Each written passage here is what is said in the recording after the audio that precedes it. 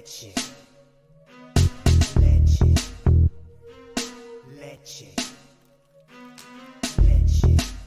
Get 'em, Jimmy, where Low Shack at? The bottle's getting nippy up the crack and we stacking chips, all of it's what I want. Plus money winners, that's what I'm on. You can say I'm gone. I prefer elevated pub sports radio. Time to get educated, get produced. Leave the juice, letting loose with so much abuse that the bookies wanna call a truce. They getting slaughtered. Can't forget Jeff and Low Baggers in the chat. That's a lethal weapon 'cause we be pubbing.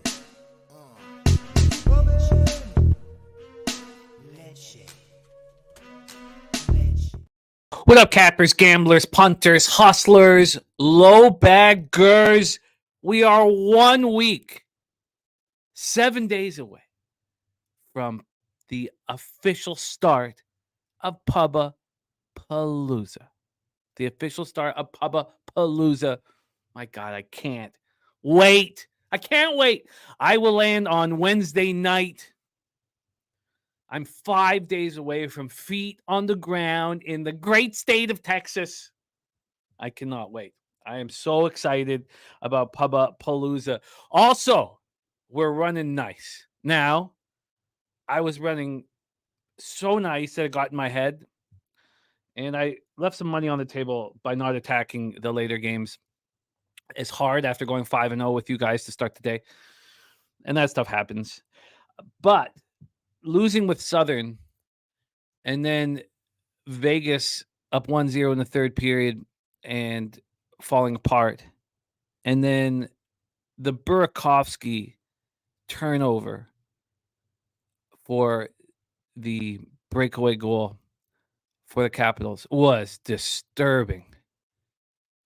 Burakovsky in his 600th NHL game, turning the puck over when you're the last man.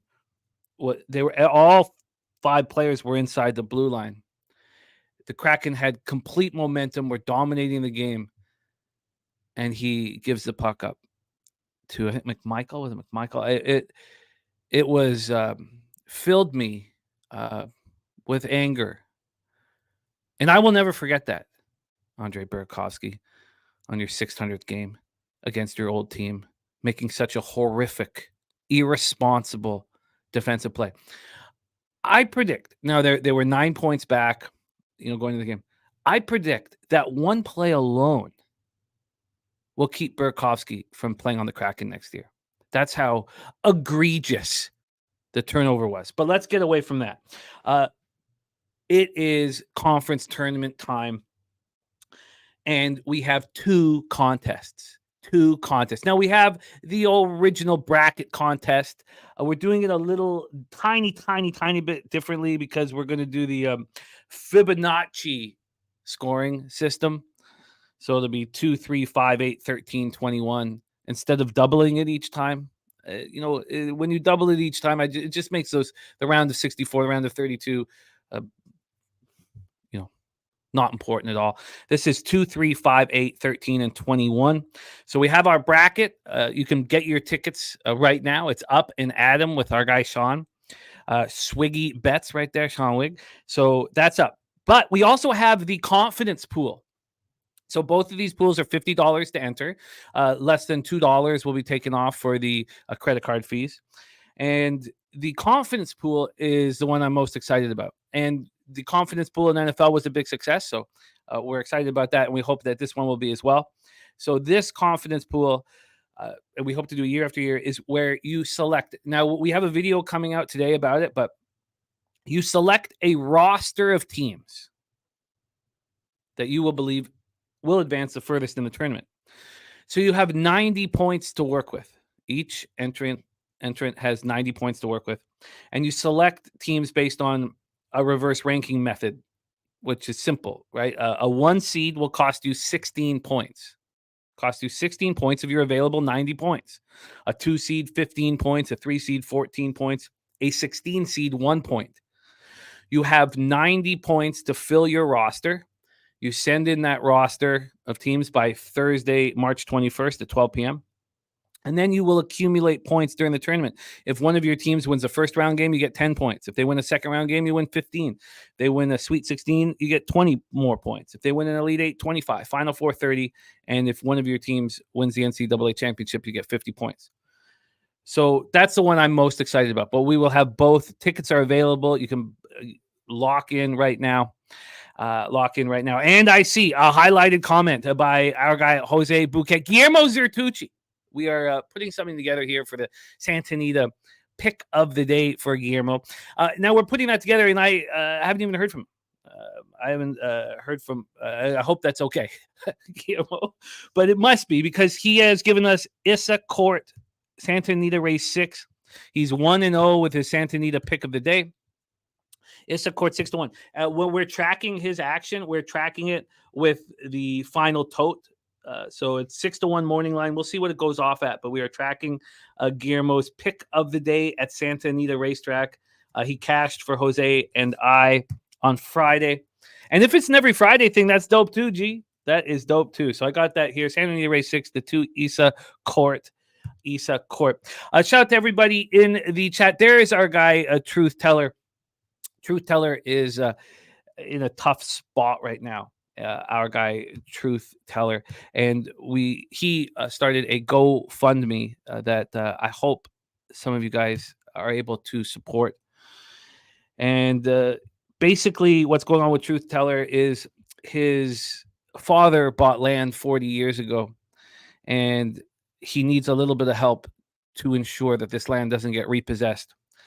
So if any low baggers out there can help, Jose Bouquet's going to pop the GoFundMe link in the comment section. And if we can help our guy, Truth Teller, that would be wonderful if we could get together and help him.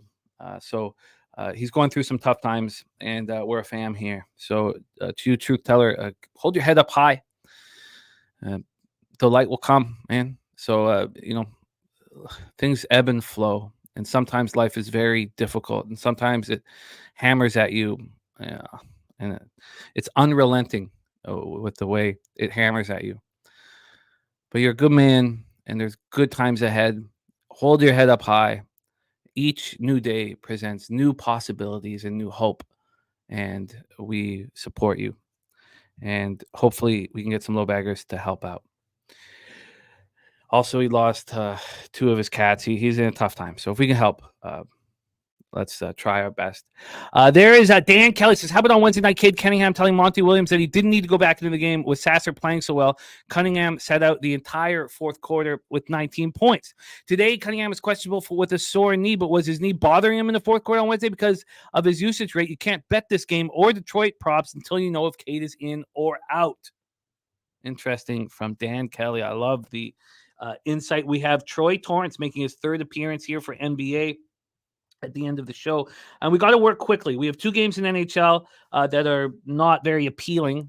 We'll see if we can mine something out of them. Then we have 36 NCAA games. We have Bobano until 1 p.m. Eastern. That's for another hour and 49 minutes. And then Mikey Money will take over from Bobano. So that is our plan. Let me copy and paste this around that Heat Pistons spot. Thank you, Dan, for always sharing your insights, my friend. Vincent Sigger says, can I get a birthday pick for my Curry 30? Look at that. I live in San Antonio, so I'll definitely be stopping by Southtown 101 to say what up to the crew. I met y'all last time you were down there. Vincent, I love it, man. I love it. Absolutely, you can get a birthday pick. Absolutely. Absolutely. And I have not made a bet. What's working is capping here with the experts that we have on the show, as well as the cappers in the chat, reading the market. We're 48 minutes away from tip-off of game 1. The pig milk play of the day is in. It's Kent State Bowling Green over 138.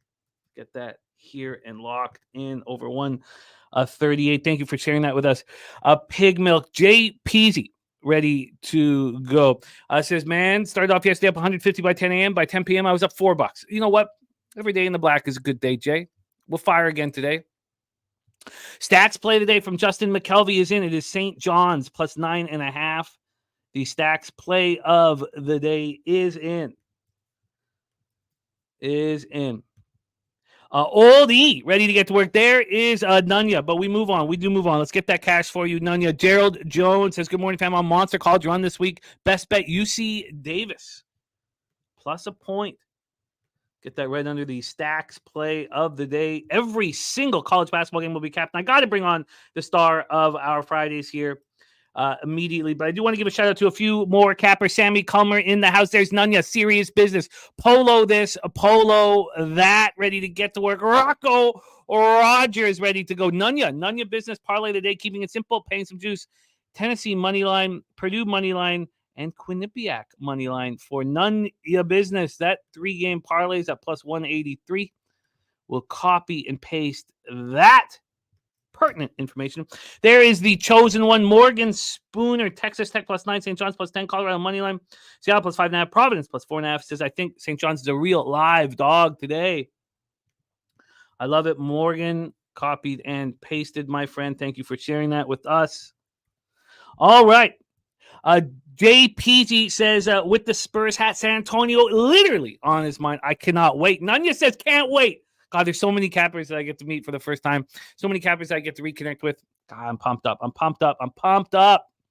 Imagine that Friday, our first official day. We have the poker tournament at this beautiful poker room.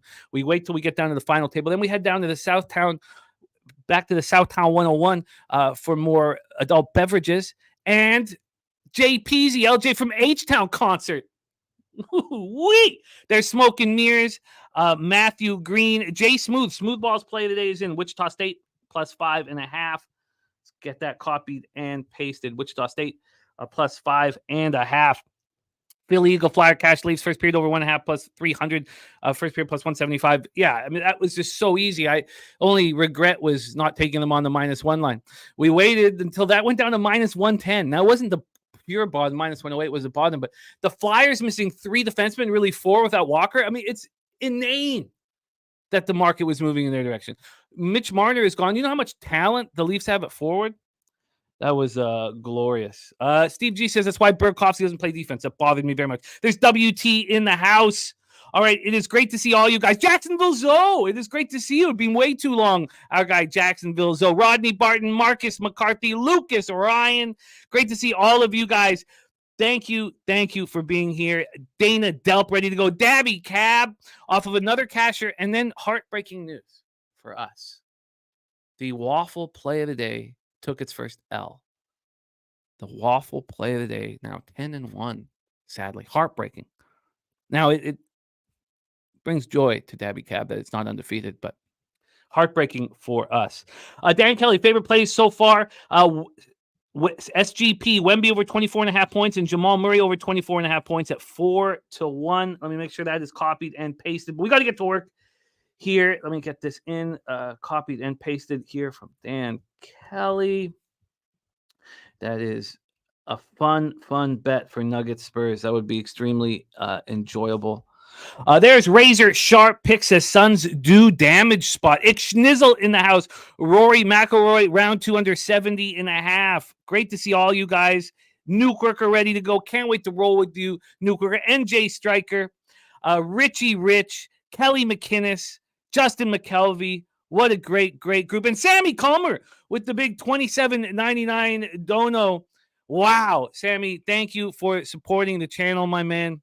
Thank you so much. It means so much to us. A Brooklyn Funk Project in the house. Our guy Pete, we've missed you. I was thinking about you this week, man. I know NFL is your bread and butter, but we miss capping with you. Great to see all you guys. Thank you for joining us. A Razor Sharp Picks giving us a shout out. Says nice day of horse racing and sports today. It is time to get to work. Fanatical Jim says NHL was a minefield yesterday. I was sitting there 2-1. You know, we cashed the Buffalo under, lost the Rangers Lightning under, and cashed the Leafs. With the Kraken -1 and the Vegas -1, it's 1-0 going to third period. It's 0-0 in the second period for Seattle. And I'm sitting there going, how much money am I going to make? So it was not the kind of night I wanted to end. But sometimes you need to regroup like that. So before we go forward, a couple things here. First off, where did I get the... okay, a couple things here. First off, happy birthday to our friend Vincent Siggers. Can't wait to hang out with you again in San Antonio. A birthday pick will be coming, and happy birthday, Vincent. 30 years old today. 30s are much better than your 20s. They are. At least, my 20 to 25 was unbelievable. 25 to 30 was like horrific. 30s, you gain some stability. So I think you're going to have a great decade here, Vincent Siggers. And if anybody can help out our friend Truth Teller, that would mean a lot to us. WT, my guy down in Costa Rica with a $10 dono. Thank you, man. Thank you for your support. Let's get to work. North End says sportsbooks love the Washington Capitals. I didn't even. I'm going to lose my shit. Okay. So, oh, man. Collins Clip said we had a tornado touchdown last night, so I cashed my Vegas Golden Knights parlay out. Oh, nice. Nice. Great job. God, those bounces were horrific. I mean, just missing on one side, Flames go back and score. I mean, it was just very difficult to handle. Let's bring on your star of Fridays. Now, we got to work quickly. I know that was an elongated intro, which I was hoping not to have. There's my guy, Joe T, in the house. Please welcome star of Fridays here on Pub Sports Radio. We are attacking NHL and college basketball. Then at 1 p.m., Mikey Money will take over in college basketball. Please welcome from Hamilton, Ontario, Canada's black and yellow, Steel Town with cobble streets as well. And crackheads. Cobble streets and crackheads. Please welcome our friend, Ian Cameron. How are you, Bobano? We got work to do. Let's get to it. We start in NHL, Bobano, and we both got to get right in NHL. We both got to get right. I thought that I'm up 13 units in 14 days, and then I was, Jose wants us to succeed so badly because it doesn't look good, here with our records. And he was like, and I knew I was going to be in single digits. I was 2-1 going to the late game, and I lost them both. Very, very, very upsetting. So we got to get toughest time of year post All-Star break in the NHL. Every year it's like that. Well, we got to get. I'm fine. I feel like I'm seeing things very clearly. I've dropped my quantity of action down. I know the black is coming, and I don't know if this is a card here. So let's get to work, Bobano. 8 p.m. Eastern. We start off. Anaheim Ducks 23-39-3, 13-16-2 on the road at the Winnipeg Jets, 41-19-5, 22-9-2 at home at Canada Life Center, Winnipeg, Manitoba. I've got John Gibson and Laurent Brossoit listed. Gibson 13-22-2, 3.31 goals against average, 893 save percentage. He's not been very good. Not good enough for the Devils either. I imagine the Ducks would have retained 40% of his contract, but Devils didn't want him. Brossoit, I don't know why everybody wasn't after him after what we saw from him in Vegas. Well, he's a spectacular backup performance this year. 11-4-2, 2.11 goals against average, 924 save percentage, 1 shutout. He's been excellent. Anaheim power play 18.9%, penalty killing at 74.4%. Winnipeg 18.1% power play and 77.4% penalty killing. Look at their special teams.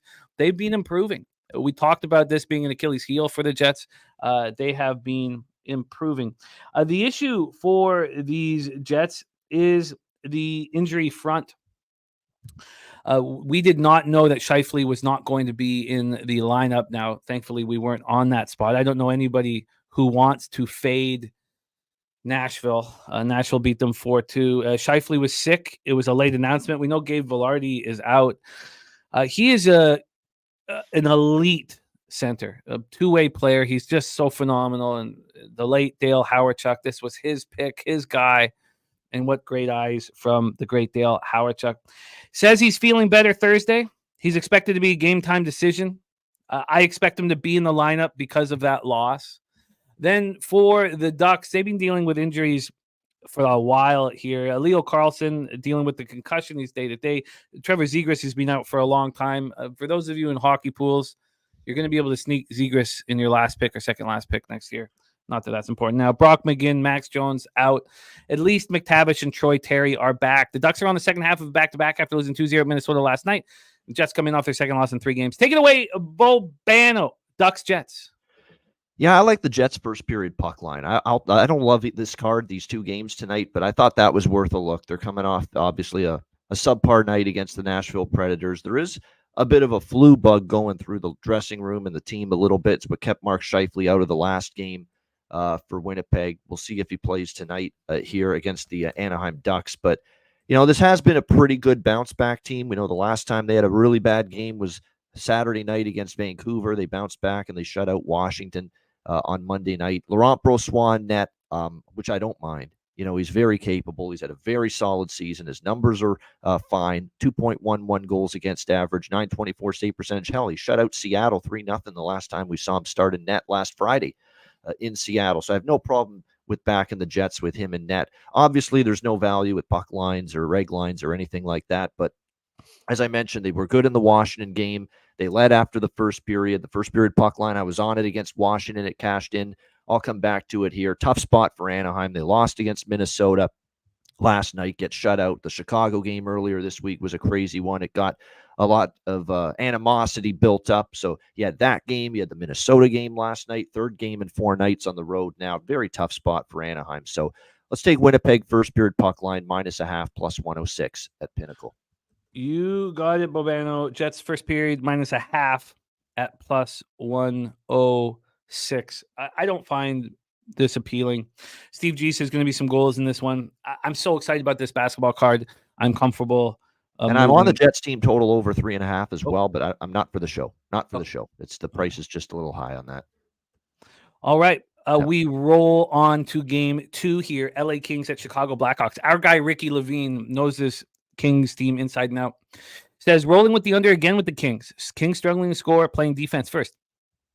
I legitimately thought just because the Blackhawks were playing and their power play is skyrocketed with Bedard back. And now this is so ridiculous when I look, but I thought, could I get a 6.5? I legitimately thought that. How wrong was I looking at the 5.5? I mean, that I'm never off that. Maybe I was a little hopeful, but 5. This is marked, or this is set up properly. By the way, we didn't go over the lines in the Winnipeg game. That was my fault. The Jets are now -412. They opened up -370. A 42-cent move towards the Jets. And from the total side of things with that one, we're sitting at 5.5, -114 to the over. That opened up at 6 and dropped to 5.5 for this Kings game. Wow, it's moved up to 6. Okay.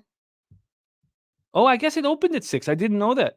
This opened at 6 at 2:03 p.m. yesterday when we were in the throes of basketball. At 5:40 p.m., it dropped to 5.5. Wow, I didn't know that. And now it's back at 6. I find that interesting. Now it's going to cost you, if you want the under 6, -120. If you look at the market moves from yesterday's totals, not that one day creates too much, but there was a massive move, a 19-cent move on the under in the Lightning Rangers game with an hour before puck drop. And I was like, out of nowhere. I was so surprised, like, oh, this is great. And then there was a move against me in the Buffalo game towards the over, and obviously whoever was throwing that late money around lost both of those spots. From a money line standpoint here, we have a -267 for the Kings. They're certainly not playing like that sort of a team. They opened up at -251, got up to 275. They're at -267, 16-cent move. Now, I mean, this is a really easy competition. Soderblom is listed. I'm not sure if he will be playing. Blackhawks coming off their third win in 4 games, 7-2 at home over the Ducks on Tuesday. And I have to say about Connor Bedard, what a difference he's made to that power play. He's a good kid, Vancouver boy, North Shore Winter Club, and he's that was the team we played for years and years and years. And he's a good kid, and I hope the best for him. And I hope that he can take Chicago out of this horrific 5 or 6 year run they've been on. Take it away for us here, Bobano, Kings Blackhawks. Yeah, don't look now. Chicago's won 2 in a row. I mean, my goodness. 2-game win streaks have not happened very often. Of course, they were to Arizona and Anaheim, but no, I had 7 goals in both games for this Chicago team in the last 2 games. I don't know if this Kings team's ever going to put it together. I don't know because, look, they played a great game against the Islanders. I thought at St. Louis, starting a very important road trip, build some momentum, and you take 2 steps back. 1 step forward, 2 steps back for this Los Angeles team. 3-1. Now, they should win this game, obviously. You're the better team, but Chicago's got a little momentum right now. I know there were 2 weaker opponents that they beat, but there's no doubt they've got a little momentum on their side right now, the Blackhawks. So this may not be the easiest of games here for the LA Kings, who just, they're not doing things very easily right now. They haven't really had a great game on the road other than the Vancouver game a couple weeks ago where they beat the Canucks 5-1. We'll see how this one plays out. I am going to go with the draw here in this game for an official look. Chicago has played their best, most competitive hockey all season at home. On the road, they've had some duds. At home, they've had a couple of tough games. But, for the most part, we've seen a Chicago team play with a good effort. And I think what makes Chicago dangerous right now is Connor Bedard has taken his game to another level here these last few games. He's been outstanding. He's been absolutely phenomenal. He's got great chemistry right now with Kurashev on that top line. He is playing with a refuse-to-lose mentality. His performance level has just been amped up several notches. I think he's finally getting comfortable wearing that face shield as well, following the jaw injury. I don't think this is a gimme for the Kings by any stretch of the imagination. Not with what I saw the other night against St. Louis. Chicago's been feisty. Chicago's actually stepped up in class in some of these games against better teams at home. I remember Winnipeg.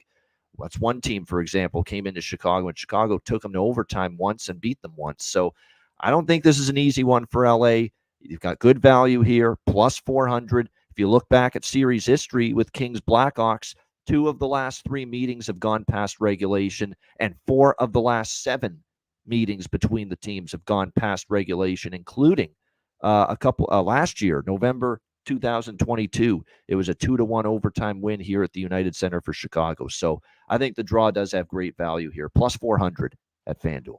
Plus 400. And as we track every single pick that goes on this show, the draws record has still been strong. 6-19 are your draws, hitting at 24%. You're plus 3.2 units, plus 12.80% ROI with an average line of plus 367. And you know what that means? It's going to take 4 draw losses in a row to get back into negativity with the draw bets on the season. So, and I think this one, it fits the parameters. A lot of close games with these two teams. Not like the Kings are playing dominant enough right now to trust to win by margin. Chicago's got the rest advantage, as Rich H says. So, yeah, I think draw plus 400 with 2 of the last 3 meetings, 4 of 7 going to overtime. Yeah, worth a look. And shout out to my guy, Nate Dogg, 420. He's on Bedard to score a goal and an assist. And Nate Dogg, I was on the phone with yesterday, and he was like, you're being too harsh on the Flames. They're better than you're saying they are. And I was like, Flames are trash. And then he gets the last laugh. I was thinking about you, Nate Dogg. I was nonplussed. I was like, oh, God. All right. And we move on. Swiggy Bet says draw and Jets money line parlay plus 500. Wow. I am all basketball today with this 2-game NHL card. I love Saturday's card. I'm going to fade the teams that I've been fading with success over the last little bit that hurt me last night. That's fine. Fade them again tomorrow. So I'll hammer that card. Who hurt you last night? Sorry? Who hurt you last night? Oh, the Capitals and the Flames. Oh, yeah, I had a piece of Seattle. And I had a piece of Vegas. I had team total Vegas. They didn't even show up last night. I'm so pissed at Vegas, man. 5 shots on goal in the first period against a team that can't defend right now. Brutal. It was not fun. But not only that, though, I put a legit bet on the Kraken in the intermission between the second and third at plus 215. Yep. So they scored that goal, which shouldn't have been a penalty. They were fortunate there. But they had all the momentum before Burakovsky. I'm going to edit myself so that we're still allowed to have advertising. He's supposed to be playing good against the Capitals, his former team, like most players do, not doing some of the shit he did last night. That giveaway was like egregious. Like yeah. If you made that sort of a giveaway on my team, you don't step on the ice again. Like that. In every coach I had in the past too. You do not step on the ice again. Yep. You sit there like an asshole while everybody else plays and you don't. So I was just shocked here. Okay. My theory, by the way, does not change. And I've said this on my show as well, the Ice Guys. Team total overs against Calgary. Do not be swayed by last night to say, oh, okay, we got to stop betting that. No. Vegas didn't show up last night. Vegas was not in that game mentally or physically, in my opinion. That is what Calgary benefited from more than anything. I'm not taking everything away from Calgary. They were solid. Wolf was good in net. Wolf was good. But Vegas was not anywhere close to their A game. And I still think this blue line, subtracting Tanev and Hanifin from it, is bad and is going to have trouble in their own end defending. So I'm still sticking to my theory, and I'm going to run with it. It's been successful every game with Calgary up until last night. Team totals over with the opponent against Calgary since the trade deadline. So I'm sticking with it, even after last night. Oh, I'm going to fade Calgary nonstop. I will fade Calgary nonstop. Okay, it is time to get into NCAA basketball, and we were just great yesterday, all of us.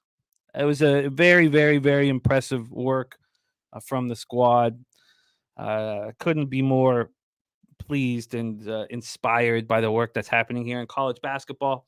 We left the show. I was 5-0, and then I got in my head because I was 5-0 and I was up a comma, and I was like, messed it all up. But it was still very, very glorious. And let's get right back to work. I'm ready to fire away. We have 36 games on the card. Mikey Money will be taking over in an hour and 27 minutes. So we'll see how many games we can get through with Bobano. Mikey Money had a monster day as well yesterday. Dabby Cab, Dave Rogers. It was just all glory. Now we must continue it. Put yesterday behind us, and let's make money today. We started 0. 12 p.m. Eastern, our first game pops off in 27 minutes. Big Ten tournament quarterfinal. Michigan State Spartans, which we analyzed perfectly and all cashed on perfectly yesterday. 19th. Some of you also got in live and cashed on. It was just absolute thing of beauty. 19-13, 10-10, the Big Ten versus the number 3 ranked Purdue Boilermakers, 28-3, 17-3 in the Big Ten. We're in the Target Center in Minneapolis, Minnesota. Michigan State took apart a Minnesota team that was a, ATS darling, but not a good basketball team. And it was an important win. They faced Purdue at Purdue and played excellent. So Purdue's not going to come in here and think this is an easy victory. No game against Izzo is. At Purdue on the 2nd of March, they lost 80-74 and played very, very well. Now, we know what Edie and Purdue are, a very, very talented, strong basketball team. They were ranked 2nd in the country when Michigan State almost stopped them. Also, that was the only meeting. This year with these two teams. So Purdue knows this is not a Purdue team that's going to take this squad lightly. Let's get into the line history here and the cash flow. Oops, I still have Thursday up here. Let's get the line history up here and the cash flow, and then hear what Bobano thinks of this first game. Lots of time to get your action in, and we're going to be able to live bet all these games as we go as well. So here we go. We're using BetOnline opening lines throughout these college breakdowns. If you're looking for a new account at BetOnline, we have a link on our website. If you go through our link and use Pub Sports, they will give you a 100% bonus up to $1,000, and it doesn't have to be Bitcoin. And for those of you who are coming to Pubapalooza, it is a BetOnline and BetUS and Bovada or Bodog. Now we can't Canadians because of Bodog Bovada we can't use. So it's for us. It's between BetUS and BetOnline for our live betting and action down there. If you don't have a local that you can email or whatever, but so BetOnline, get your account locked and loaded for Pubapalooza. Here we go. At BetOnline, Michigan State opened up as 5.5-point dogs. That lasted for an hour and a half, moved to 6, got to 6.5 back, got up to 8 at 7 this morning, and is back at 7.5. Now that is juiced towards Michigan State, but that is a really legit 2-point move towards the Purdue Boilermakers. A big legitimate move here for the first game on the board. From a total standpoint, it opened up at 144, and we're all the way down to 140.5. We've seen all these first half unders cash nonstop, absolutely nonstop, over the last few days. From a cash flow scenario, we have 62% of the tickets and 84% of the cash is on Purdue. And from a total standpoint, 81% of the tickets, 95% of cash is on the under, and it's dropped, as I said, 3.5 points. Take it away here for us, Bobano. Big Ten tournament quarters, Michigan State, Purdue, tip off in 24 minutes.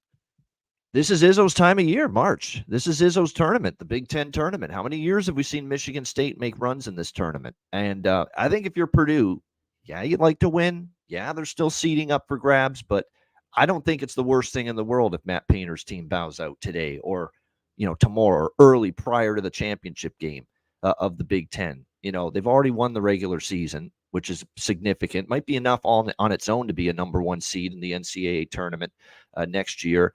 And to me, this is what Izzo does. And he's been great in these quick turnaround scenarios for years.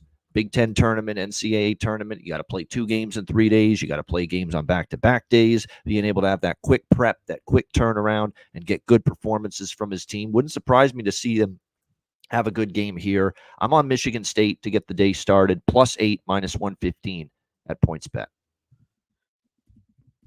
Michigan State +8 -115 for Bobano. I wish Purdue beat them by 40 in their first meeting, or 20, or comfortably. Because of that, I'm going to have to stay off. But I will cheer you on. That is Michigan State Spartans, Purdue Boilermakers. Stimmy OG on the first half, under 67.5. Jarek White on the over 140. Michael Blano says that 8 would be Michigan State or nothing. What is Purdue playing for? But the Michigan State team is not very good. He's going to pass. Jarek White on Purdue -7.5. And yeah, so let's move. But Kelly McKinnon says Purdue don't seem to cover, but they win barely. He'll take the points of Michigan State. Okay, we roll on. That is the 12 p.m. game. Look for live action here. And you guys who are watching it, please keep us in the loop as to what's going on. Next up for us, we have the Conference USA semifinals. The UTEP Miners, 17-15, 7-9 in conference at the Sam Houston Bearcats, 21-11, 13-3 in conference. This is all at Probst Arena in Huntsville, Alabama.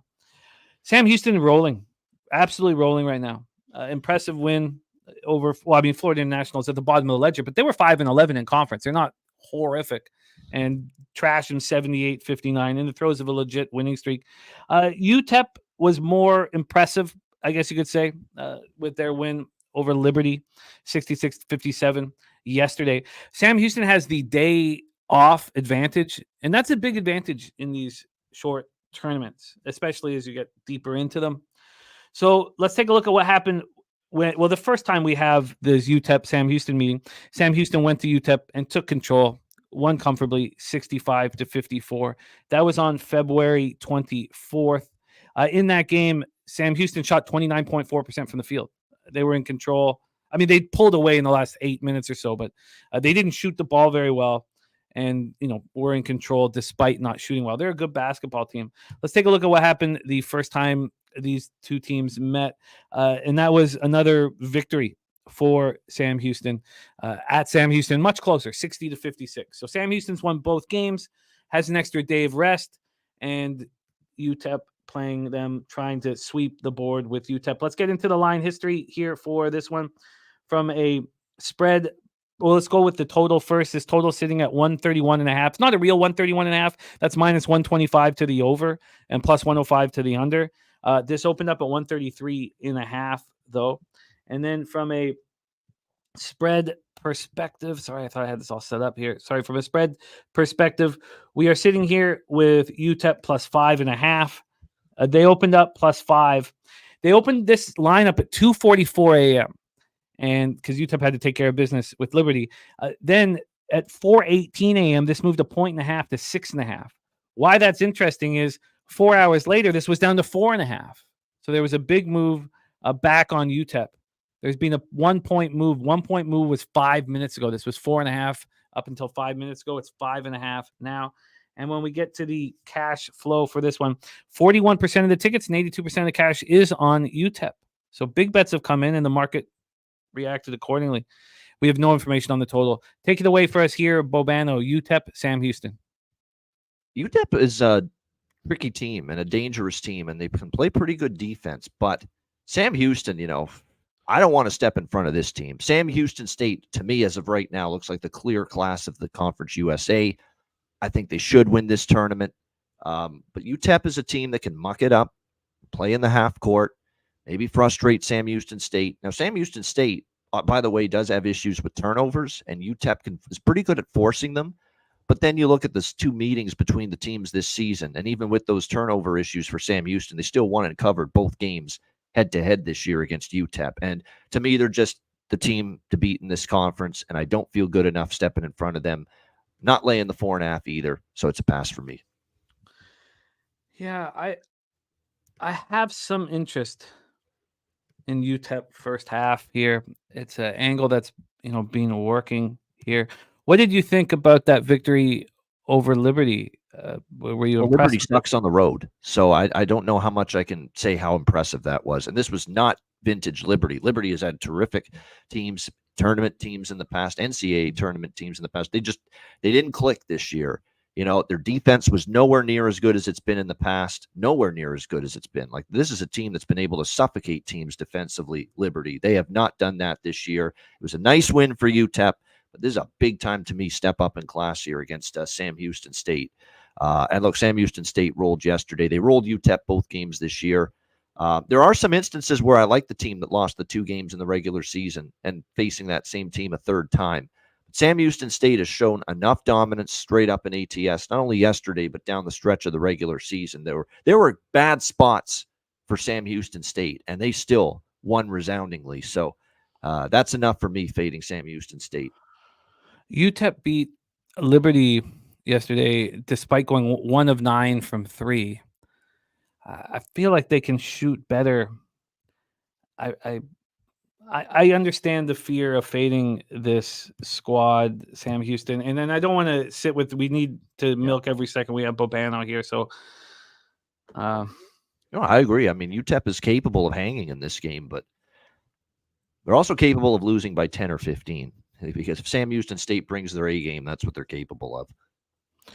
Okay, I'm very interested in UTEP first half. I have 46 minutes to make this decision. DJ 100 grand in the house, my guy. He's on UTEP +5. Also, wonderful to see Perky in the house. Perky, we've missed you.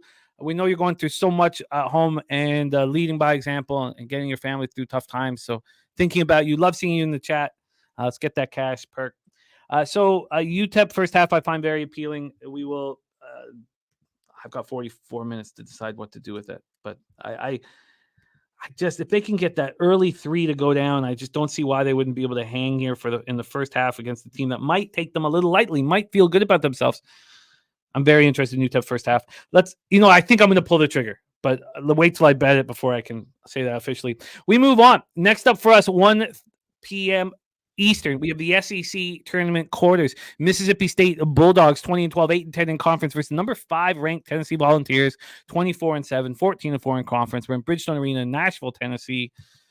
A very dangerous Volunteer squad. Mississippi State were in the throes of a losing streak before that victory versus LSU yesterday, 70-60. They weren't.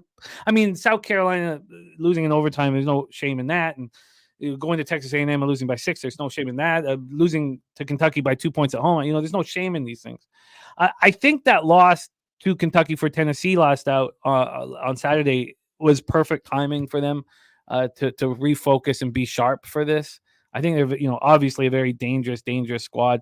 These teams only met once this year, and Mississippi State defeated Tennessee at home, 77-72. Hubbard went off for 25 points. So is this a spot where Tennessee's rested, ready, and going to attack? They're double-digit favorites here, so it's not a comfortable spot. They opened up at 9. This got up to 11.5 at 4:18 a.m. Now it's back to 10. That's still a 1-point move towards the Volunteers. And then from a total side of things here, we are sitting with a – sorry, let's get this up here. We are sitting with a 143. This opened up at 141, so it's gone up 2 points. And then cash-wise for this spot, 82% of the tickets and 72% of the cash on the Volunteers to take care of business. And from a total side of things, 71% of the tickets. Oh, it just changed. 66 and 64 on the over. 66% tickets, 64% of cash. Take it away here. North Ender says, I think Tennessee smacks. Troy Torrence says this is too many points. Jarek White on Mississippi State +10 says Tennessee chokes every year. This does seem like a Tennessee team that I've said that before. So why don't I just let Bobano talk? Take it away, Mississippi State, Tennessee.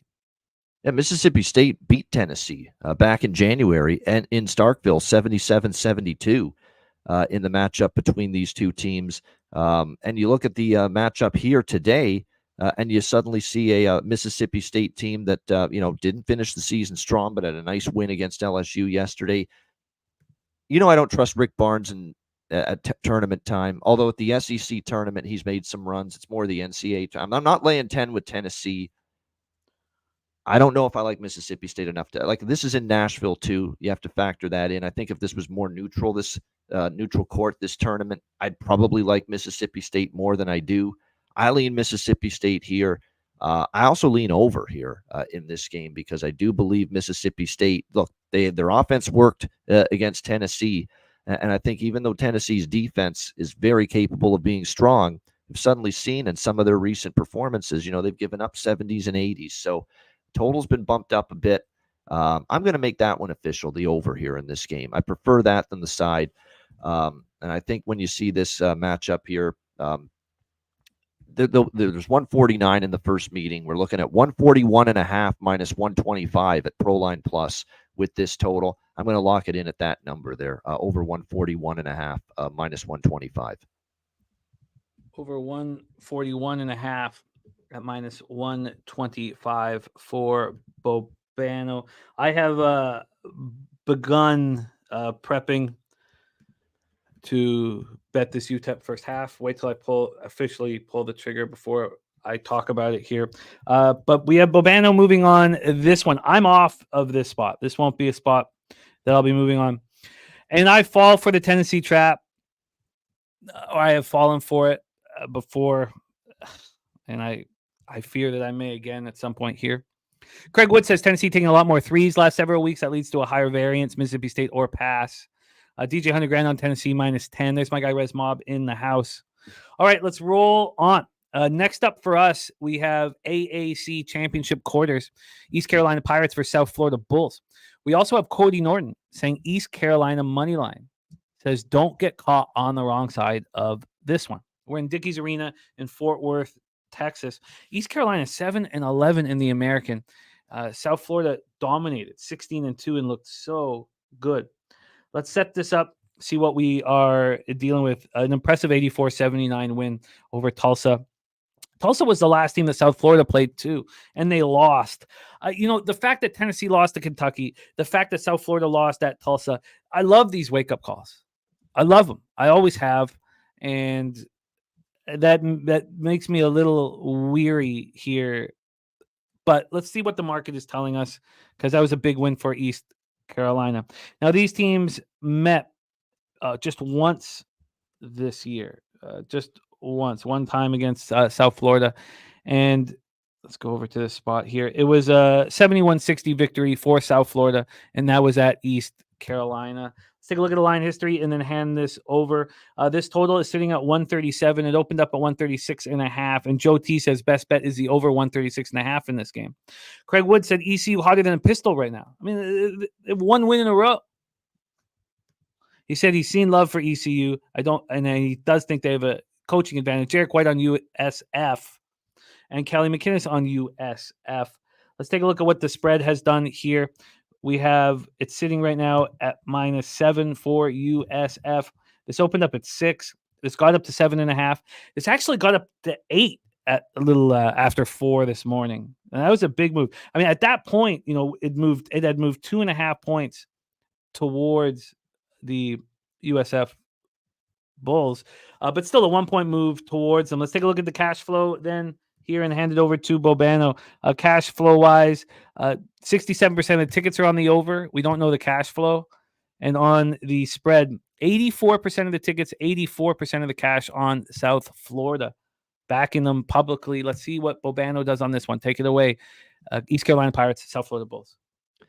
Yeah, that whopping 1-game win streak for East Carolina. That's true. And look, they actually lost a couple of heartbreakers too. SMU, they were right in that game. They lost by 3. Charlotte was a pretty competitive game. They beat Tulsa. Tulsa's not very good. We'll see how they fare here against South Florida. I'm interested to see how South Florida responds, because you remember they came off a 76-70 loss. It was their first loss in a very, very long time. If South Florida had won that game, I'm a little more interested in East Carolina. I don't want to lay it with South Florida because I'm not sure what I'm going to get, but I think after a loss to Tulsa, you might get a better performance here from South Florida here in this game. And if you actually look offensively, they've been very, very good. They've scored at least 76 points in 3 of 4 games before the loss to Tulsa, where they ended up falling short in that game. If you look at the series history, it was just one meeting this year, 71-60 in favor of South Florida in that game. This is another one where I prefer the over a little bit in this game, because I think South Florida offensively can do what they want here. East Carolina played a pretty hard-fought game yesterday. The total's reasonable. I remember cashing a ticket with that East Carolina game over yesterday, and it ended up soaring over the number their game yesterday in the tournament, 84-79 with Tulsa. Again, this is a modest total. We're not asking for, a whopper of a track meet or a huge shootout between these two teams. We're talking 136 and a half here. So with this total here with ECU and USF. So that's what we will roll with here. Over 130. Let me see what the best number is. But yeah, that's what we'll go with here is the over here in this matchup up with ECU and USF at over 136 and a half, minus 110 at Heritage Sports. You got it. Over 136 and a half, minus 110. Smoking Tree, what a call last night. Ohio State money line, getting that cash. I love it. Okay, let's keep rolling. Bobano is on the over 136 and a half and minus 110. We move on. 2:30 p.m. Eastern. We have the Big Ten tournament quarterfinals. Wisconsin Badgers 20-12, 11-9 in the Big Ten versus Northwestern Wildcats 21-10, 12-8 in the Big Ten. We're at Target Center in Minneapolis, Minnesota. Let's get this one set up for you. Whiskey took out Maryland and dominated them 87-56. Can imagine that they're going to find this game a little more difficult. Northwestern hasn't played since dominating Minnesota at 90-66, and that snapped a 2-game losing streak. They lost at home to Iowa in ugly fashion, 87-80. I mean, Iowa's not strong. That's what I mean, more than ugly. And then they went to Michigan State and only put up 49 points in a 53-49 loss. So Northwestern starting their Big Ten tournament action here. And these teams faced just once this year. Wisconsin beat Northwestern at home 71-63. Take a look at the line history here for this one. We'll start with the spread. This is sitting right now with Wisconsin -4 and -115. This has been a monstrous move towards them. It's opened up at 1.5 and is now -4. Just a huge move towards Whiskey. Then from a total side of things, this is sitting at 134, opened up at 138. Now that was heavily juiced to the under at the time, but still a big move towards the under. And then when we get to the cash flow for this one, 86% of the tickets and 88% of the cash on Wisconsin, and the line moving heavily in their direction. Total wise, 46% of the tickets and 98% of the cash on the under, and the line's moving heavily in that direction. Take it away for us here, Bobano. Badgers, Wildcats. Yeah, I mean, Wisconsin was damn impressive yesterday, although, Maryland was pretty erratic all season, and maybe it was just Maryland on a bad day, but you got to give Wisconsin credit. What I've noticed about Wisconsin here, and it's basically been that way all year, is that this is not the same defensive team. They haven't been as good at that end of the basketball court, but man, their offense is a lot better than I've seen it in years past. They've gone over in 7 straight games. That's what I like here. Again, a modest total. This is not the old Wisconsin where it's a snail pace. This is not an old Wisconsin, which is they're not an inept offensive team, and certainly not lately. They've been very good offensively. They've been scoring inside. They've been making their perimeter shots, and like I said, they've gone over the total now in 7 straight coming into this matchup here against Northwestern. Now I know Northwestern does have some key absences. Of course, we know about obviously the Barry situation. That is definitely unfortunate for them, out for the season. Ty Barry, one of their best scorers, one of their best players. And so their offense does take a hit with that. But, I still think they can do enough here. Boo Buie can lead the way, carry them a little bit more offensively here in this game. You do get a Wisconsin team that maybe on defense playing a second straight day, not nearly as sharp. All things considered, you got to be at 133.5 at BetMGM right now. Very modest total, and Wisconsin's gone over in 7 straight. We'll ride that train. I've been on a few of these with Wisconsin overs lately, so back to the well with it today. Wisconsin Northwestern over 133.5 minus 115 at BetMGM. You are locked in, my friend. Nate Dogg, 420 on Northwestern +4. Michael Blunt on Northwestern +4.5, and the money line says Northwestern shoots a ton of threes, and Whiskey has the second worst 3-point D in the Big Ten. Recency bias on Whiskey after they beat a bad Terps team yesterday. Interesting. Extremely interesting. I have moved on UTEP first half +3 at -112. It's 2.5 minus 110 at 365. So actually I had to put it in. I'm locked in.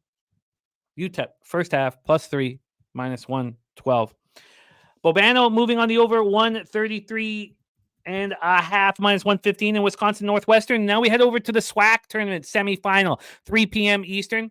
Shout out to our friend Mikey Money for his call on Bethune-Cookman last night. I did move on Southern, put my 5-0 record on the line, and I lost going up against Monsieur Money. We're Bartow Arena in Birmingham, Alabama. For this one, can this Wildcat team keep rolling here? That was a very impressive, thorough victory over Southern. Third time they beat them this year. Very impressive. And Grambling's been impressive all year long. All year long. You know, a slip up, one slip up against Alabama State. Came back and beat them at home. Wasn't great to start this tournament. Not at home, but to start this tournament 56-50. So let's see what's happened when these teams have met, because Grambling has been playing really good basketball. These teams met twice this year. They met early. Saturday, January 13th, Bethune-Cookman played Grambling at home and lost by 10. Then they came back on Monday, March 4th and lost at Grambling. So Grambling's beat this team twice in a row. And that's the only loss here for Grambling, for Bethune-Cookman, is Grambling. They've won 5 of their last 6. It's just that Grambling lost. So can Bethune-Cookman strike again is the question. This total is sitting at 128.5, opened up at 133. That's a huge, huge move towards the under.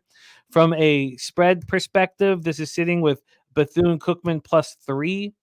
They opened up at +2.5. Oh, maybe it didn't. This is strange. They're showing me 2 different lines that this opened up at. You know what? I'm not going to use Bet Online for that. We're going to move to Pinnacle because this is a little confusing here. Let's see what Pinnacle opened this up at. We'll go right back to Bet Online. Pinnacle opened this up at 3 at 8:30 in the morning. So there's been no movement from this Pinnacle side of things. When we get to the cash flow then for this spot, there's no help on the total. And on the spread, 67% of the tickets are on Grambling State. So that is the situation for the SWAC tournament semis, Bethune-Cookman and Grambling.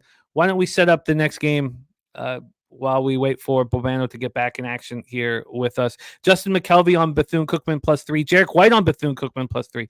I don't want Nate Dahl on Grambling money line. I don't want the recency and vividness, but recency bias of watching how well they played against Southern get in my head, but it's in my head. And they've lost to Grambling Tigers twice. Bobano in business here. SWAC tournament semis. Take it away. Wildcats, Tigers of Birmingham, Alabama. I think Bethune-Cookman's winning this tournament, and I have a future on them to win this tournament. People are sleeping on how good they've been down the stretch. They were hot coming into the tournament. I like betting teams that are playing their best going into this tournament. That was a great win for them against Southern yesterday, winning that game in impressive fashion. Grambling is a very flighty, top seed in this tournament, in my opinion. And like I say, I like what I've seen from Bethune. 5 wins in their last 6 games. And what I like is they played very well away from home, especially of late. They should have beat Jackson State. They beat Southern on the road. They did lose to Grambling, but I think that sets it up for them to be ready for this rematch situation. And then, of course, they had the win against Southern to open up the tournament yesterday, 73-58. They got to rest some of their starters down the stretch. I think this is definitely a winnable basketball game for Cookman. I actually have Cookman to win this tournament as well, the SWAC. A futures bet I took on them before it started. I thought they were one of the value longer shots. So I'm in business. Personally, I'm probably going to keep this a small bet because I have the futures ticket in my pocket with Bethune. But for purposes of the show, we're going to take them here plus the points in this game. I think they're very capable of winning this game in outright fashion. So +3.5, -110 at Bet Rivers. I'm not sure what to believe. Maybe I'll ask you. They're showing me 2 different opening lines here at 3:15 in the morning for Bet Online, which is about 4 hours before the other books came out. One has Bethune at +2.5. One has them at +5. The 5 makes a little more sense because at 3:26 a.m. it was +4, and then it was 3.5, and then 3. What is that? What you think happened with the line?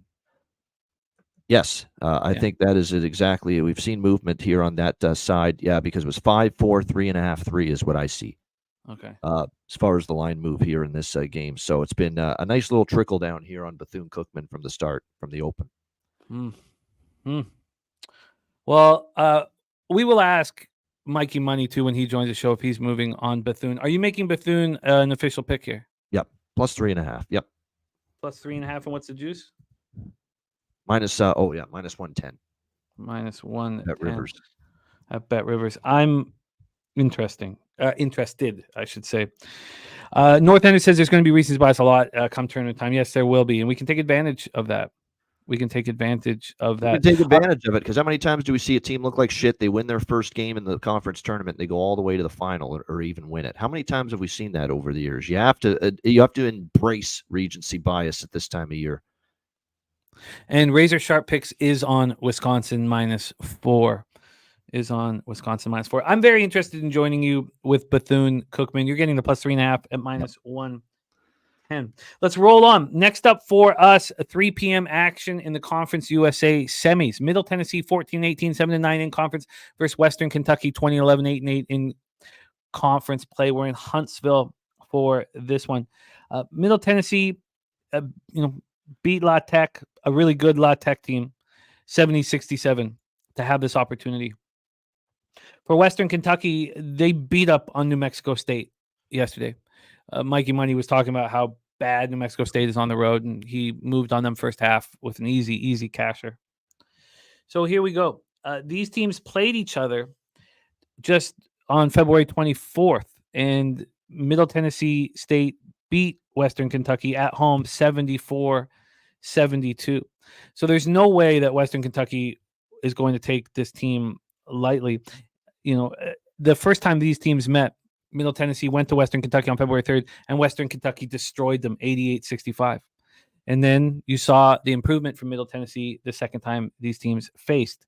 Let's take a look at the line history here. This totals at 149.5, opened up at 148.5.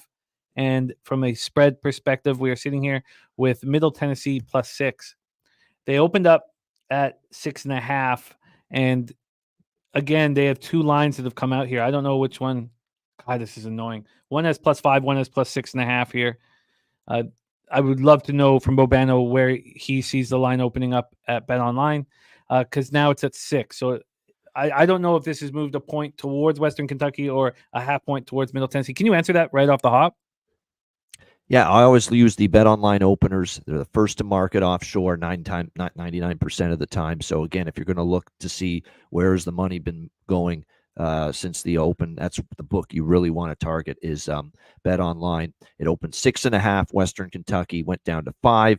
Okay. So initial sharp action on Middle Tennessee. That's the exact same time. I have both of those lines at 2:44 in the morning. Usually it takes a minute. So that's why I'm not certain. This was the same issue I had with the last game. Yeah, and then it went up to 6, and it stayed basically at 6 pretty much ever since. You know what? I need a little more clarity. I know it's not going to help using Pinnacle, but let's see what Pinnacle, just because they come out so much later. But Pinnacle opened this up at 6 at 8:10 this morning, and it's moved 6 cents towards Western Kentucky. Let's get to the cash flow. No help on the spread. No help at all. With 4,533 tickets in and no help on the total. Action Network's just been dropping the ball continuously. Take it away for us here, Bobano, Middle Tennessee, Western Kentucky. What are they good for if they can't do this for us? But, God, it's just, and they just renewed. I just renewed my year like 3 days ago, and they've been dropping the ball. But I don't want to get angry about that. Take it away. What's your plan, Middle Tennessee, Western Kentucky? It's a really interesting game because Middle Tennessee's been awful on the road all year. Awful. And this is a neutral court, so it's not true road games, but still be, pretty bad away from home all year. And then to be able to beat Louisiana Tech, is 9-point dogs, 70-67. That tells you a lot, about what this team might be capable of. And look, they beat Western Kentucky at home just a couple weeks ago, 74-72. Western Kentucky did beat them in the first meeting on their home floor, 88-65. So they split the season series, but, Middle's got momentum. All year, I didn't like betting on Middle Tennessee on the road because other than a win at Florida International, they had been atrocious. One win away from home prior to the win against Louisiana Tech, in the conference tournament on Wednesday. This is one of those games where Middle Tennessee's got some momentum. They're getting, 6 points in this game. It's usually the kind of momentum spot I'm reluctant to go against. That being said, I still think Western Kentucky is the better team, and I was very, very impressed with the way they played yesterday. Really dominant against New Mexico State. I know it's not the same New Mexico State team that we've seen in years past, but 89-69 win there in that game. I lean Middle Tennessee here, I do, but I'm going to end up probably staying off this one. Yeah, the issue here is what Middle Tennessee just did to Western Kentucky. So Western Kentucky is not going to take them lightly after watching them get by La Tech. I don't know if there's an edge here at that number at 6. Personally, and I have Western Kentucky as a future in this conference to win it. So maybe I should be sprinkling on Middle Tennessee money line and protect myself. But yeah. I mean, you'll have to think about that in the finals for sure. And I hope they get there for you. Strategic Investments in the house says that Middle Tennessee +6 is tempting. Strategic Investments, I hope you can come through San Antonio. I know you were open to for Public Palooza, my man. Our guy Strategic Investments in the Dominican Republic. I actually took Middle Tennessee yesterday at Louisiana Tech, but I did not think for sure they would win that game. I just thought stay close. Thought Louisiana Tech was a little overvalued. So maybe I should be back on Middle Tennessee, especially because I got a Western Kentucky position, kind of like, but I'm not. Yeah, I mean, I would prefer the middle rather than the money line. Yeah. But yeah, no, I feel you. Let's roll on. Next up for us, we have AAC quarters. The Wichita State Shockers, 15-18, 5-3. You talk about teams heating up at the right time. These Shockers are one of them. Versus the UAB Blazers, 20-11, 12-6 in conference. Wichita State took out Memphis, 71-65 yesterday. That was on the heels of taking out Rice. I was on Rice in that spot. So impressive. Wichita State getting hot at the right time. They beat UAB. They went in to Bama and beat UAB. Impressive. 74-66 on February 28th. Just to show that they are the real deal. I mean, we just talked about a team getting hot at the right time. Winners of 4 of their last 5 of their last 7. And they defeated UAB in impressive fashion. That was the only time they faced UAB this year. So UAB is certainly not going to take this squad lightly. Let's get into the line history here for this one. We have UAB right now -5 or 5.5, depending on where you shop. Here at BetOnline, it's -5.5. Opened up -4.5, got up to 6, and now it's back at 5. That's still a half-point move towards the Blazers. From a total side of things, we are dealing with a 146.5. Opened up at 148.5. That's a 2-point move to the under. And then from a cash flow standpoint, you have 67% of tickets on the under. No help with the cash flow. But you have 27% of the tickets on the Shockers and 61% of the cash on them. It has moved a half-point towards the Blazers. Johnny Guns in the house. Love to see you, Johnny Guns. Nice to have you back in business, man. Gerald Jones says Shockers +5.5. Fade UAB as a favorite. Hot Shockers. Let's hear what Bobano has to say about this one. Shockers, Blazers. This is a very good conference tournament coach, Andy Kennedy, for UAB. You remember what he did, of course, when he coached Ole Miss. They always had, they went all the way to the SEC. They won the SEC tournament, I believe, like almost over a decade ago or something. But he's been a good conference tournament coach, and when you look at UAB, they've made all, since he's been there, they've gone to the title game multiple times. They've advanced and won multiple games in their conference tournament.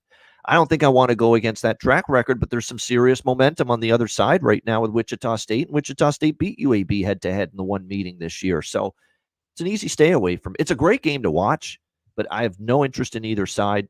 I don't want to go against Andy Kennedy and UAB, and I still think UAB is the better team, but they didn't play well against Wichita State. And Wichita State, to do what they did to Memphis yesterday, I'm giving them credit for that. Memphis looked like they were starting to get their shit together.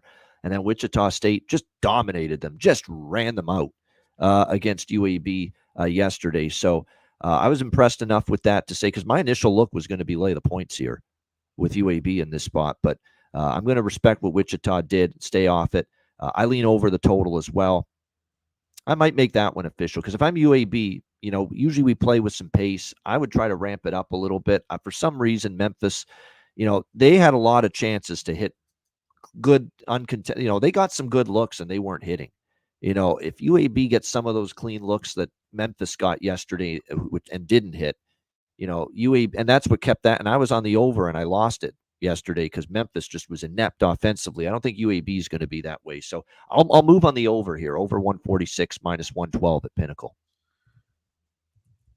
Over 146 flat minus 112 for Bobano. And look at that. Our guy's strategic investment's going to be at Pubapalooza. I can't wait. I capitalized this guy for 6 years. I'm so excited that strategic investments. Also, he wrote a book on sports handicapping.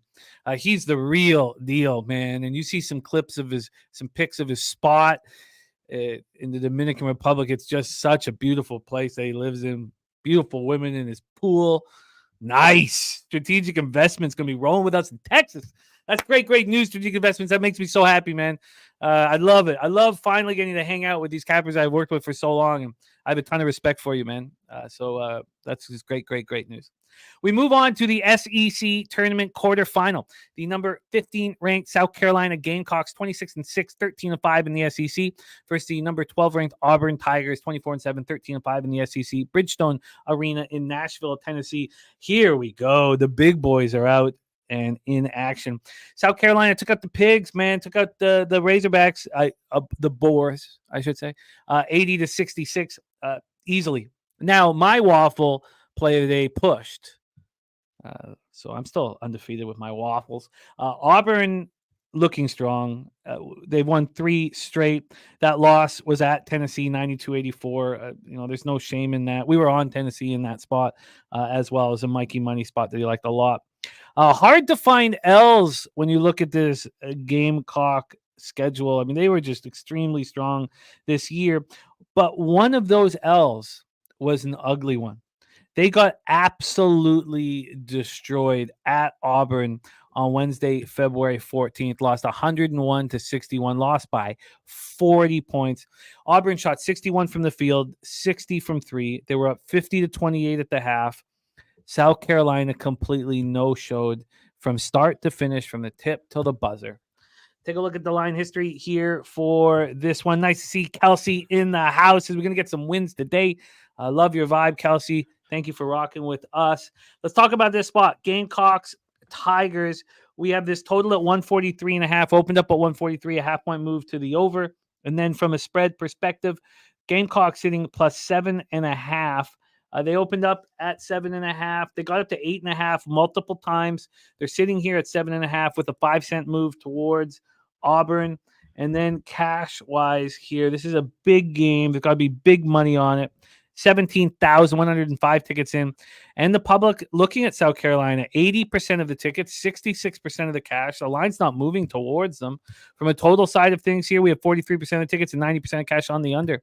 Take it away for us, Bobano. Gamecocks, Tigers in Nashville, Tennessee. Yeah, I like South Carolina because of that, because I think they're completely and utterly, totally disrespected time and time again. All year they have been. You don't get the record ATS that they have without being disrespected. 23-9 against the number. They had a little bit of a stumble there when they got absolutely and that's what I think is going to fuel the Gamecocks here. 101-61, we lost by 40 at Auburn. That's going to be right in the back of their minds firmly. Lamont Paris, a terrific coach, terrific adjustments coach, terrific X's and O's coach. He'll have this team ready to make adjustments and ready to be better against Auburn today. And Auburn doesn't have the comforts and the confines of their home court this time in the jungle. No, this is going to be different for them. And they have shown some level of being spotty at times on the road, Auburn, during the course of the year. And because you look at some of these road performances, they lost at Tennessee, they lost at Florida down the stretch in SEC play. I think South Carolina hangs in this game, and I like getting this number of points with them for sure. +8, -110 at Bet365. I also like the over in this game. Both meetings this year went over both meetings with South Carolina and Auburn. It was the only meeting this year went over, but last year it went over the total as well. Auburn's gone over in 4 of their last 5 games. South Carolina's picked it up offensively. Earlier in the year, they were known great defensive team, but not always fluent, not always efficient offensively. That's kind of changed a little bit. 4 of their last 5 games, they've gone over the total, and they've scored 70 plus in 4 of those 5 games. They've scored 80 plus in 3 of their last 4 games. So I think this total is just a little bit light. And I'm seeing there's a move to the over right now as we speak. So we better get this in. Over 143.5 minus 110 at FanDuel. Over 143.5 at minus 110. Michael Bobano says South Carolina first half plus 4.5. Says SC lost by 40 in the jungle. I like playing against these teams that have not played a game yet and on a team playing with revenge. South Carolina, a veteran team. He says my only hesitation full game is I think it's a bad matchup for SC. SC shoots a ton of threes, and Auburn's very good defending the 3, but Auburn not the same team away from the jungle. And Ron Crawford, spreadsheet play of the day is in, and it is South Carolina. South Carolina plus 7.5 for RC. Copy and paste that. Also, spreadsheet play day in NHL is the Winnipeg Jets minus 1.5. So there we go. Well, this is not. Oh, we have ourselves a little NFL news. Aaron Donald has announced his retirement. Oh wow, that's too bad because that team's really coming together. Now it will help them with dollars and cents, though. You're gonna add a huge amount of money opening up.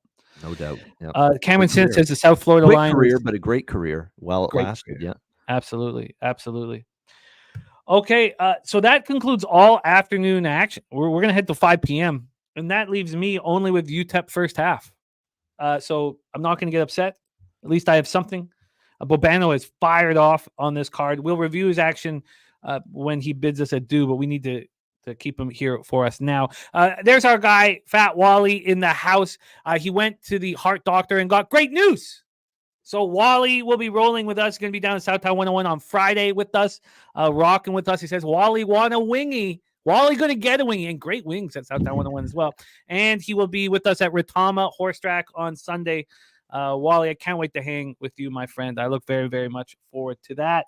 Let's roll on. Next up for us, MAC Championship semifinal. Kent State Golden Flashes, 16-16, 8-10 in the MAC versus Bowling Green Falcons, 20-12, 10-8 in the MAC. And what a guy Wally is, gifting a Pub Sports Radio membership, and Cameron Sinnott getting it. I love to see it. Okay, here we go. Golden Flashes, Bowling Green Falcons. We cashed with both of them yesterday.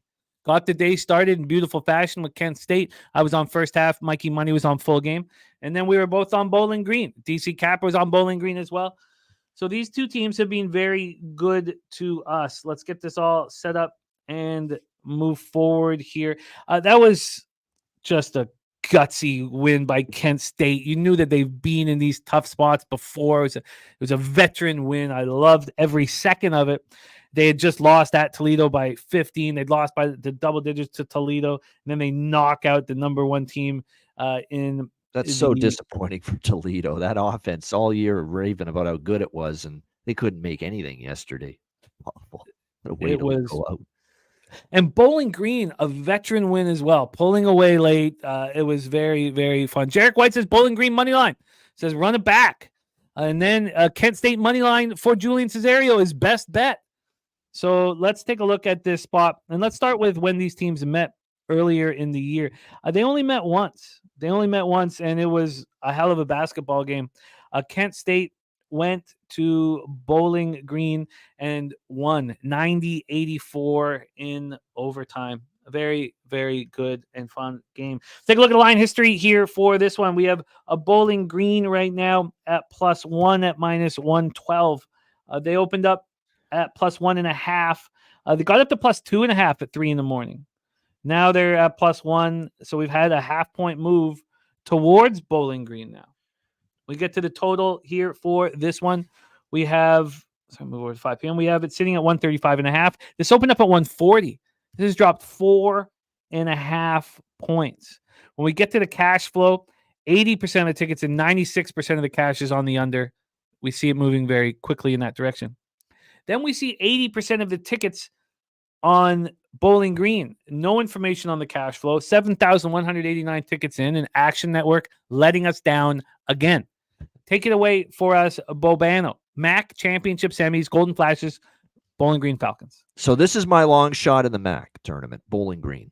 A very good number, I think. Something like 14-1 or something on Bowling Green to win the MAC conference tournament. I thought this was a team that had a chance to make a run and win it. This won't be easy, but I still think Kent State, look, before that Toledo win yesterday, Kent State was as flighty and erratic and as disappointing and as frustrating a team as there was in this conference. I need to be convinced they're going to be able to do what they did again yesterday, today, against a Bowling Green team that I think is very capable. I think they're a much better defensive team than they were early in the season. We've seen Kent State have trouble putting the ball in the basket. For whatever reason, Toledo, this great explosive offensive team all year, just had none of that yesterday. Credit to Kent State. They played very well, but I'm going to need to be convinced they can do it again. I'm going to bet this small because I've got the future, but you don't have the future on this show. So we're going to go ahead and make Bowling Green official as far as the number is concerned here against Kent State. I do think they will and can win this game and advance to the MAC championship game tomorrow. Let's take Bowling Green plus 1.5 minus 115 at BetMGM. You got it. Let's grab it for you here. Sorry. Plus 115. Bowling Green plus 1.5. Sorry, minus 115. There you go. You are in business, Bobano. Let's roll on. Next up for us, 5:30 p.m. Eastern, we have the Big East Tournament semifinal. St. John's Red Storm, another team like Wichita State, getting hot at the right time. 11-9 in conference play, but rolling right now against the mighty UConn Huskies. 29-3, 18-2 in the Big East. Madison Square Garden in New York.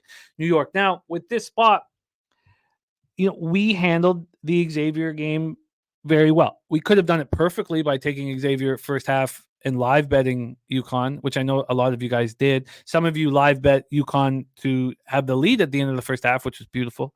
But we all cashed on Xavier first half plus 9, and then UConn just completely took over the basketball game. Can they do that here against St. John's, who manhandled a very tough Seton Hall squad, 91-72 yesterday? Now let's talk about what's happened when these teams have played. They faced each other twice this year. The first time was back on December 23rd, and St. John's went to UConn and looked very good. They lost 69-65 in a real tight basketball game. Then they faced each other again at St. John's, at MSG, and UConn looked very good. Won 77-64 and shut down this squad. Let's take a look at the line history here for this one. The stacks play of the day for our Justin McKelvey is on St. John's. Right now, St. John's plus 9.5. They opened up at 9.5, went to 10, went to 10.5, then got down to 9 at 7 this morning. But they're sitting here at 9.5. It is juice to them. So it's moved 3 cents towards the Red Storm. From a total side of things here, we have a 146.5. This opened up at 145.5, a 1 point move towards the over. And then cash flow wise, 55% of the tickets, now 57% of the tickets, and 73% of the cash is on St. John's. From a total side of things, 36% of the tickets, but 53% of the cash is on the under. Take it away for us. There's our guy Chang Kim in the house. Ski Profit says, ever since coach apologized for ripping them a new one, they've been hooping. Take it away for us, Bobano. Red Storm Huskies at MSG. There we go. Good to see Ski in the chat. Very good. Yeah. I know what I'm up against here. UConn, on their best day, can win any game by double digits and destroy teams. We know that. We know they're that good. We know Dan Hurley's got everything. He's got everything at his disposal. They defend, they rebound. Cam Spencer's given them a huge shot offensively with what they've got with the two bigs, with Caravan, of course. And it's just very, very impressive what this UConn team is. They got bigs, they've got guards, they can shoot, they defend, they rebound. They don't turn it over too much. I mean, they're a phenomenal team, and they're obviously one of the best teams in the country. They're defending national champions. And I saw what they did against Xavier. They turned it on after a bad first half. But at this point in time, we've got a St. John's team that is on absolute fire. This game, they might already be in the tournament, but they know damn well, hey, we beat UConn. We pull a massive upset here. We're absolutely in the tournament. And Pitino, it's true. Ever since he said, I have not much on this team, they've played like a different team. They've gotten it going. I think they can hang in this game at least for a half. So, and I think they can and I think they can be right there in this game from start to finish. Let's keep in mind UConn. It's been a while since they've won the Big East tournament, and it's been a while since they've been in, I believe, in the championship game as well. This is a UConn team that hasn't always gone the distance here at Madison Square Garden in the Big East tournament. So I have 3 bets on this game. 3. I'm on St. John's first half and full game split.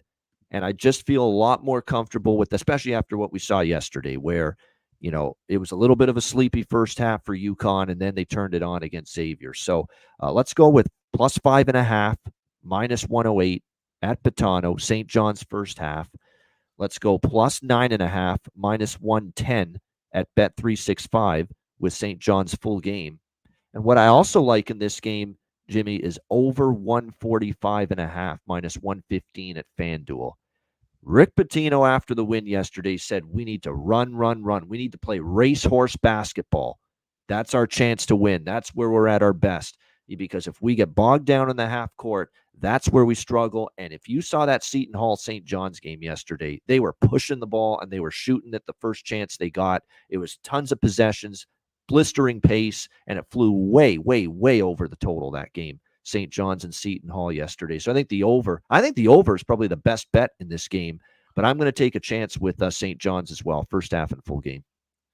St. John's first half plus 5.5, full game plus 9.5, and the over 145.5 for Bobano, tripling up on this spot at MSG today. It's going to be a great watch. It's Big East tournament. It's Madison Square Garden. It's Friday night, and it's Pitino versus Hurley. And it's St. John's. If they're not in already, their tickets punched if they somehow pull an upset here. And look at our guys. We have both Tone Miggins and Jay Smooth on the St. John's Red Storm money line for a huge score. Craig Wood says, only problem I watched St. John's yesterday, they ate in the paint. Don't think they can do the same against UConn. Yeah. And the stacks play of the day, again, from our guy Justin McKelvey, is St. John's plus 9.5. Let's roll on. We roll over to the MEAC tournament semifinal. We have the Howard Bison, 16-16, 9-5 in conference versus Norfolk State Spartans, 22-10, 11-3 in conference. Norfolk, Virginia for this one. Kong's Clips also just moved on St. John's first half plus 5.5. So let's set this one up. Howard, took out Morgan State, who was decent this year, 7-7 in conference, took him out comfortably, 78-65 to have this opportunity. And Norfolk State took out Coppin State, who was at the bottom of the ledger, 75-51, little warm-up game. And they had the one-day rest advantage. Let's take a look at what happened when Howard met Norfolk this year, because they just met. They met, 8 days ago? These two teams played 8 days ago, and it was a horrific performance by Howard. They lost 77-58 at Norfolk State. They lost 66-61 at home to Norfolk State early in the year. So Howard has lost both games against Norfolk State. Now they had the tougher opponent, with Norfolk State now having an extra day of rest. Let's get into the line history here. Robert Franklin on Norfolk State -3. This total is sitting at 136.5. It opened up at 143. So we've had a huge move towards the under. From a spread perspective, you have Howard right now +3. There are 3.5. There's a 4 at Bovada. This opened up as a pick'em. Just a very, very surprising line. 9:30 p.m. last night. You have a Norfolk State team that just beat up on Howard both times they faced this year. It's a confounding opening line, and it moved very quickly in the direction of Norfolk State. Maybe Bobano can touch on why he thinks this opened up as a pick'em. Now, they were just 2 games apart in conference, so it's just those 2 wins, I guess, in the heads-up meetings that separated these 2 teams. I'll let Bobano explain why he thinks this line opened where it did. From a cash flow standpoint here, we have this one. Sorry, let's get here. We have 96% of the tickets on Norfolk State. 96. We have no cash information and no total information. But yes, it's very public, but the market has moved very quickly in their direction. Take it away for us here, Bobano. Bison Spartans in Norfolk, Virginia. Yeah, I thought Howard could actually do some damage in this tournament, and I'll actually lean Howard here, but that home record's good for Norfolk State. There was very impressive, obviously, performances they had head-to-head this year with these 2 teams. And you're right, the home record for Norfolk this year was a 13-0. We'll see how they fare here in this one. And, of course, this tournament's at Scope Arena, Norfolk, their home court. So this is a true home environment. They beat Howard twice this year. One of those wins in Howard was only by 4, but the one at home was by 19. You look at Howard, though, my goodness, 5-1 in their last 6. The only loss was Norfolk State. This kind of sets up like Bethune against Grambling, in my opinion, where I think people are going to look at Grambling and say, why is this line so short? We got to bet Grambling. I kind of think they feel this way about this game. Why is the line so short on Norfolk State? I thought Bethune-Cookman was live in that SWAC tournament. I think Howard's very live in this MEAC tournament. But I was hoping for a little bit more than this. We are talking about a 13-0 home. Certainly at Pick'em, I wasn't going to bet Howard. It's moving now 3-3-0. I'm getting a little more interested, but I'm not there yet. Lean Howard, but pass for me. Yeah, I need to sit with this game for longer. What was your thought process why this would have been put out by the experts at a Pick'em? I think because of Howard's run, they've been very good. Obviously, of late, really they've beaten everybody except Norfolk State. So I think they expect this to be a close competitor. I don't see anything on an injury standpoint that would indicate, well, we should be worried here about Norfolk State. And that's pretty, and that's very interesting that we've got an undefeated home team that beat Howard on this court by 19, and they only opened to pick him in this game. That's very, very interesting to me. It kind of tells me, I think, and look, I like Howard anyway. I think Howard had the makeup all season in this conference to be one of the better teams. They didn't play like it for a portion. I think they're playing like it now. And sometimes you get these situations where the last team that, when you lost to that opponent the last time you faced them, especially when it was just recently, it's incredible how many times they get you back. Colorado State did it last night against Nevada, and I was on Colorado State. These spots have been cashing. So I'm not saying for sure that means Howard's going to win and cover. I'm just saying this is the kind of situation that's worked for me here this week, and that's why I like Howard here a little bit, and that's why I like Bethune-Cookman in the other game we talked about. Well, and I talked about how the only afternoon action was that first half UTEP, which is just tipping off right now. But I love the Bethune-Cookman spot. I expect to join you on that one. And Howard is becoming more appealing as I sit here with this spot. I mean, the books aren't idiots.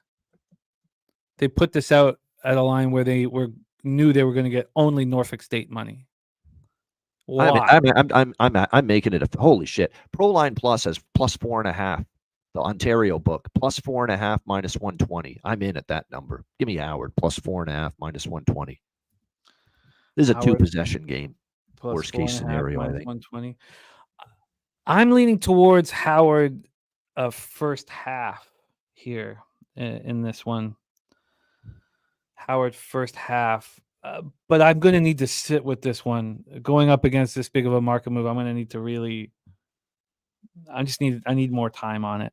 Let's roll on. Next up, 6:30 p.m. Eastern, Big Ten tournament quarters. We have the Ohio State Buckeyes, 20-12, 9-11 in conference, versus number 13 ranked Illinois Fighting Illini. Our guys Saturated Ball Club, 23-8, 14-6 in conference. Back to the Target Center in Minneapolis, Minnesota for this Big Ten game. Let's start with the line. Actually, why don't we start with the situation here? We have Ohio State took out Iowa 90-78. Shout out to Scotty Rock for being all over the Ohio State money line there. Illinois defeating Iowa in their last game. They're starting their tournament here in the quarters. They beat Iowa 73-61. They played Purdue tough at home, lost 77-71, hoping for a better outcome. And let's talk about the spots when these teams have met each other. We talk also about these teams getting hot at the right time. Well, man, is Ohio State one of them. 5 straight wins, 6 wins in their last 7, 7 wins in their last 9. And those 7 wins in their last 9 are following that 5-game winning streak. And they need a double overtime at home against Maryland to get off of the schneid. And then they've been rolling nice here. Ohio State, I mean, we remember they beat Purdue at home. That was a sign that they were really coming together. They have played the Illini just once this year at home, and they lost by 12. So how much improved. How improved is this Ohio State Buckeyes team right now? Spread is sitting at 5. It opened up at 4.5. It took about 7 hours for it to move to 5.5. That was the first move. Then it got back to 4.5 at 7:30 this morning. Now it's sitting at 5 right now. So we have a half-point move towards the Illini. Let's get to the total in this one. From a total standpoint, this opened up at 154.5. It's now at 150.5. So we have a 4-point move to the under, a legit move to the under. 73% of the tickets and 90% of the cash is on the Buckeyes. We're seeing this a lot in these totals where there's, recency in play. And I'm not saying it's wrong. You want your team to be hot at the right time in these tournaments. So I'm not saying it's wrong, but it's in play. 73% of tickets, 90% of the cash on Ohio State, and yet we've had a half-point move towards the Illini. 65% of tickets and 89% of cash on the under. This market makes the Illini attractive to me, with the public believing in what they're seeing. And maybe what they're seeing is real. Why don't we let Bobano hammer it? Buckeyes, Illini, Big Ten quarters. What's Ohio State done every game pretty much since the coaching change? Yeah, that's covered the number pretty much. Well, there's one time they didn't. They lost at Minnesota by 9. Other than that, since Jake Diebler took over for the dismissed Chris Holtman, 6-1 straight up, 6-1 against the spread, including some good performances away from home. Michigan State, Iowa, destroyed Iowa. They did on the road, 90-78. Rutgers isn't good, but 73-51. They beat them in that game. You look at this spot here, and to me, and I've been riding Ohio State, so I feel, do I really want to get off the train here? Now, this is the one game that gave me a little more hesitancy because I'm very much like what I see from Illinois. And Illinois is a team I've won quite a few wagers with down this season as well. I mean, I took them against Iowa. I mean, people loved Iowa at home in their home finale, and yet all Illinois did was go in there and control that game from start to finish. It's a very good Illinois team. Respect them a ton. But I've been riding Ohio State through this great run. I knew they'd get a bump from the coaching change. I didn't think it would be this kind of bump where they'd go on this kind of run and put themselves in a position where essentially they're 3 wins away from being in the NCAA tournament. They're going to have to win this conference tournament to get in, but the chances are there, and they're playing as well as any team right now in the Big Ten since the coaching change. You look at just that body of work that the Buckeyes have put together. It's been that impressive. So I'm taking them a plus 5.5, minus 106 at FanDuel, Ohio State. And this is another one where I think we'll see a lot of points. Over 150, minus 120 at Pinnacle. Over 150, minus 120 at Pinnacle. I am extremely interested in the Illini here. Extremely interested.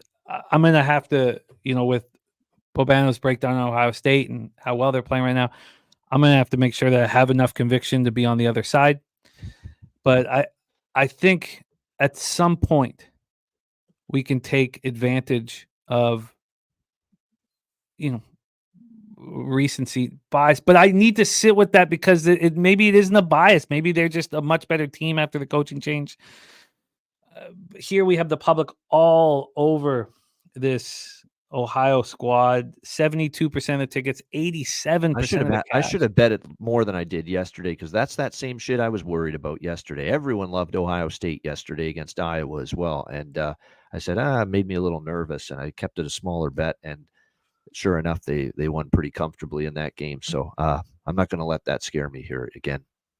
No, I hear you. All right, that is the Big Ten quarters here.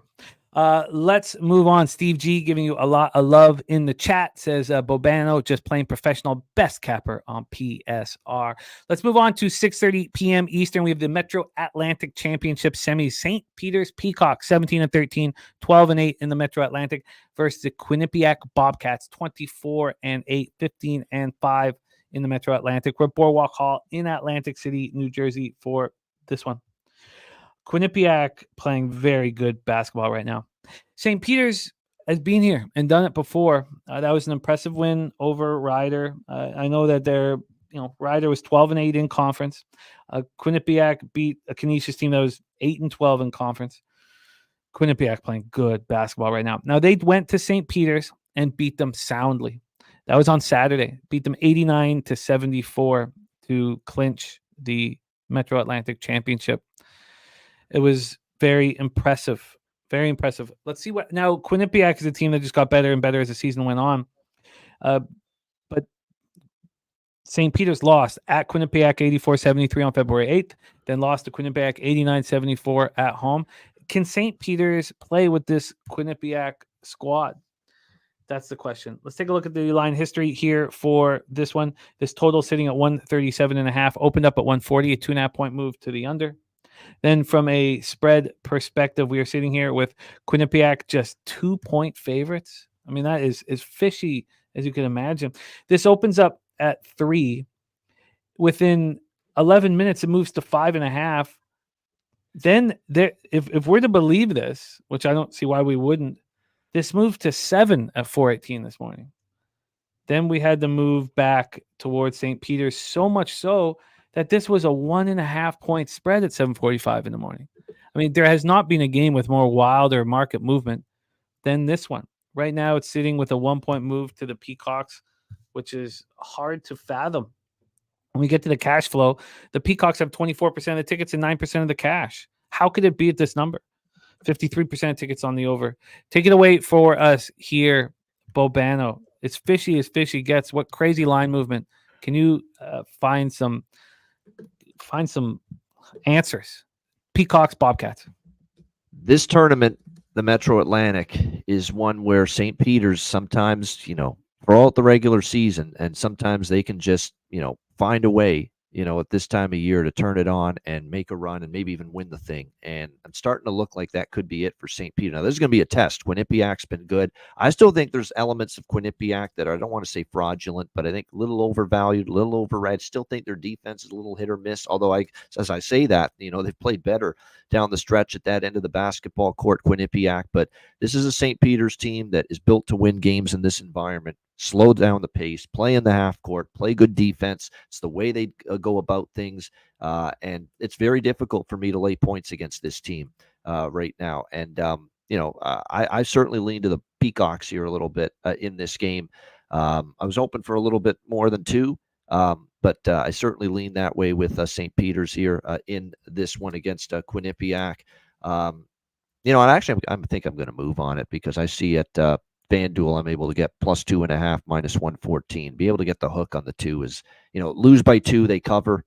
That's a good situation to be in because I could see this being a 1 or 2 point game. This has got down to the wire finish written all over it. So St. Peter's for me, plus 2.5, minus 114 at FanDuel. Wow. Absolutely wild. Justin McKelvey on St. Peter's as well.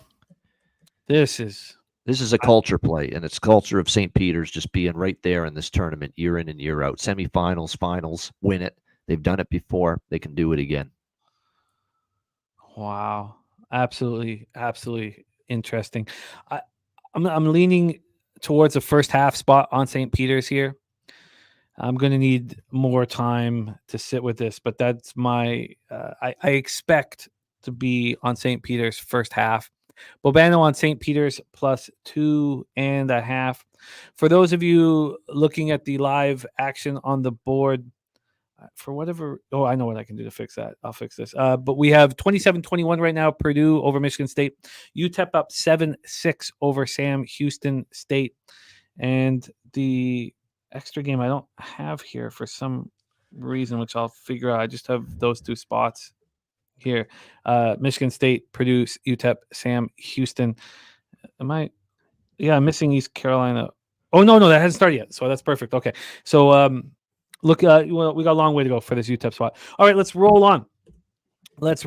Next up for us, we have the Big 12 Championship semifinal. Number 25 ranked Texas Tech Red Raiders, 23-9, 11-7 in the Big 12 versus the number 1 ranked Houston Cougars, 29-3, 15-3 in the Big 12. We're at T-Mobile Center in Kansas City, Missouri. How impressive is Houston's defense? It's just going to be a lot of fun to watch them in the tournament. Let's take a look at the rest advantage, what's happened recently and what's happened when these teams have met. For Texas Tech, they absolutely dominated a good Baylor squad or BYU squad. They beat Baylor in their last game before the tournament. They're clearly playing good basketball, 4 straight wins. Houston knows all about good basketball. They've been delivering it all season long. Let's see what's happened in the meetings this year.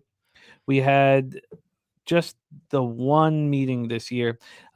Texas Tech traveled to Houston and got beaten up 77 to 54. An ugly performance here. Let's get into the line history here. From a total standpoint, we have this at 132, open up at 132.5, a half point move towards the under.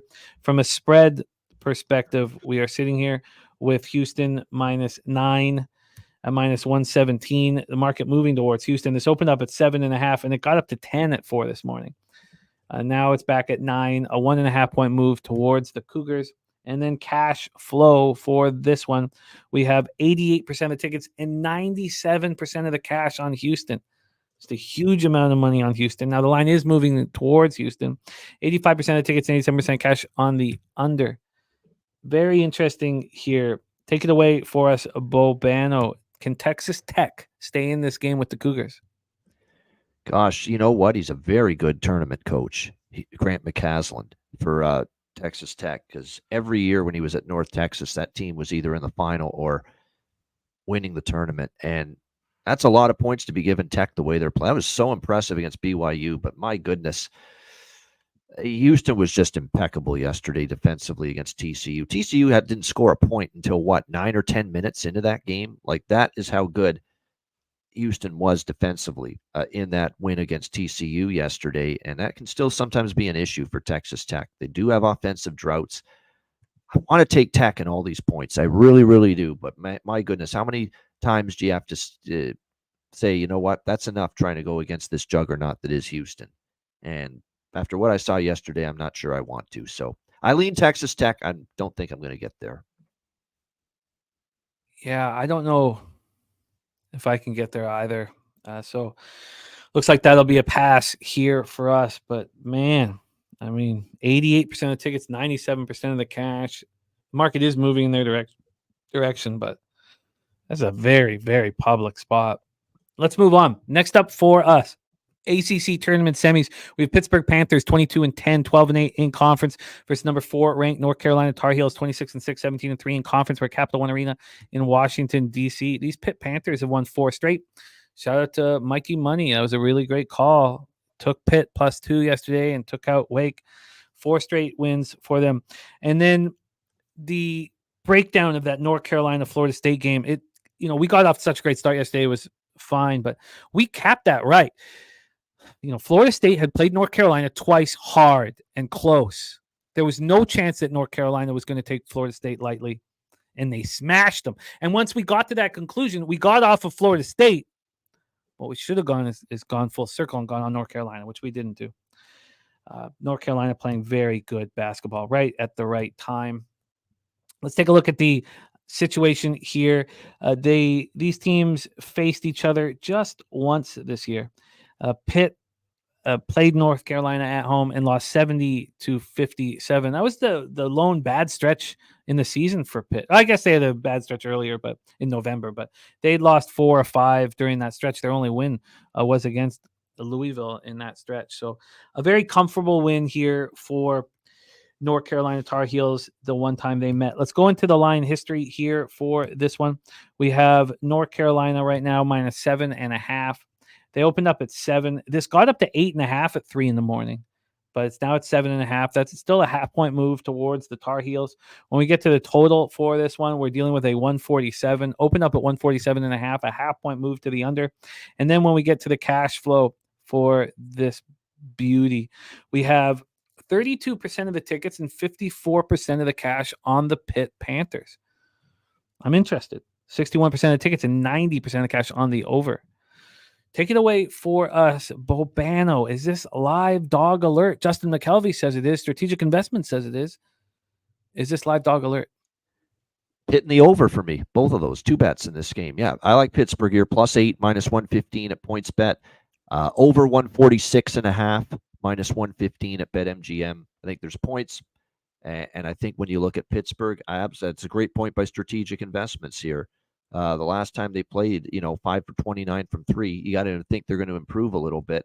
And remember, Florida State hung around with North Carolina. North Carolina blew them out in the second half, but Florida State's very flighty. And one thing about Pitt this year is, We have seen them, at times really play good second half performances. I don't think there's a potential enough to wilt. And I think if you're North Carolina, winning this game by margin, it's not something that's a requirement for them. I think Pittsburgh's only path to the tournament is probably winning the ACC tournament. I don't think they're an at-large consideration type of team. I think they would probably have to win, or at least get to the ACC final, which obviously they would if they win this. But even then, I don't know if they're guaranteed. I do think there's points in this game as well because I think North Carolina is still going to get theirs. They're a very good offensive team. With the inside-outside balance they've got, including Baycott on the inside and the interior. So I like over, and I think the dog can keep it within 7.5, 8 points here. BJ says Pitt can't fight with North Carolina. Says if they shut Hinson down, it's over. North Carolina dominates the paint per usual. They'll get easy baskets. There's potential for that for sure with North Carolina. That's why I think the over's in play as well. Smoking trees on that first half over. Billy Frieder says Pitt money line yesterday was the casher for the pig milk play of the day. Nice call there. Billy Frieder says Duke's out of the ACC tourney. North Carolina knows the ACC title is theirs to lose. Interesting. Very, very, very interesting. I'm interested in Pittsburgh. And just the fact that let's let Michael Bobano jump in too. He says, I know a lot of people like Pitt here. I'm not running the line -7.5 with Carolina, but I hate this Pitt team. Who the hell knows when they're going to show up? I think they show up here. Now, it is true that they've been suspect at times with accountability, but Pittsburgh is public here in our chat. Don't get that twisted to think that they're public in the betting market. That's important. Important difference. I'm interested in Pittsburgh. By the way, UTEP 16. Sam Houston State 8. Yeah, nice start for those miners, mining for profits. As I always, that's whenever I bet on UTEP, that's what I always say. It's time to start mining for profits. Here we go. Let's get this fucking home, baby. All right, next up for us, 7 p.m. Eastern, we have the SEC tournament quarters. Texas A&M Aggies, 19-13, 9-9 in conference versus number 9 ranked Kentucky Wildcats, 23-8, 13-5 in conference. We are in Bridgestone Arena in Nashville, Tennessee for this one. Sorry, I got a little caught up in that UTEP game, but here we go. This is a huge, huge, huge one. Aggies and Wildcats. We've already heard from Dabby Cab in the chat. He on the drive for 60% on the show to become the first guest I've ever had hit 60% against the spread, a weekly guest over a season. And he was lamenting the fact that he didn't get on Kentucky earlier. These Aggies have won 4 straight, 2 of them over Ole Miss. One of them was yesterday, 80-71. Kentucky is rolling right now. That win to close out the season at Tennessee was sending a message. Let's take a look at what's happened when these teams have met earlier this season. They've only met once. A&M played Kentucky at home and won 97-92 in overtime. Kentucky will not take this spot lightly.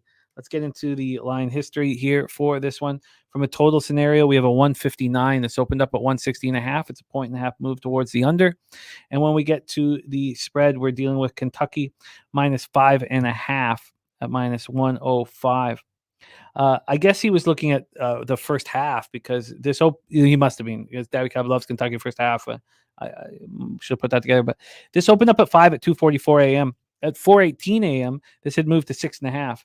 Now it's come back to 5.5. We still have a half-point move towards Kentucky. From a total side, I did the total. Sorry, my bad. Then cash flow here for this one. We have 34% of the tickets and 62% of the cash on A&M. 62% of tickets, 64% cash on the under. Take it away for us here, Bobano, Aggies, Wildcats, and Nashville. I mean, this is Buzz Williams, Texas A&M in the SEC tournament, where they've made a run to the final before multiple times, where this team often starts peaking at this time of year, playing their best basketball. And look what we saw yesterday. Got the job done again against Ole Miss. Don't look now. 4-0 straight up, 4-0. This is what the Aggies do. This is what Buzz Williams does. Comes to the SEC tournament, gets on a run. Give me the points here, A&M. They're live in this game. They already beat Kentucky once, and Kentucky had their big win over last weekend, Tennessee. Going on the road to Knoxville, beating Tennessee. That was huge for them. I don't think they've got the same level of importance or focus for this particular game tonight that A&M does. And like I said, this is what A&M does. They go on a run in the SEC tournament. Buzz Williams in the SEC tournament. Buzz Williams is another good conference tournament coach, by the way, in years past, not just with A&M, but the teams he was with before that. As well as a head coach. So I think this is a very dangerous game for Kentucky. We know their defense comes and goes and is not always reliable as far as being favored and laying points. So Texas A&M here, plus 6.5, minus 125 at Proline Plus. I like the over too. It's a high number, but I think we're going to see the points fly in here. Over 158.5, minus 110 at Bet365. You got it. Now, Bobano, we're getting near the time limit here. So what we'll do is we can just rhyme off what I'm on for the rest of the games quickly. Okay. And then Mike can do the more in-depth breakdown with you game by game. Okay, so Mikey Money, I imagine he's watching right now. Mikey Money, let's get you ready to rock. Okay, North Texas Mean Green, Florida Atlantic Owls. Now we're going to get Bobano's takes on these, and then we're going to cap them fully with Mikey Money. North Texas Mean Green, Florida Atlantic Owls. I'm on North Texas here. It's a really good team, good defense. Florida Atlantic, a little too untrustworthy for me. Now, there's elements of Florida Atlantic's game where I think they, sleptwalk, whatever term you want to use early in the season, early in conference play. They've looked a little bit better lately, but I think winning by margin is going to be difficult for them. And North Texas is a pretty good team. They've played Florida Atlantic tough. Hell, they could have beat Florida Atlantic just recently when they played. They fell just short. I think 6 is too many points. Plus 6, minus 110 at Bet365 for North Texas. Plus 6, minus 110 for North Texas. MAC championship semis, Ohio, Akron.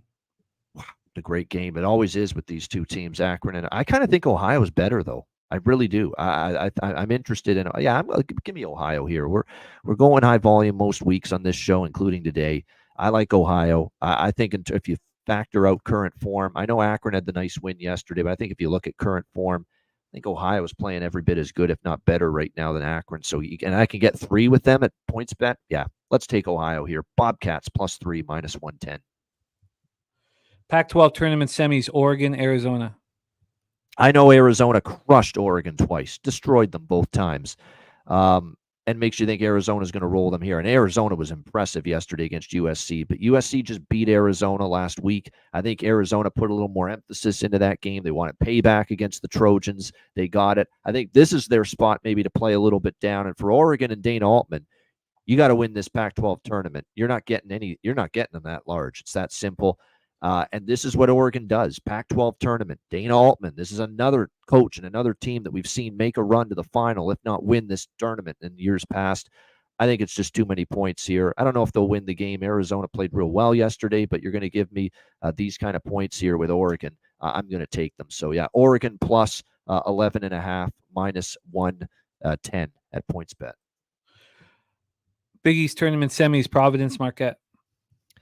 I'm back on Providence again. The Friars. And look, there probably in most normal circumstances, Jimmy, be concerns about Providence playing their third game in 3 days. But Marquette had to extend themselves last night. They had to go to overtime with that thriller against Villanova. And they don't have Tyler Kolek in this tournament, their best player either. So that's going to come into play, I think, a little bit for this quick turnaround. That was a late finish with Villanova and Marquette last night at Madison Square Garden. So, Providence, they might have already done enough to get in the tournament with that win against Creighton yesterday, but it certainly wouldn't hurt your cause, and it certainly would help your cause if you can notch another win here. So I like Providence here, plus 5, minus 110 at Bet Rivers. MEAC tournament semis, Delaware State, North Carolina Central. Nothing here for me, but I lean NC Central. I'm not betting against Lavelle Moten in this tournament. How that guy has not gotten another job at a bigger program. Maybe he just likes being there at NC State, but Lavelle Moten's an outstanding coach. NC Central, I lean, but no bet. Big Ten tournament quarters, Indiana, Nebraska. This one's a tricky one for me. Indiana's got some momentum. I kind of lean to the Hoosiers and the points here. Not strong enough, though, to take it. So I lean over 2, but again, not strong enough. Metro Atlantic semis, Marist, Fairfield. I'm telling you what, something tells me this is a close game. Marist has been a pesky team. They've really played well in some of these last games. It was a heck of an effort down the stretch to come back and beat Niagara. Plus 5.5, minus 118 with Marist. We'll take it. Big West semis, Long Beach State, UC Irvine. So the coach has been fired, Dan Monson here, and sometimes you think the team might quit. That was a great win. That was a good Riverside team they beat yesterday, and they dominated the second half of that game.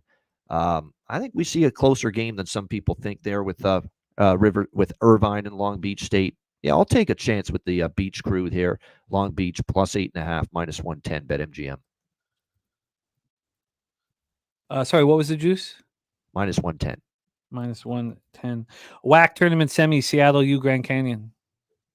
This should be interesting. Seattle's very capable. On their best day, they can beat anybody in this conference, and they've had some bad ones. Grand Canyon is the best team in this conference on paper, and a great coaching job, obviously, here by Bryce Drew. But I don't want to lay 5.5, 6 to pass for me here.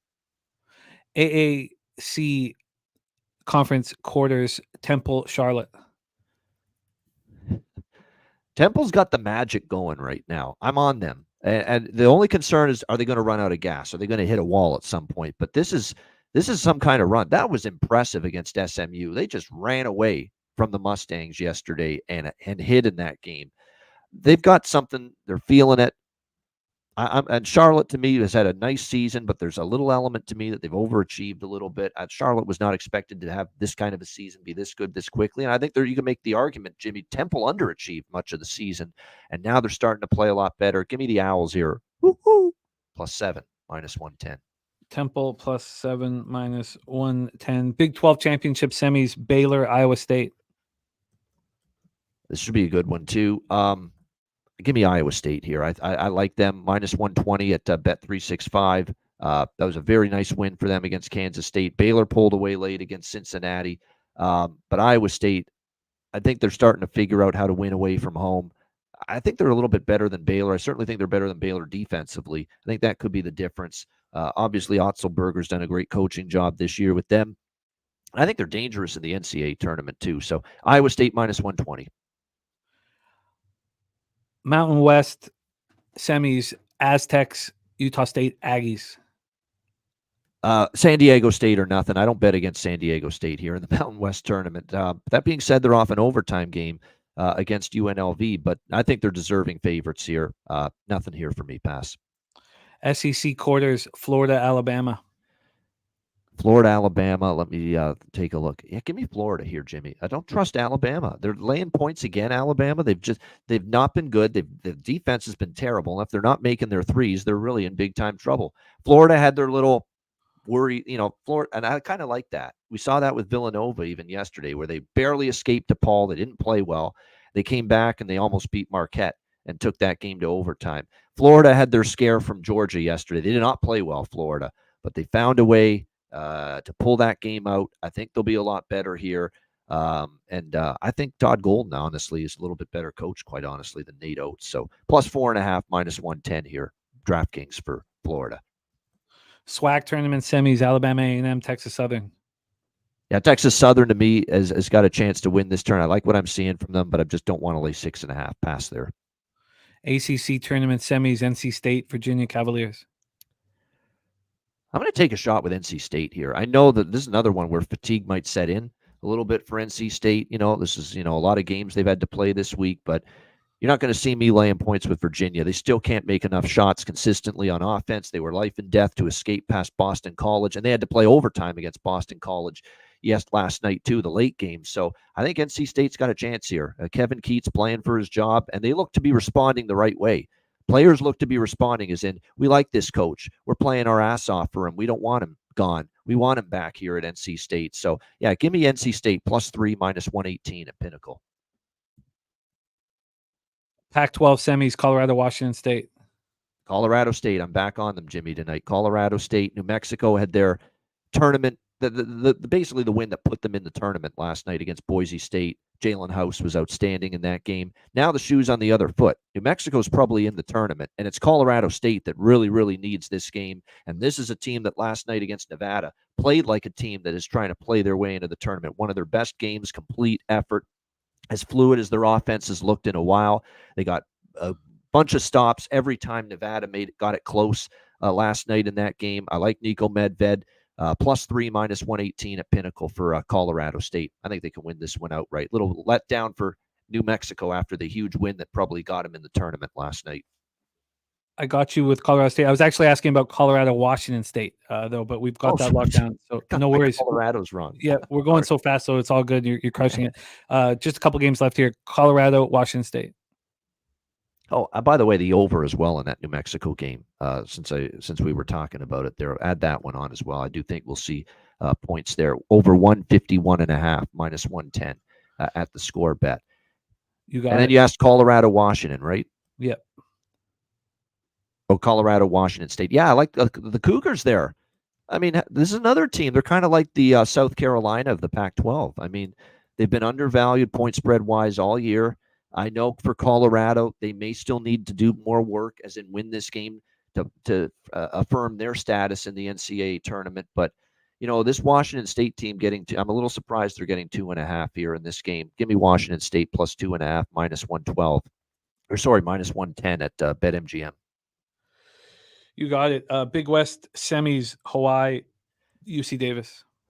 Yeah, this should be a pretty good game here with these two teams, Hawaii and Cal Davis. I like UC Davis here, money line in this one with the 2-point favorite. I'll just take them on the money line here, -125 at Bet Rivers. I do think they're able to get the job done here in this matchup and advance to the final. And then finally, UT Arlington, Tarleton State. Oh, really good game. I mean, you talk about two of the teams that are in the WAC conference going into this semifinal game. They were hot, both of them, down the stretch. UT Arlington just absolutely destroyed their opponent yesterday in the quarterfinal. Stephen F. Austin coming off that buzzer beater win against Abilene Christian. It was a great spot for Arlington. I really liked them yesterday. Tarleton State's played some outstanding basketball themselves. This is a great game, great matchup. I'm going to go with the over in this game, Jimmy, rather than a side. Both meetings this year got well into the 150s. This total's only in the mid-140s. I'm a little perplexed by that. I think we could see more points than what we see here as far as the total is concerned. So nothing on the side. It's a great game. I like both teams and the way they're going right now, but I'll go with over 144.5, -125 at Proline Plus. You got it, Bobano. Absolutely great work. We're going to go over your action here when we break down these games with Mikey Money. And then, of course, I'll go over them again once we get to before NBA with Troy Torrence. So you are in business. Thank you for your hard work, your angles, and helping us get paid in full. Thank you for all of that. Please support Bobano's new Twitter account. Remember, he lost the old one.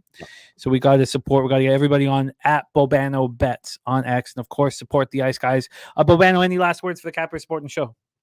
No, other than just have a great weekend. Enjoy it. You know, even if you're not doing the best with your bets, enjoy it. This is supposed to be fun time of year. It's obviously more fun when you're winning, but it's a fun time of year. Basketball, morning, noon, and night. All weekend, and then, of course, next weekend in the NCAA tournament. And good luck to everybody. You know, let's all have a great March. It would be great to see it. Jimmy, have a great weekend. Everyone in the chat, have a great weekend. And we'll see you again next time right here on Betting with the Bag.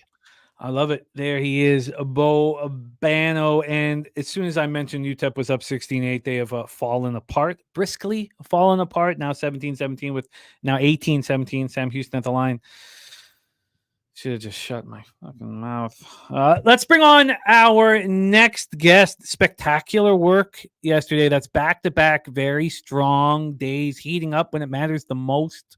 Please welcome from the dirtiest of Chesters, Rochester, New York City, star of Last Call here Monday to Friday at 6 p.m. Please welcome. And we're about to party with him in San Antonio. Mikey Money in the house. Mikey, how are you? I'm doing fantastic. Jimmy got up, rocking, refreshed the balance, saw that we got some nice cash coming in yesterday. But it was just that. It was yesterday. It's time to get to work today. We got money. We got cash in play already, action out there, and I'm ready to fire. So you tell me where we're going to start to get into this thing, and we will make it happen. Let's go. Let's rock immediately. We start at 7 p.m. Eastern, Mikey. AAC Championship quarters. The North Texas Mean Green, 18-13, 10-8 in conference. First, the Florida Atlantic Owls, 24-7, 14-4 in conference. We're in Dickies Arena in Fort Worth, Texas. Let's get this all set up. Sorry, I was got a little too caught up and UTEP falling apart. Still time, baby. Still time. Still fucking time. I just should have said nothing. Should have just shut my mouth. Here we go. Dickies Arena in Fort Worth, Texas. North Texas being playing good. There was a time when we thought Florida Atlantic was going to be a very highly ranked basketball team. They lost at Memphis 78-74. Did Florida Atlantic. They've come back and won 3 straight. One of those games was at North Texas 80-76, and we were on North Texas in that one. And we thought we were going to get that cash. It came down to the wire, and North Texas did not prevail. That's the lone loss over North Texas's last few games, the loss versus FAU. And the first time they faced FAU, they went to FAU, then ranked 22nd in the nation and lost 66-63. So 2 very, very close games. Combined score, they've lost by 7 points to Florida Atlantic. A big Mastro in the house, sitting row 2 at the Pistons game tonight. Hopefully we got some plays for the game tonight so I can have some extra fun while watching. Big Mastro, my man, you know it. We got Troy Torrence joining us here shortly, so we're going to beat that game up. Let's get into the line history here of this North Texas spot. North Texas right now, plus 5.5. They opened up plus 5.5. 418, it's got to 7. Then back to 6 and back to 5.5. Right now, it's just a 3-cent move to FAU. When we get to the total side of things here, we are dealing with a 136.5. It's opened up at 137.5, a 1-point drop. And then cash-wise here for this one, we have, let me move over here. We have 63% of the tickets and 90% of the cash on North Texas.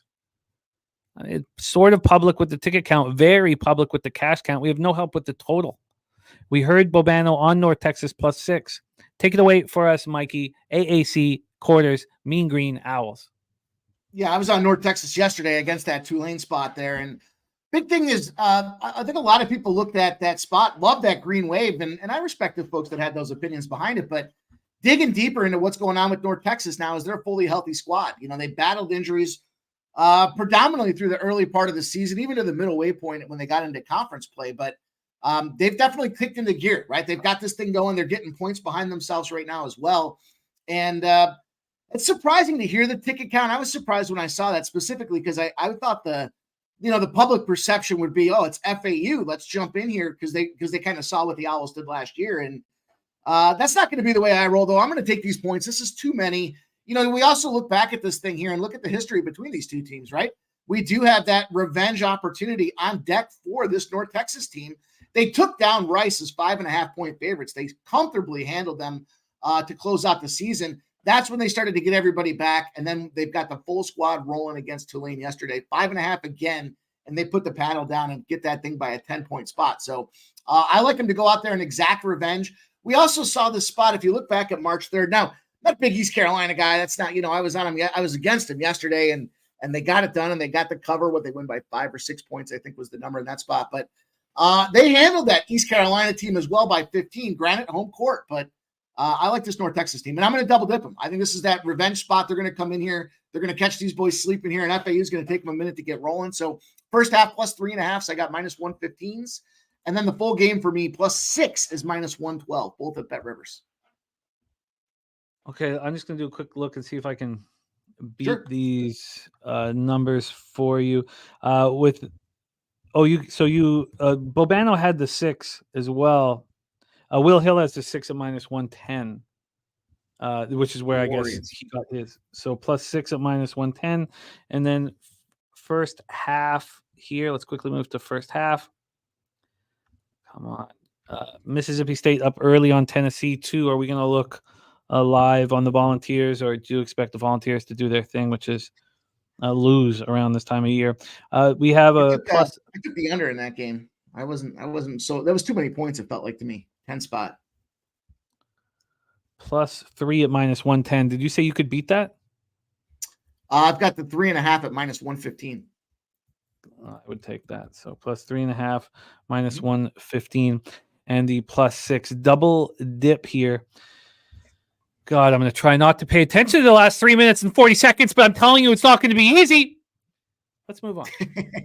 Next up for us, 7:30 p.m. Eastern, we have the MAC semis. Ohio Bobcats 20-12, 13-5 in conference versus the Akron Zips 22-10, 13-5 in conference. We're at Rocket Mortgage Fieldhouse, Cleveland, Ohio. We've heard Bobano on Ohio. Ohio playing very good basketball. Akron needed that win over Miami, Ohio. Obviously, it's a tournament, but they'd lost 2 straight. They'd lost 3 of 4. They lost to this Ohio team at Ohio 74-67 on the 27th of February. They needed that win. Akron needed that win. The first time that, let's move over here. The first time they met, Ohio lost 67-58 at Akron. Then they exact revenge at home, 74-67. Let's get into the line history here for this one. This totals at 140.5. It opened up at 141, a half-point move to the under.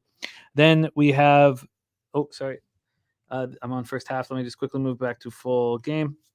Then from a full game perspective, this is sitting with Akron minus 2.5 right now at Bet Online. They opened up at minus 1.5. It's funny. This flipped at 3 a.m. There was a huge move on Ohio. Ohio became the favorite. A huge move. I mean, we're talking a 3.5-point move at 3 a.m. Then it started coming back towards Akron again. So Akron went from minus 1.5 to plus 2, plus 1. And then at 6:45 a.m, minus 1.5, minus 2, been bouncing all over the place. At this point, there's been a 1-point move towards the Zips. From a cash flow standpoint here, we have 76% of the tickets and 71% of the cash on Akron, 82% of the tickets on the over. Take it away for us here, MAC Championship Semis, Mikey, Ohio, Akron. Tricky game, right? You talked about the head-to-head spots here, and, it's the rubber match, right? So they're going at it that third time, exactly what you would expect here with the neutral court as well. I think the sneaky play when you look at the total here is kind of going to be jumping in on this over. I know it's dropped, and I think that's what kind of makes it even more appealing. Now, these teams do play some defense out there, so that's to be noted, but it's the MAC, and you got to make the best of what you can. If you're growing up in the Great Lakes region, you're going to the Big Ten. You're not going to the MAC. So, you got to do the best with what you can out there, and I think in this case here, as good as these defenses can play, as well as they've performed on the season, they're just, they're not what we're used to when we start watching this SEC and some of the other conferences out there. But for me, I think the wrong team's favored here. I like what the Zips have done. And, I've been successful in talking about kind of the schedules and the benefits of the schedule. The Zips have had a hell of a schedule this season. I mean, they've been playing tough teams in, on, and around all over the country. They had that stretch going where they were on the road for about 6 weeks in a row. But I think it ends today here. I think this is a situation where we've got Ohio offensively can just outproduce what's going on with the Zips team here. And coming in as the dog, you guys heard me talk about this yesterday. You got to push me off the dog and the unders in this spot. So I think we see scoring. I correlate the scoring to the dogs in this spot. I think it's a good Ohio opportunity out there. When you look at their offense, generating almost 78 points a game out there, but their efficiency is where it's at. 35.8% from the field, 36.1% from the arc, and then 73% on the free throw side of things here. Plus they rebound. I think that's enough in a balanced team in a game that's on a neutral court for Ohio to come away with this win. So the 2.5 points in the back pocket. I love that early move.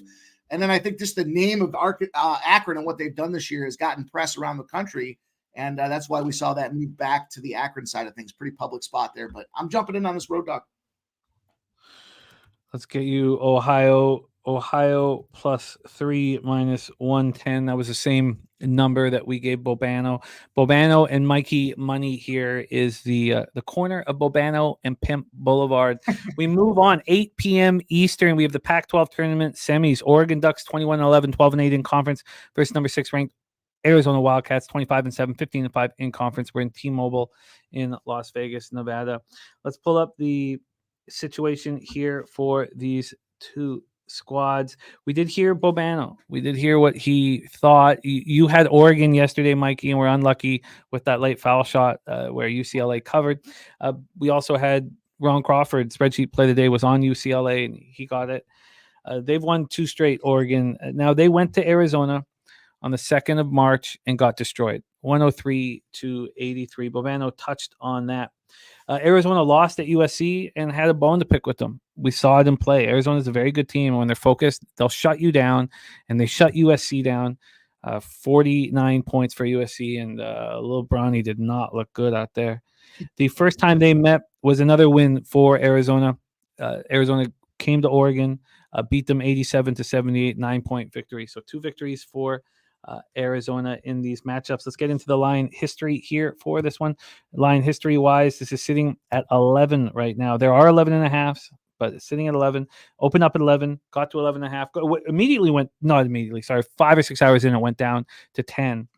Right now, we have a 5-cent move to Arizona, and it stayed on the number.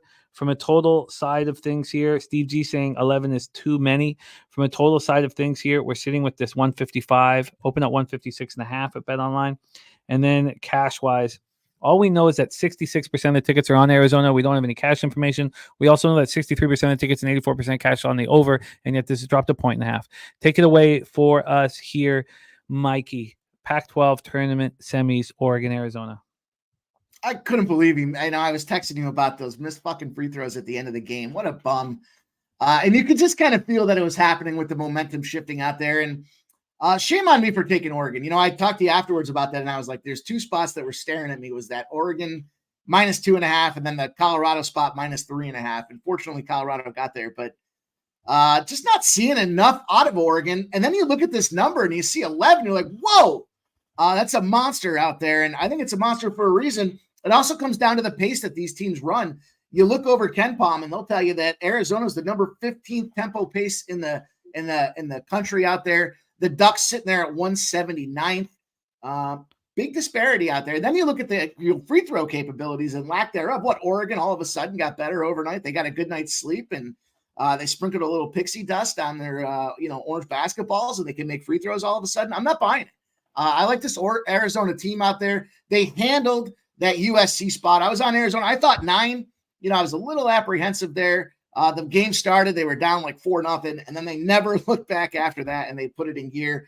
I think it's a higher paced team that's going to be the struggle for this Oregon team. And then what's going to happen at the end is they're going to have to follow ticky-tack shit that's going to push them over this 11. I think Arizona should blow out Oregon. Oregon hasn't done anything. And then I'm not just basing this on yesterday's assessment, but you look back at this team in the series, that 2-0, but it's also 2-0 against the spread. The average margin in those games is 15 points. So I think it's enough here for Arizona. They're definitely the guys to keep moving. Arizona and Colorado are my picks to go run shop here in the Pac-12, and I like Arizona -11. Arizona -11. See if we can lower the juice. Actually, I see a 10.5.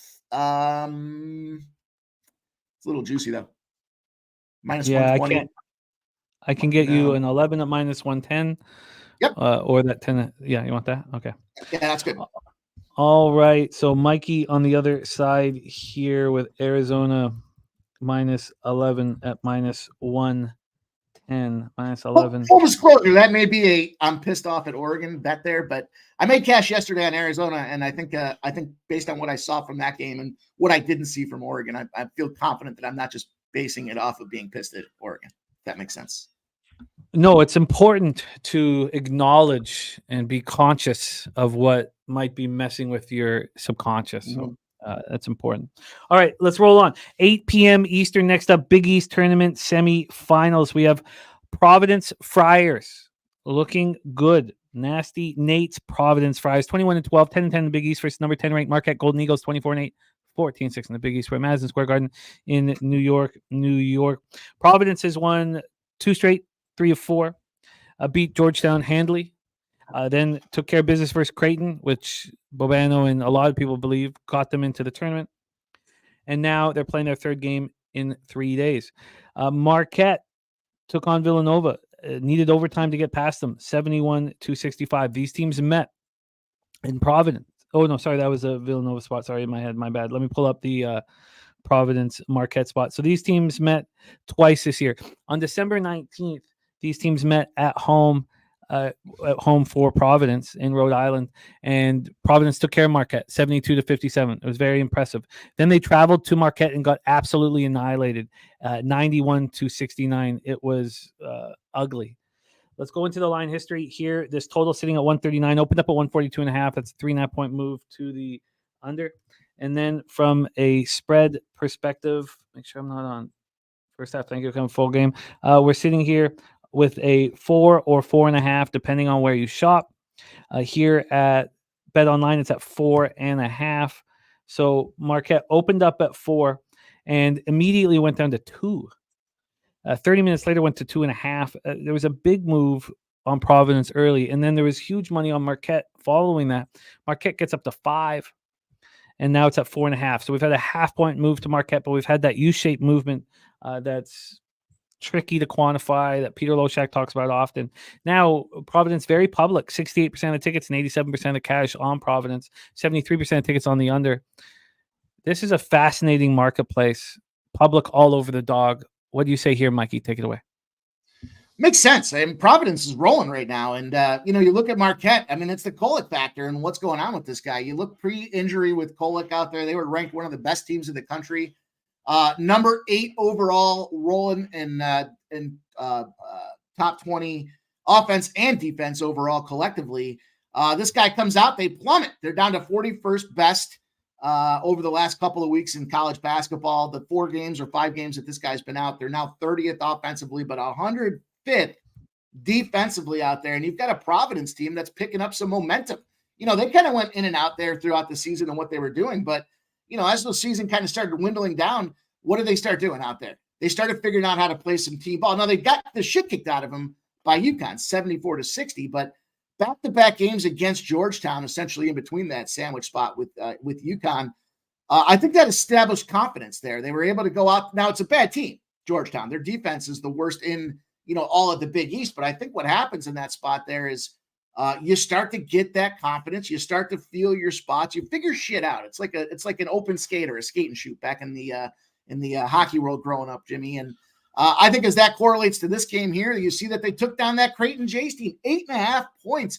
I was impressed with that game, start to finish. It just felt like Providence was on tempo to get that job done here. And now on the other side of things with Marquette, yeah, they beat Villanova, but that Villanova team, they shoot free throws incredibly. They just shoot too many 3-pointers out there. So big victory for them to get the job done. I'm going to dismiss it, and I'm going to roll in here with Providence. I like this number, and I think if they do dismiss or they do officially rule out Kolek, then this number is probably going to drop to like a 2, and we're going to get the benefit of it now. Even if the dude is in, to me, there's still enough going on with the momentum that we get the better number regardless of this guy's injury right now at the 4.5. I'm going Providence here. Marquette, it's cute and all, but your time is done. It's the Friars, baby. Let's go. Give you the same number that we gave Bobano, Providence +5 at -110. We head over to the MEAC tournament. Delaware State Hornets 14-17, 6-8 in conference versus the North Carolina Central Eagles 18-12, 9-5 in the MEAC. We're at Norfolk, Virginia for this one. Let's get this all set up for you and let's roll. So, and I did start the day off with an L, unlike yesterday. Up 16-8 and can't cover the +3 in the first half. I'm not going to let that anger me. We're running nice. We started off firing yesterday. It was awesome. 5-0 when we left the show. And you were even higher than that. Yeah, it was magic, but it's okay. Even that L I took, we canceled it out with the live bet at halftime there. BYU live bet. Yeah, no, it was impressive. Awesome. Delaware State coming off that win over South Carolina State. I know you watched that closely. Your team fell apart in the second half. Unbelievably, you guys were in control. Delaware State took over. That was, their second win over the last 4 games. It was important. They beat Norfolk, so we know that Norfolk is on the other side. Norfolk State and led the conference. Delaware State beat them, then lost at Howard badly. Lost to Maryland Eastern Shore, which was a shocking loss. They were second to the bottom of the ledger, and then they beat South Carolina State. It was impressive.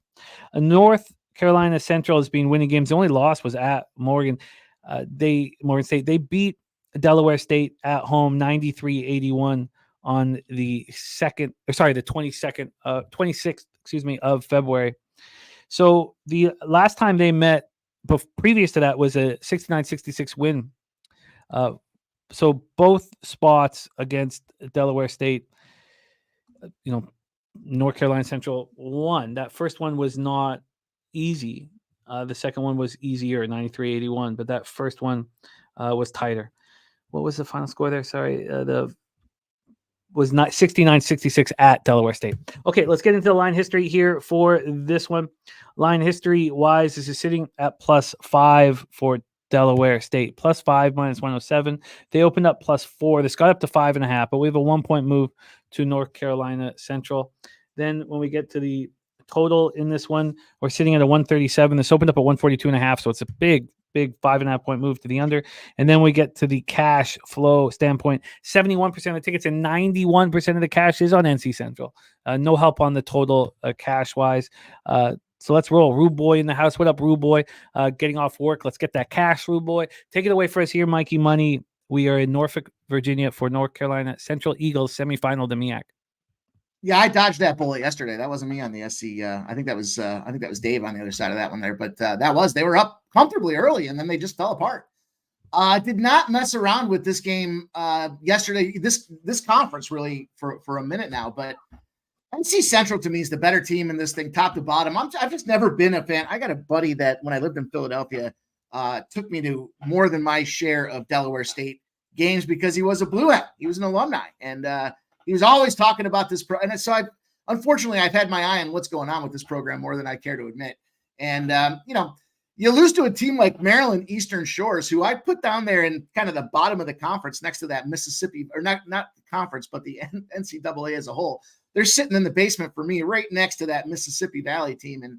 And you get beat up 67-59. I mean, it wasn't even close. They got shelled. And then they go out there with Howard and it's 85-66. I'm not a big fan of Howard either. I know we'll talk about that, or that game's another one that's kind of in play out there. But for me, I like this NC Central side of things here. I think this team's just, overall 9-5 in the conference this year. They tied for second in the MEAC. And this is where you kind of see that disparity between the teams. There's the haves and the have-nots, and NC Central is part of the haves. The numbers moving. It certainly isn't comfortable. I don't want to I don't want to bite off more than we need to in this case, but I like the spot here. I think there's 4.5s out there right now at -112s. I'm just not a fan. I know 14 and 17. You got to show me on paper and then convince me that those 14 games were wins there. It's a big spot for them against SC State yesterday, but time to move on. It's all over for these guys here. I do like, however, that victory they had against Norfolk, 85-71 on March 2nd. I think I was on Norfolk in that side too, so I'll have to go back and look at the notes, but fade away on these boys here. Season's over for them. It's all about NC Central. There's a reason they're at the top of the conference, and they're going to show it here against Delaware State. Well, let's get you a line here. The best line is -5 at -108 for NC Central. Let's lock that in for Mikey. That was a spot that I have a -4.5, and I got a -112 on the 4.5. Oh, beautiful. Take it. -4.5, -1. Bet Rivers. Well, yeah, Julian, Thursday is going to be absolute magic. Don't worry. We're going to be at the Southtown 101. We're going to be hammering the first round of the basketball tournament. I'll have my show in the studio, and then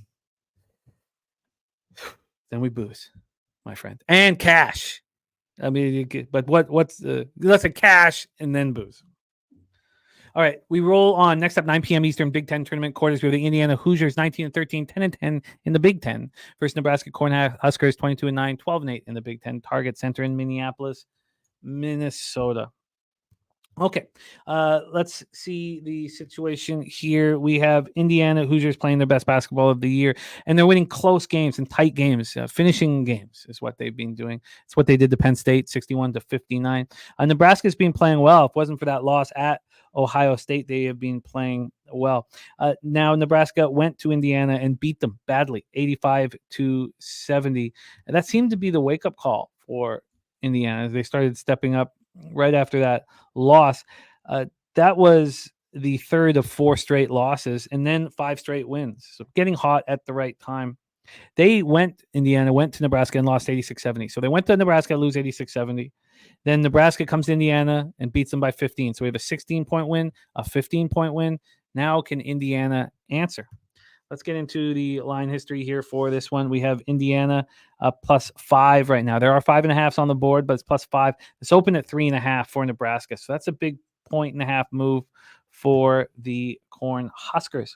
Take a look at the total. This total is sitting at 145.5. It opened up at 146. We have a half-point move to the under. Then cash-wise here, We have 36% of the tickets, 36% of the cash on Indiana, 64 and 64 on Nebraska. The line really moving in their direction, and no help with the total. Take it away, Kelly, man. It's all good. We'll get that pardon, man. We have a lot of cappers like you in the same boat, and we will be doing Pubapalooza year after year after year after year after year, and we need you down there, Kelly. We need you, man. Take it away for us here, Mikey. Hoosiers, Huskers.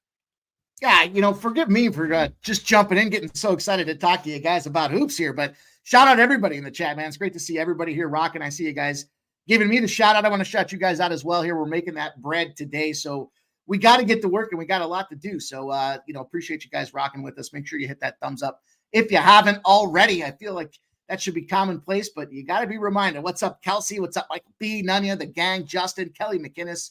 Let's talk about this game here. The Big Ten, for me, you could say that they've been finding a way to get wins, but to me, it looks like Indiana's been finding a way not to lose. And it's only a matter of time before the clock strikes midnight and that carriage turns to the old pumpkin. So I think this is the case with this Nebraska team. They're coming in as the 3 seed in the Big East. The Big Ten. And why does everybody got to be called the Big? Let's put a disclosure on that. But the Big Ten in this perspective for me when it comes to this Nebraska team is just rolling. They cover a shitload of spreads on top of that too. It's not like they're just finding a way to not lose. They're going out there and finding a way to cover games, and that's how we get paid in this spot. So, if you look at these two teams kind of by the numbers themselves, I think the advantage that you have here, Nebraska, they're averaging 77 points a game, and it's because of their balance. They shoot with 45% from the field, 36% from the three, and they're 75.5% from the foul line.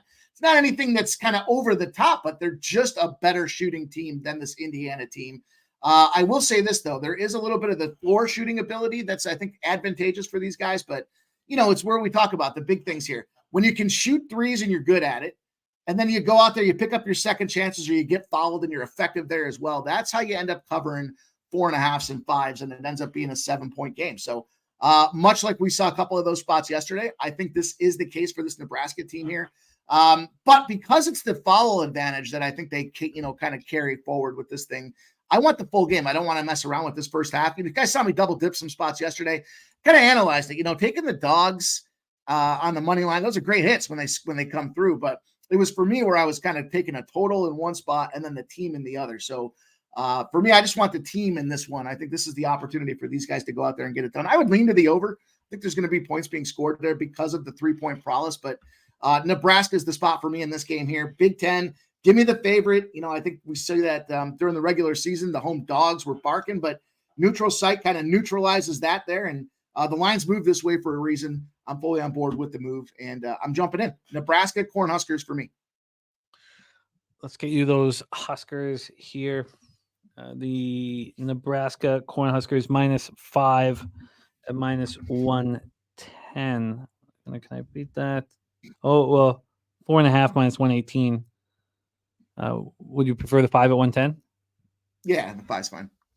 Nebraska -5 at -110. All right, we roll on. Thank you guys for rolling with us. Next up for us. Oh, by the way, looking live at, I'm interested in jumping in at Tennessee at some point. I'm not watching the game, which is a little nerve-wracking, but and then we had cappers ask when was the right time to move on Michigan State. Michigan State plus 9.5, down 7 right now. I find Tennessee more appealing, plus 3.5 right now. Plus 3.5. Those are some tricky spots, man. Mississippi State's terrible. They shouldn't be up there getting this thing done by 12 points. I don't know, unless that's just true that Tennessee doesn't care and they're just trying to get themselves ready for the conference. But sometimes we see these teams roll over. I think you got to take a look at Tennessee from a live perspective here. They're down 14 points now. Ugh. Now 14. The plus 3.5 is plus 120. I'd prefer if it moved to 4.5 or 5.5. Let's see. I got a 4.5 now. It's -120 for me for the 4.5. 3.5 at plus 120. I mean, I kind of like the plus 120, but now 5.5.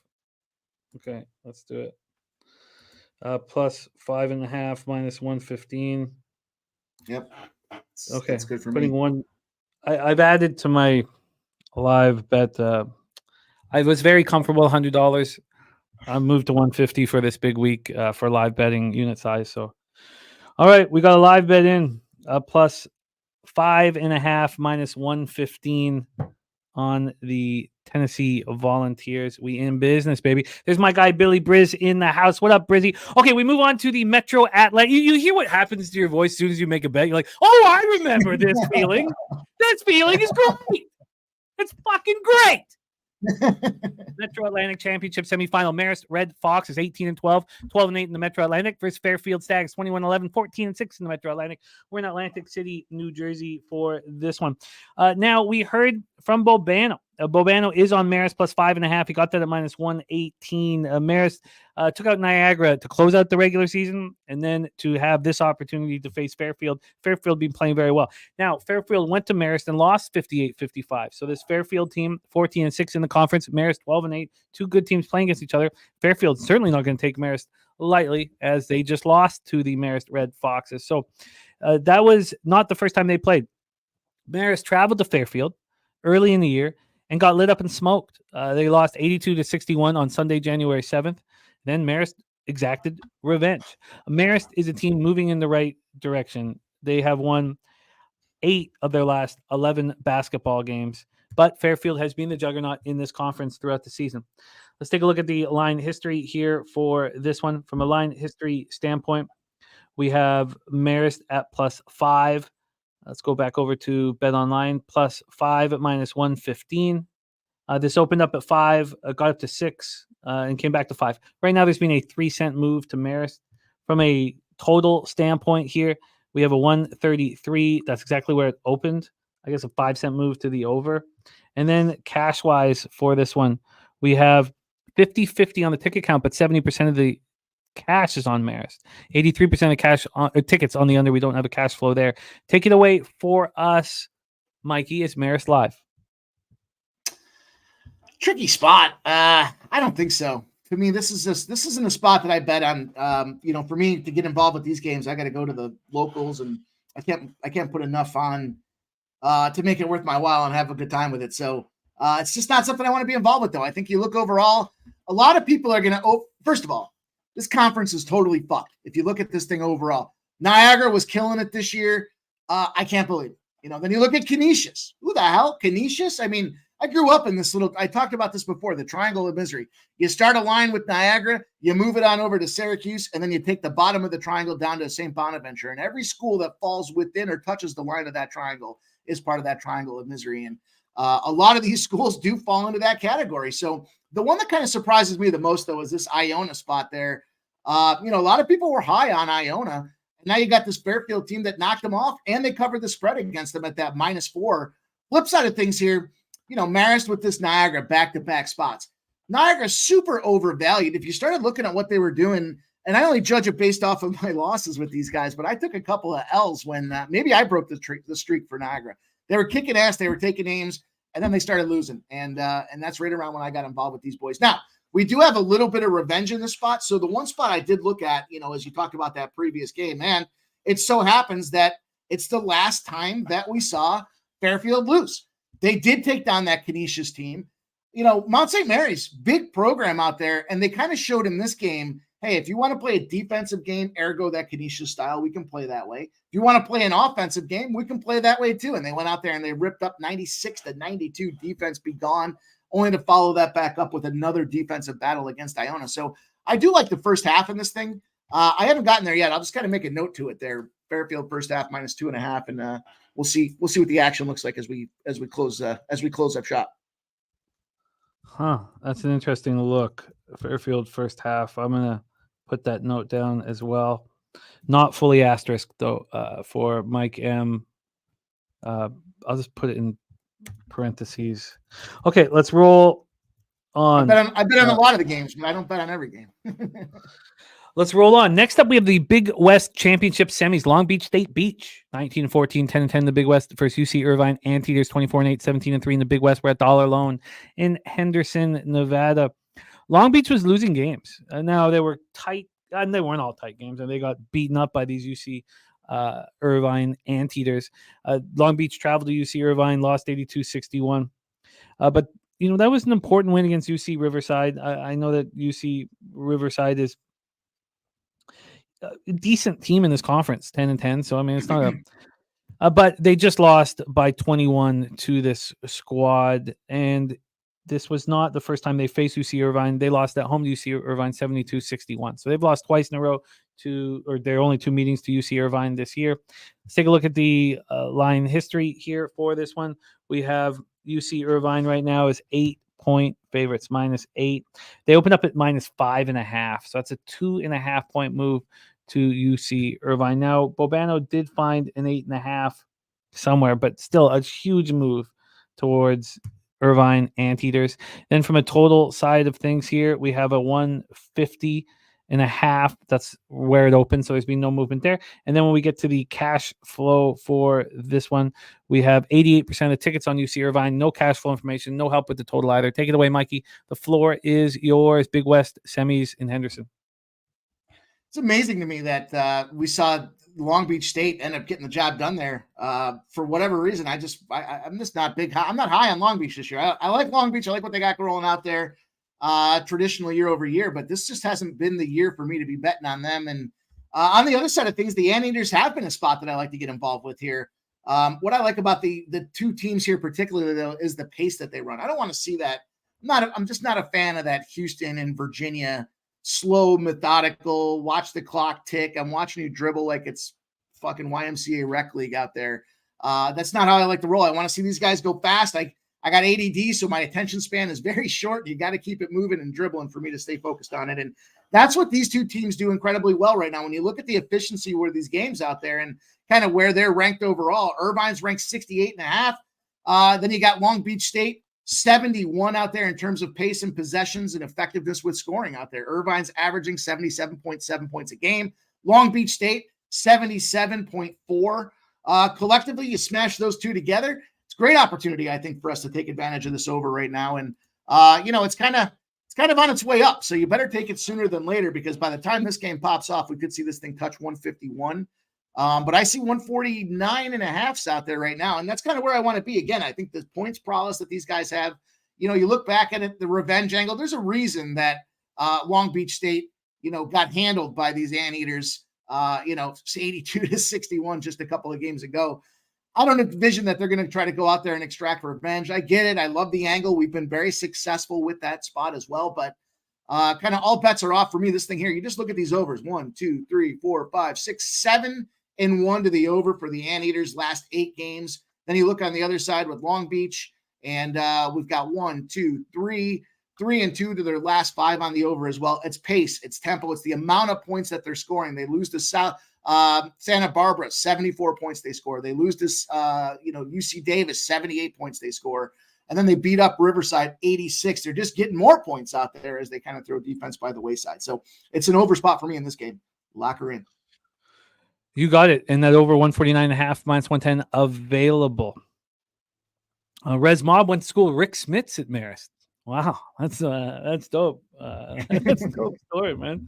Again, we need Res at Pubblepalooza, man. He was so much fun last year. Or was that year 1? It's all a blur now.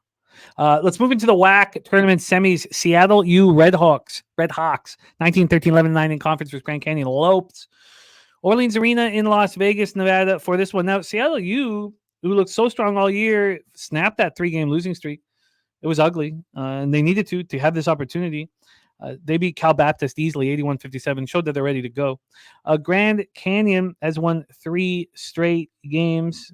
Grand Canyon, the class of this conference, sitting at 17-3, although they haven't been great near the end of the year. These teams faced each other. Let's go over the Grand Canyon spots. They were within 11 days of each other, or 12 days. Saturday, January 20th, Seattle at home beat Grand Canyon 86-79. Then they went to Grand Canyon and lost in overtime 95-88. So we know this team can play well. Let's take a look at the line history here for this one. From a total standpoint, we have this sitting at 138, opened up at 139, a 1-point move to the under. Then from a spread perspective, this is sitting at 6, now 5.5, but it opened up at 3. Grand Canyon opened up -3. Within an hour, it moved to 4.5. Then there was a little bit of buyback 10 minutes later to 4, but now we're sitting at 5.5, a 2.5-point move towards Grand Canyon. Then cash-wise for this one, we have 62% of the tickets and 92% of the cash on Grand Canyon. Huge bets coming in on Grand Canyon, and Grand Canyon taking care of business here. Yes, Troy, I moved on them at plus 5.5. It's still plus 5.5, a minus 120 right now. So yes, we did move on Grand Canyon. Morgan Spooner says you can get 6 with Seattle, minus 112 on DraftKings. Let's hear what our guy Mikey has to say about this one. Take it away. Whack semis. Love this Grand Canyon team. You know, we've been playing around the last couple of weeks that we've been involved on shows together, Jimmy. We've talked about this WAC conference and what's been happening out there, but we haven't had the right spot to jump in on Grand Canyon. You know, we've taken some Seattles, we've taken Stephen F. Austin spots out there. We've taken some Abilene Christians and Tarletons, but Grand Canyon this is the opportunity. These boys are going to beat the shit out of Seattle. I've seen enough of Seattle. 3 games in a row that they lost out there. Texas Arlington, 82-62. They were 6-point favorites in that game. Abilene Christian, 2-point favorites in that game. They lose that one by 5 points as well.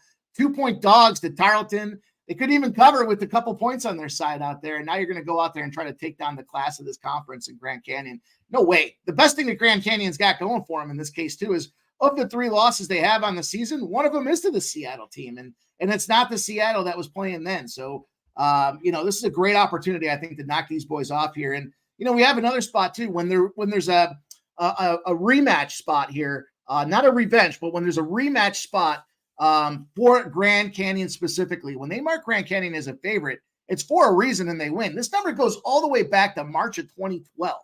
Grand Canyon as an organization as a whole, when they're going back to a team that they've played already in the season in the favorite role, are 22-13 against the spread. The average line they're rolling out there is an 8. They're winning these games by about 11 points on average. And the other number to kind of take note of, they're winning those first halves as well. They're getting it done from start to finish, top to bottom. -3 for the first half. Full game for me as well. I got the -5, and I got a 6 out there. I'll take the 6. Yes, let's give you that. Sorry, I was looking at that Tennessee spot. There's 5.5 and 6, but you want to back the Lopes here. Yeah, I'm going with Grand Canyon. Yeah. So let's get you that 5.5 here. What was that? You that breakdown? No, it was. I was just watching the Tennessee game, trying to figure out if I was going to double down. -5.5 and -111 for you, Mikey. It's 7.5. The 7.5's at +120. It's crazy. I'd like it to move to 8.5 or 9.5. I understand this idea that the Tennessee doesn't need to win today. You think Barnes going to let them get demolished here? That's what I struggle with is, do they need, we've seen it time and again that it doesn't matter or it doesn't make the difference, but they don't need this win. And apparently it does matter. But you don't want to roll into the big tournament there, falling into the thing. You want to try to build a little momentum to get the job done, in my opinion. So I think you got to stay off at Tennessee though, at this point. Like the number for me, I got the number pre-game for the total at 140. Well, this number's way down now. 141.5. It's down to 133.5. I would think that there's maybe a little margin or a little window there for the second half to see some scoring here. They got 57 points in the first half. So they need to go out there. They need to go out there with a 76 spot essentially to get it done in the second half. It's going to be high scoring. It's going to be fast paced. I would think that over is in play now just because it's 10 points down from where the original number opened. I think you got to be right. The only issue would be, is Tennessee capable of then shutting down Mississippi State? Mississippi State's flying right now. I wish I was watching the game only because I'd like to see what's going on from a ball handling. Are they just getting outplayed? Are they just missing shots? Like I can't entirely see what's happening in that situation, so it makes me a little nervous. Okay, let's roll on. I'm going to keep an eye on it. I'm being offered that +120 at this point. Next up, Temple Charlotte. That's next up. Temple is being backed here by Bobano. He believes. Did you give me that first half too, Jimmy? Sorry, I'm going to interrupt. Oh, I didn't know. For Grand Canyon? Yeah. Start to finish. Let's see. Gate to wire. What is it? Gate to wire? Let's go. Yeah, gate to buzzer. Tip to buzzer. Okay, there you go. Temple Owls have won 3 straight. Took care of UTSA. and then took care of SMU, and now are in the quarters against Charlotte, who took care of. Well, we haven't seen them in the tournament. The Charlotte about to roll off. They were third in the AAC this year, 3 games back of South Florida, a game back of Florida Atlantic, and 8 games ahead of the Temple Owls, who are heating up right now. Let's take a look at the situation here when these teams met initially. They met just once. Temple faced Charlotte at home and lost 73-70. Played tough in that one. Let's take a look at the line history then for this one. Line history wise, we have Charlotte sitting at -6 right now. -6. Let me move back to Bet Online. -6 at -110. Open up at -6.5. So we have this move initially was flying towards Charlotte. They got up to 7.5, 7. Now they're right back to a half-point move towards Temple. Then from a total side of things, you have sitting at 133, open up at 129, a 4-point move to the over. And then cash flow for this one. We have, wrong direction. We have, come on, my apologies here. Thought I had it all set. Here we go. 35% of the tickets and 45% of the cash on Charlotte. So the public on Temple, some of the bigger bets are on Charlotte, and no help with the total. Take it away for us here, Mikey. We have the WAC tournament semis. Yeah, you're betting on Temple. You're crazy. To me, this is a spot where I've seen enough Temple, and yeah, we talked about it when they ran the investigation out there, and they said there was unusual betting activity. They put the wrong line on that thing, is what happened there, and everybody pounced on it because they know exactly who Temple is. Now, collectively against the spread, these two teams are dead nuts. 15-15 for Charlotte against the spread. Temple's 15-15-2 against the spread. Previous meeting that they played this season there, you mentioned there was a 3-point victory, 6-point dog out there in Temple. So Charlotte definitely knows what it's like to beat those boys. And by the way, that good feeling you get after a win and then you go on a run is when it started with that Temple game, because they went off and they fired 3 more wins after that.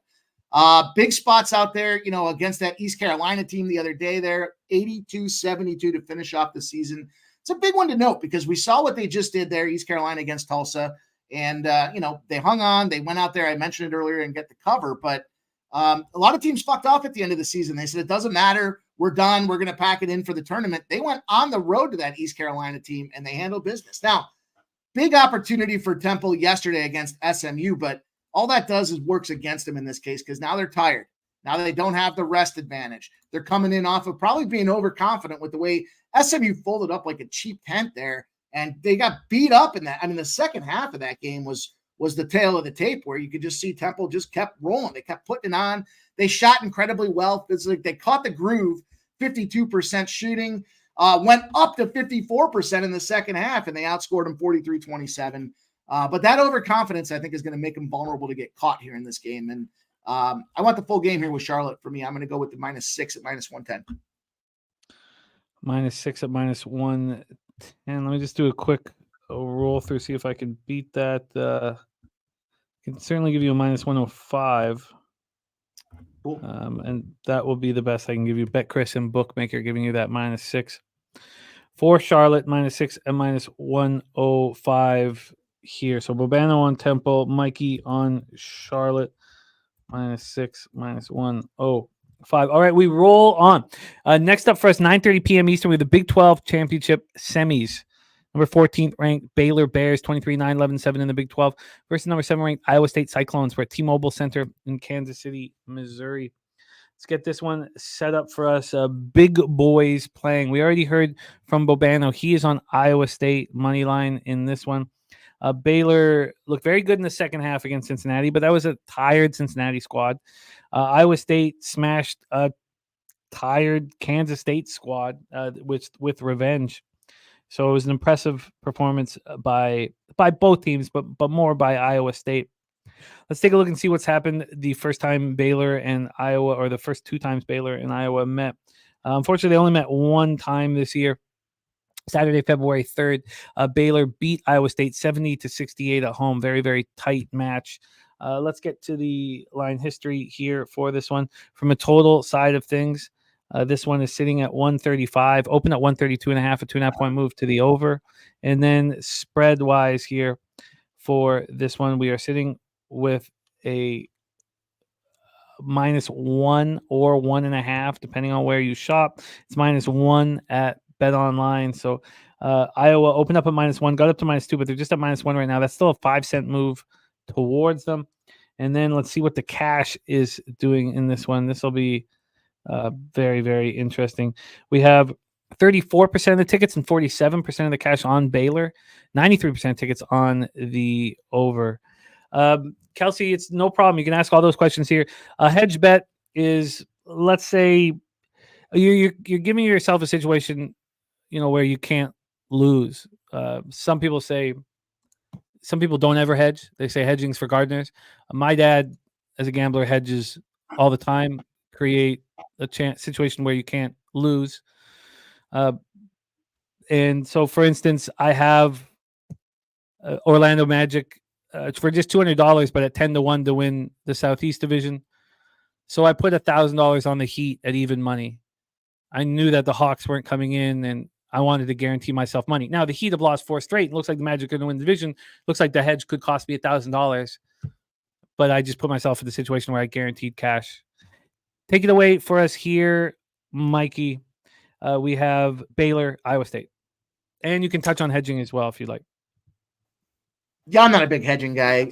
I try to, I lock in my spot there, and I know some people will talk about play in the middle. I just give me my cash, and if I lose, I lose. I got enough other spots going that I don't need to comp. You mentioned something on a live stream one time that it sticks with me still, is that compounding losses, and I feel like I've taken some hedging opportunities where I've ended up losing everything. So I just try to stay in my lane, go with what I know, and if it's a loss, it's a loss. But that's probably not the fun thing to talk about. A lot of guys lots of people like to try to find those spots, and I'll neutralize on occasion if it's a huge bet, if it's outside of my standard unit. But here with this game, how about this yesterday? What a call! I mean, Baylor, the number scared a lot of people, and I get it. But 2 games in a row for that Cincinnati team, and then what do we see? Exactly how you would expect the game script to roll out there.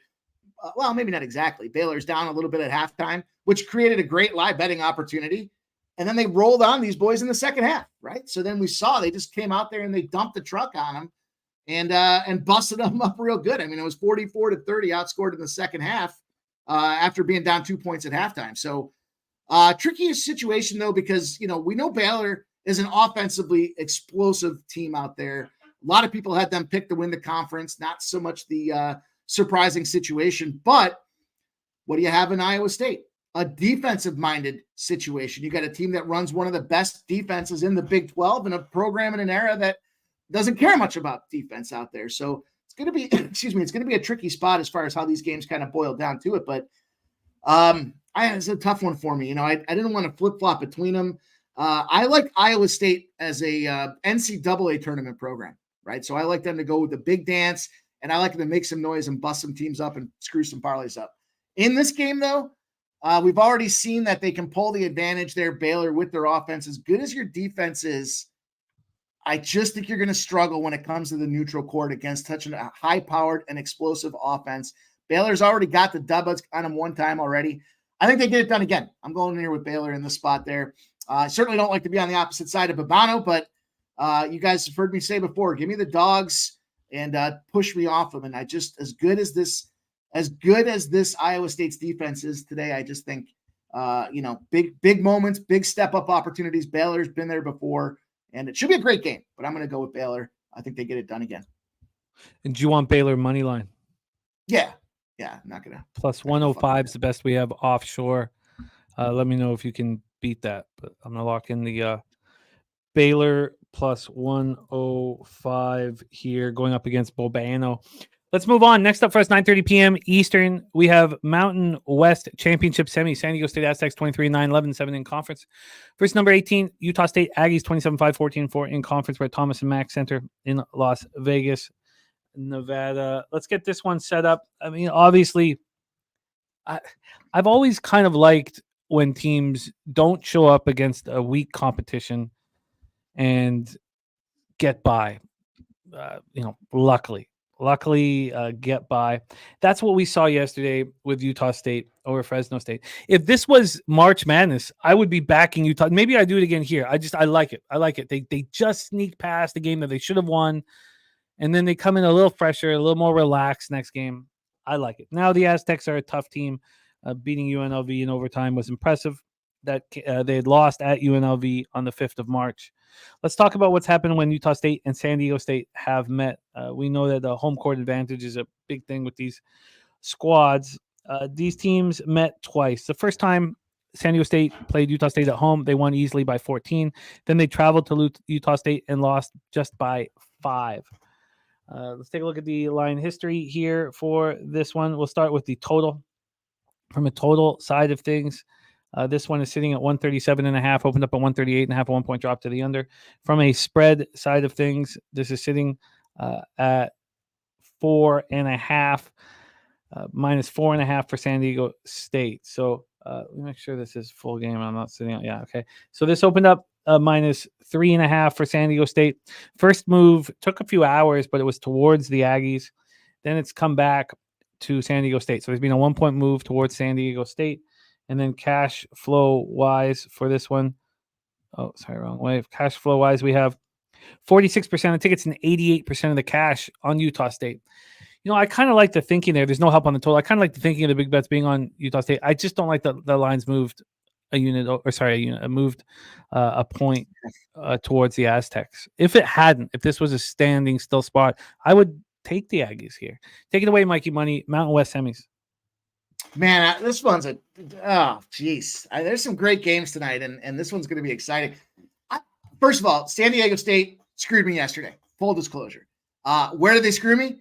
On the foul line at the end of the game again, and then they end up rolling into overtime, and they can't get the gap, right? They go into that, was the overtime game, if I'm not mistaken. But look at the other side of things. I was that close to going to Utah State. I was looking at this game last night. I was thinking about the numbers up and down. It's a big spot out there. But the thing that I think hurts Utah State, I can't say his name. Is it Great Osaber? Is that the guy's name? Played 45 minutes. He didn't come off the floor at all. And he was gassed at the end of the thing. He just looked like he was flopping around. They were bumping him. It just looked like, you get that belligerent drunk guy that's so out of control that he gets hit and he just spins around. That's exactly what it looked like with this guy. He's getting fouled out there. He was getting embarrassed by them little boys in Fresno State. So that kind of rings true to me. I'm going to give San Diego State one more chance in this spot here. I did want to jump in. I was so close, but then I looked at the money line and, 152 is where the Utah State spot opened. It's up to 180s now. That dude's got to be exhausted in the second end of the back-to-back, and he's one of their key guys out there. I think San Diego, you talked about it there. They snuck by. Do they have enough gas in the tank? Do they have enough momentum to go feel that they can get the job done? And I think they do. I think this is a good San Diego spot. As much as I like Utah State, and I've been making some cash with them this season here, it's not entirely surprising to see the struggle against that UNLV team. They lost to UNLV March 5th. So tough matchup spot for San Diego State. But, I think they can go out there and rip it up. I think this is a good opportunity. Look, you got this Utah State team that's won 5 in a row, but they're not covering spreads. And now you're making them a dog, and it just seems like a strange line because you've got 4 straight spread losses for San Diego State as well. I'm jumping in. I think this line's indexed the way it is for a reason. The number is the way it is for a reason in this case. And the 4.5, and it's a low juice spot for me at 105 on the 4.5. I'm going to give it another chance to get it done. Don't screw me again, San Diego State. San Diego State minus 4.5, minus 107. Next up for us, SEC quarters. Florida Gators 22-10, 11-7 in conference, and number 19 ranked Alabama Crimson Tide 21-10, 13-5 in conference. We're at Bridgestone Arena in Nashville, Tennessee. Florida's won 2 of their last 3. Had to beat Georgia to have this opportunity. And Alabama starting their SEC tournament schedule here. They snapped their 2-game losing streak with that overtime win over Arkansas. I don't know why they weren't playing better down the stretch. I mean, they were right there with an opportunity to win the regular season conference and couldn't get it done. One of those big losses, Alabama went to Florida and lost 105-87. It was ugly. It was an ugly loss. They didn't play well. Now, this is a team that has shown this year that they can turn it on like a switch. Florida went to Alabama and lost in overtime, and then smashed Alabama at home. Very, very interesting. Bobano has moved on Florida. Let's take a look at the line history here for this spot. This totals at 174.5, It's been a 5-cent move to the over. It opened at 174.5. Then from a spread perspective, this is sitting here with Alabama -4.5. They opened up at -3, a 1.5 move towards Alabama. And then when we get to the cash flow for this one, we have 16% of the tickets and 8% of the cash on Alabama. That's it. And the line's moving towards them. And Florida's played them tough, and that's in everybody's head. And it's in Alabama's head too. I'm on Alabama in this spot. This market is screaming that Alabama is the play. Go up against the public all over Florida, public remembering what they just saw, public going to lose. 73% of tickets and 89% cash over on the over. This might be the first double up spot on the board for me. Take it away, Bobano, SEC quarters, Florida, Alabama. you mean Mike? Let's roll. I'm with you. I'm not gonna. We saw this. This is completing the gap that we missed on yesterday, right? We saw, what was the game where we saw that they played two competitive spots out there? Was it Florida State? I think of the Florida State game where we didn't jump on the UNC side of things, and then UNC kicked the shit out of them, right? Everybody was thinking tough game, and we just didn't get there. And I'm not going to let that happen again here. I'm going to jump in. I'm going to learn from my mistakes. That's what we have to do as gamblers, is learn and grow. And when you see the edge, you take a swing at it here. And I think that's the case with this Alabama spot. Everybody wants to get on this Florida Gators team. We got injuries on the Florida side as well. We got a team in Alabama that runs a tempo pace 10th in the nation out there. That's a fast team. Those are the kind of games I like to be involved with. Fast breaks, create some turnovers. All of a sudden, there's going to be 7 and 8 point swings in the game. It's going to be, it's going to be anxious. There's going to be a lot of anxiety flying around this game watching this thing. But I'm jumping in with Alabama. I'm joining you there. And I want to go with the first half in the full game. Is that what you were thinking for the double up? Yeah, this would be my first double up on the board. Yeah, me too. Okay, we're going up against Bobano. Not something we would choose to do, but this is just screaming at me. This is the first spot on the entire board. What are we, 30 games in? I mean, this is why we do the due diligence. But this is the first spot where I'm like, oh god, the books are just opening up their arms to Florida money. Florida's played Alabama tough twice, destroyed them in the last game. And you've seen all year times when Alabama has flipped the switch. When they flip the switch, it's dangerous. -2.5 at -105. Can we get a -2? -2.5 at -105 is the best. I've got a 2 at -118 for the 2. I'm gonna take the 2 for the 118. I know it's a little pricier than I'd like to get involved with here, but it is a 2-point game. I want that. I don't want to be fickle over the nickel. You know what I mean? I do. I'm going to take Alabama to go out there and win this thing, but I get it. The first half is touch and go. Smoking Tree says you got a merch store. I like that shirt. Might need to cop one.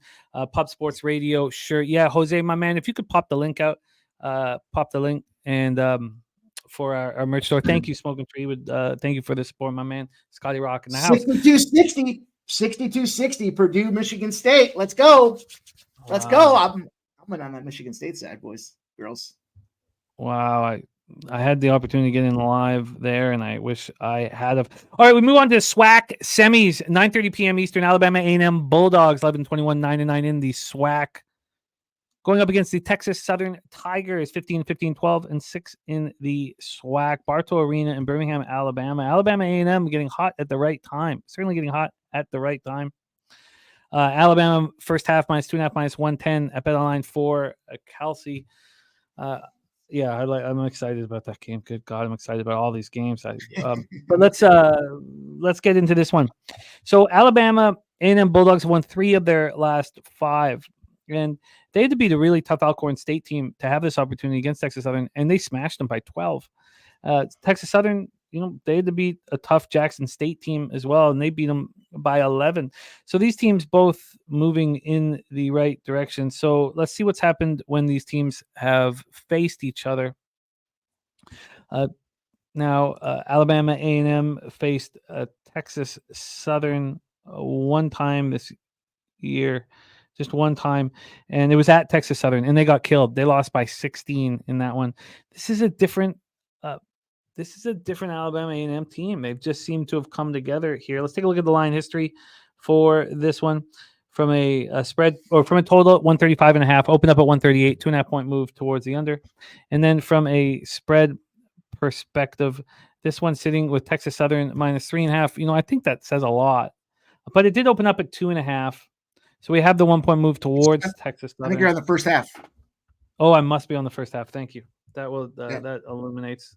Thank you for stopping that in its tracks. All right, let's go over to the full game here. Come on, give me that. Sorry, gonna have to refresh this. A couple too many things open. Okay, from a full game standpoint, thank you, Mikey.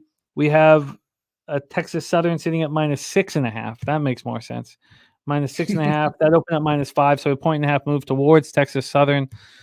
Too bad. And let's see if all the cash is on Texas Southern here in this one. We have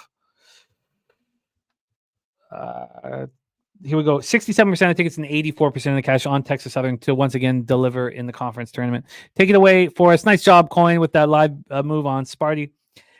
Take it away for us in actually, Kelsey, I kind of prefer actually no, I like them both. I'm not gonna. I need to sit with that longer. Take it away for us here. Texas Southern in Birmingham, Alabama against Alabama A&M to get to the SWAC final. They got some teams running right now. Alabama A&M. Shout out to them. They got me yesterday. I was on that Alcorn State. I was very disrespectful calling them a bunch of farmers due to the A&M side of the brand there. But 11-21 overall in the season, 9-9 in the conference play. Then you look over on the other side of things, and who's been dominating and running up and down this conference is Texas Southern. They're 12-6 in the conference out there. They've won 6 of their last 7 games. And look, all runs come to an end at some point in time here. I just think Texas Southern's more powerful all around the board when it comes to this game here. I would not mad at anybody that would think, hey, I'm going to take the points with this team and keep it running. We've seen those kind of runs take place in the mid-major conferences, especially. There's a lot of compression between the two teams. And if you look at the numbers, all in all, they're both pretty stacked ranked, but where's the advantage for Texas Southern? It comes down to that 3-point ball out there, 32.1 to 28.7. I don't want to get over carried away when it comes to teams that are reliant heavily on the 3, but that's not the case with Texas Southern. They'll just use it when they have to, and they'll kick things out with the kind of style that they run in terms of their offense, and they'll have that guy wide open for the 3. So you got to like that opportunity, a team that goes out there and plays confidently to get it done. Regular season meeting was a beatdown, as you mentioned. And this number is where it is for a reason. So I'm going to take the favorite. I'm going to lay the number here. And I think I saw 6, though. Let me just double check. Pretty sure I saw 6 on this one. Let me see what I can do to help for this. No, if you do, let's take it, because the best I can do is 6.5 minus 108. Where'd this game go? Here, I'll put that here. But if you can beat it, Texas Southern minus 112, minus 6, minus 112. Yep. All right, you got it, Mikey. All right, let's roll on. Next off, we head to the ACC tournament semis. NC State, Wolfpack 20-14, 9-11 in conference versus Virginia Cavaliers 23-9, 13-7 in conference. Capital One Arena. Look, I see NC State beat Duke in front of the world. I want to fade NC State. That's my first initial thing, but let's break it down further. That's just my gut feeling. Shout out to Trisha M. Thank you so much for the dono. Her 20th dono. Thank you so much, Trisha M. Thank you for Trisha M. I love it, Trish. Thank you so much. Thank you for your support. I love rocking with you. So NC State winners of 3 straight, and we just watched them beat Syracuse by 18, beat Duke by 5. They had just lost at home to Duke by 15. And I just, immediately want to fade them. That's just, anytime I see a team celebrating, I think, oh, they're going to lose. I don't know. Can't help it. Can't help it. Let's talk about what's happened when these teams have met. And they met twice. On January 6th, NC State beat Virginia by 16 at home. Then they traveled to Virginia and lost in overtime. And Troy Torrence says, here's the thing about fading NC State. They only have one route to go dancing. That is very, very important. You're absolutely right. Let's take a look at the line history here for this one. We'll start with the spread. From a spread perspective, this is sitting with Virginia as 2.5 point favorites. I even think that's extremely telling. Now, the problem is they opened up at 4.5, so there's been a 2-point move towards NC State. I don't think I want to get in the way of that, sadly. This total is sitting at 123, opened up at 121. Then when we get to the cash flow for this one, let me make sure I've got it up here. Sorry. Then the cash flow for this one, we have 91% of the tickets and 83% of cash on NC State. Good God, I want to fade that shit so badly. I don't know if I can. Take it away for us here, Mikey. No information on the total. Wolfpack Cavaliers. I mean, I like a good Cinderella story in a big conference for sure. Go out there and stymie everybody. Get your Virginias, get your Dukes out there. Shut the doors on all of them. I don't have a play in this game. If I was going to go there, I would look to the under. It's this low number now, though, and that's so boring and kind of obvious. Now, the validation behind why that under makes sense is when you've got a team that's in a revenge spot against the loss the last time they played. It's 16-31 to the under, and this NC State Virginia spot fits the mold. But the average number we're seeing is 144.5, and the total they're coming out to is a 139. So we're sitting here at 121.5, so 122s. It's super low, and I don't want to get. My gut tells me, look, you got a team in Virginia that plays a lot of hard defense. You got a tired team that's been rolling out there. The defensive strategy, the chess game that they play on defense with Virginia, it's going to mentally wear you down, and you're going to get frustrated and be stupid. And you're going to grab some ticky-tack fouls, and you're going to end up losing the game at the end is kind of how I envision this thing going. But I just can't get there with a play. It'll probably be a live spot for me, especially if NC State can go up on a run in that first half. I'm going to look to jump in on that second half because that's where we see these teams have gassed out. And they're gassing out by 15, 20 points across these conference tournaments. So there's nothing official for me, but kind of at least how I think the game's going to go and where you can jump in to catch a live spot for Virginia. Yeah, no, that makes sense. That makes a lot of sense here. Okay, we move on. 4 games left before we get into NBA. 32 games have been capped. Let's cap number 33 in NCAA basketball. Pac-12 tournament semis. We have Colorado Buffaloes 23-9, 13-7 in the Pac-12 versus number 22 ranked Washington State Cougars. T-Mobile Arena. These Cougars surprised a lot of people. 24-8, 14-6 in conference. Now they lost, to Washington at home. Bit of a wake-up call. They took care of business against Stanford, beating them by 17. Colorado, the line made no sense yesterday. I mean, take Utah out of Utah, and I just want to fade them, whether it be football or basketball, and I didn't. The line was fishy. This Colorado Buffaloes team is stepping up, man. They want to get to the dance. They are now winners of 7 straight games, getting hot at the right time. Now, they faced Washington State twice. They faced them on New Year's Eve at home, beat them 74-67, and then went to Washington State and lost 78-69. This is going to be a good basketball game. Let's get to the total. This total is sitting at 138.5, opened up at 139.5. We have a 1-point move to the under. And from a spread perspective, we are sitting here with Washington State plus 2.5. They opened up at 2.5, went down to 1.5, went down to then up to 2, and now back where it started at 2.5. So we've had no movement. Let's get to the cash flow here for this one. With no movement, 26% of the tickets and 4% of the cash is on Washington State. And it's not moving. And the initial move is towards Washington State. So that means a couple things. That means I want Washington State, and that means that I should wait, because this should keep moving slightly in Colorado's direction. If it doesn't, I like it even more. It's a no, you can't lose waiting, I think, at this point. Take it away for us here, Mikey. Colorado, Washington State. I'm on record. I think Colorado is going to win the Pac-12, and they're not going to win the Pac-12 by losing this game to Washington State. So you look at what they did yesterday. It was dominant, start to finish. They missed some spots out there, but they still showed that they're the superior team against that Utah spot. I do like that, Washington State beat up on that Stanford team 79-62, but to me, it just feels like this is that opportunity where we see Colorado. It's a low number for us.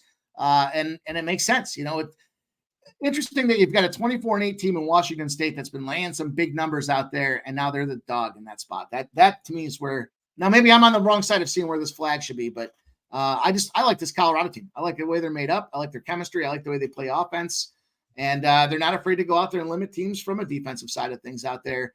Like I said, from a Pac-12 perspective, it's kind of wide open. Everybody's out there right now, but that second meeting between the two teams is the one that's got my attention out there. And, the second meeting means you had time to figure your season out, things start to gel. And what do you do out there? You hammer them boys top to bottom. And I think it carries over here. I think, that Utes team did some job out there, and they definitely challenged Colorado early in the game, but it was never close. The score might look like it was, but it definitely wasn't in that position out there. And when it comes down to it, now you got this spot with Colorado that should easily, in my opinion, handle this Washington State team. So I'm jumping in on it. I'm laying the spread there. I'm laying the 2.5, and I feel good about it. I think Colorado's rolling, and I think they're a good opportunity. Again, Pac-12 finalists at the very least. They're probably against Arizona. But the second meeting that you speak of was when they went to Washington State and lost. No, I was looking at the wrong spot. It's my fault. Okay, no worries. Yeah. I was just okay. It's we are because it's not factually correct. Oh, but it's all good. It's all good. Troy Torrence says Colorado great from the foul line, won't give up offensive glass to Washington State, but he says he'll probably be on Washington State. I'm waiting to see what happens with the line. Yeah, because at this point, the books are opening up their arms to Colorado Buffalo Cash. Now, if you have them to win the tournament, it's a problem, because this is why I talk about the Undoing Project all the time. This is why future bets hurt me in the last 20 games of the year in sports, because you have this idea of who you like to win, and it's difficult to change, even if the market is sort of pushing you in that direction. This is going to be a fun game. We'll be texting each other on this one. So let's line shop for this one. Can you believe UTEP stepping up full game when I got him first half like an ass? Yeah, that's how it works for me a lot of times when I only play one spot. That's why you hear me say the double dip, because I don't want to miss out. But then, the live bet. If we were watching it, I'm sure you would have live bet it. Minus the 2 you can get. It's minus 116. The 2.5 is minus 108. What would you prefer? What's the money line out of it's probably juiced, right? It will be pricey, but we can check it out. Maybe it won't. Maybe it won't be too bad. Let's check it out. If it's 2 is minus 118, how much more juice is there on top of that thing to get that 2 points right out of there? Minus 140. Nah, that's all right. I'll lay the 2. I don't want to get hooked. I'm going to lay the 2. I'm not going to take this Oregon spot again like I did last night there with the hook. So not going to get fickle over the nickel. 2 at minus 118. All right, 3 games left before we get into NBA. Next up, 11:30 p.m. Eastern. God, I love these DGen specials. This is on a Friday night on top of it. We got 3 of them too, man. We got 3 of them too. The Hawaii Rainbow Warriors, 20-13, 11-9 in the Big West versus UC Davis Aggies, 19-12, 14-6 in the Big West. We're at $1 Lone Center in Henderson, Nevada. Now, we've already heard from Bobano. He is on UC Davis, these Aggies. He is backing them. Let's set this up here. Sorry, I got to fix this here. Let's set this up. Here we go. The 2 11:30 spots and then the midnight spot. UC Davis 14-6 in the Big West. They've won 3 straight. Their loss was a bit of a surprise, but they beat these Hawaii Rainbow Warriors to start this winning streak that rolled in to the final 3 games of the regular season. Now, Hawaii probably has the benefit of beating Cal State Northridge 75-68. That was their 4th straight win. And Hawaii, as we said, they lost at UC Davis 75-63 on the 29th of February. Let's see what happened the first time they met UC Davis. That was at home on the island, and they smashed UC Davis 87-70, then traveled to UC Davis and lose by 12. Let's get into the line history then for this one. From a total perspective, this is sitting at 134, opened up at 135, a 1-point move to the under.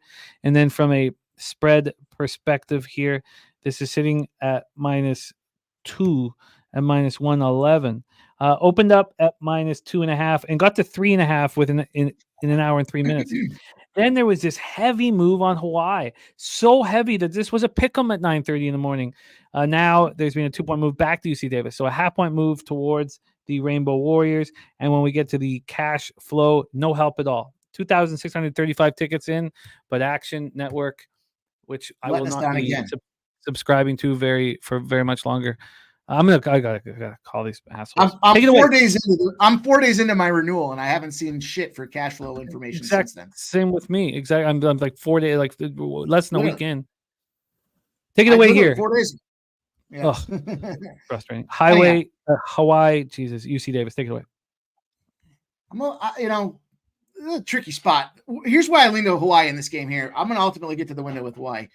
That game on the island to me, granted, there was some time behind it there in the calendar, but Hawaii played like shit on the island this year.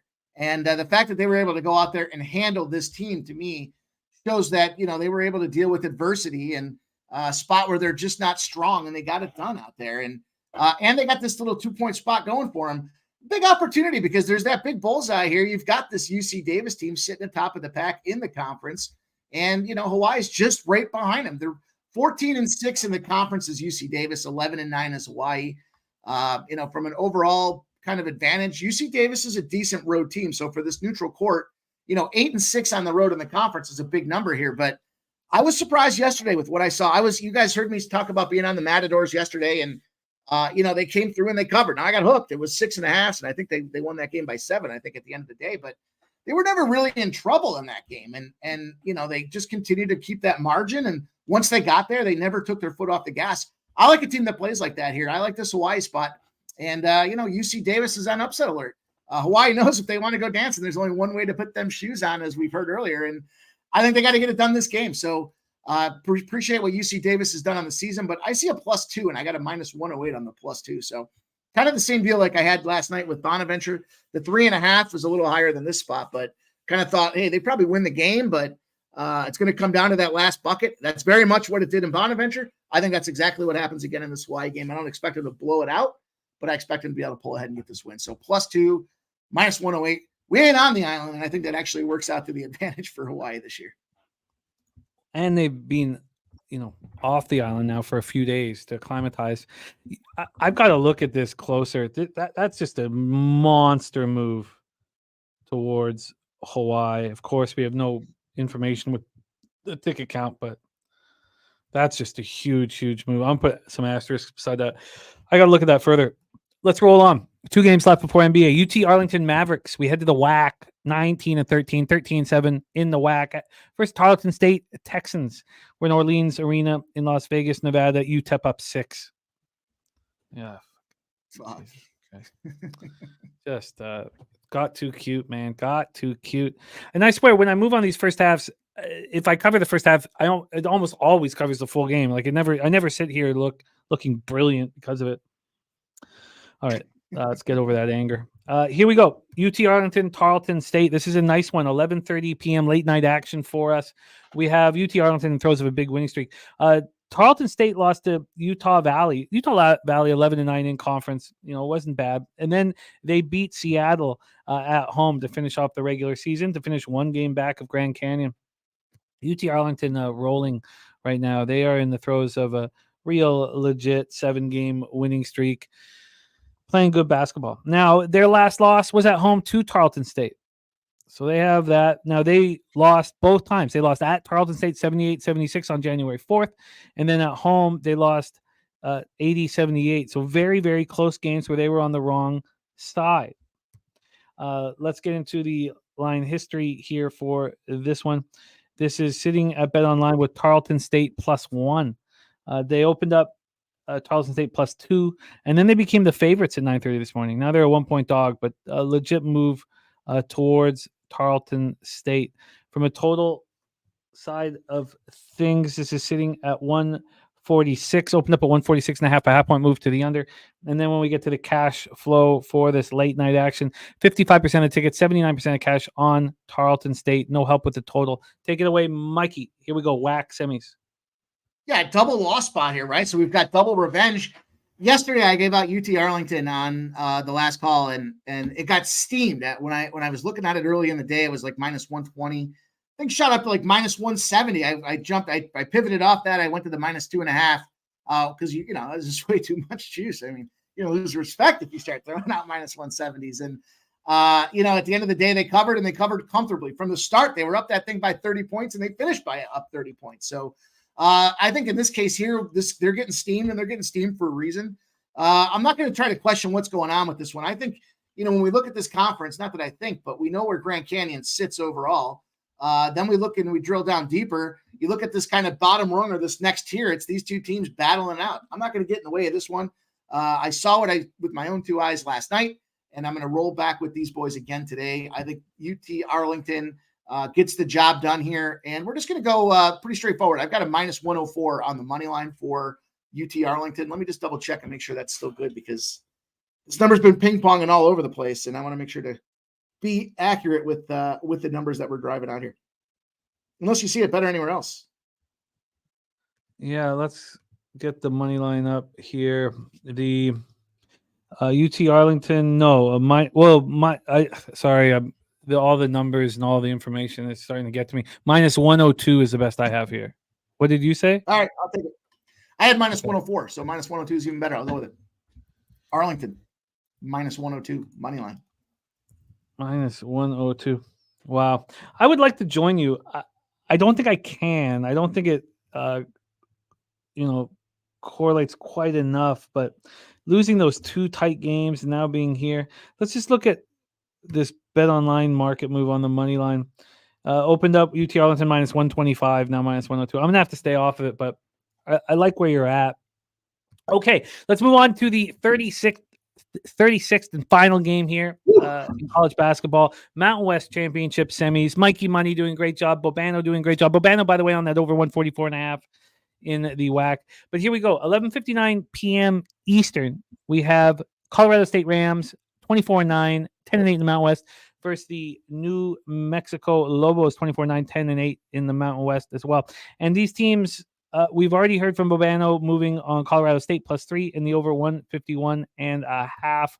I still beating myself up for not being on the Lobos yesterday. They took care of business. They took out Boise. So they dominate Air Force, then take out Boise by 10. This team wants to dance. Colorado State's won 4 straight, and it was a very impressive victory over Nevada, 85-78. This is a very good basketball team.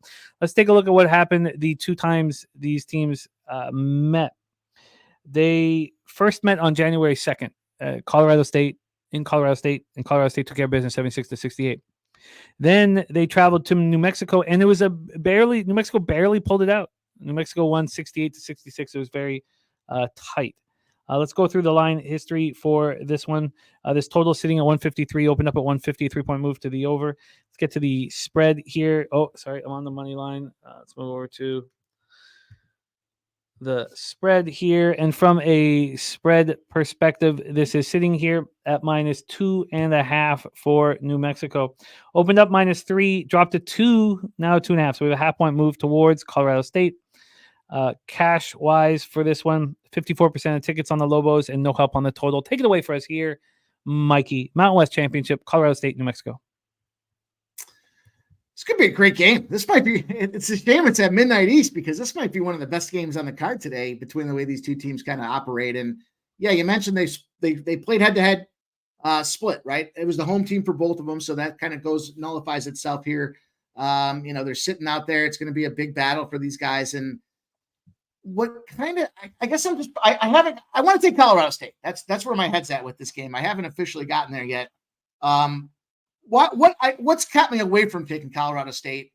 I don't like the way they don't play offensive rebounds. They take shot. First of all, they're not taking a lot of perimeter shots in the Mountain West here. They haven't done shit for 3-point shots all tournament.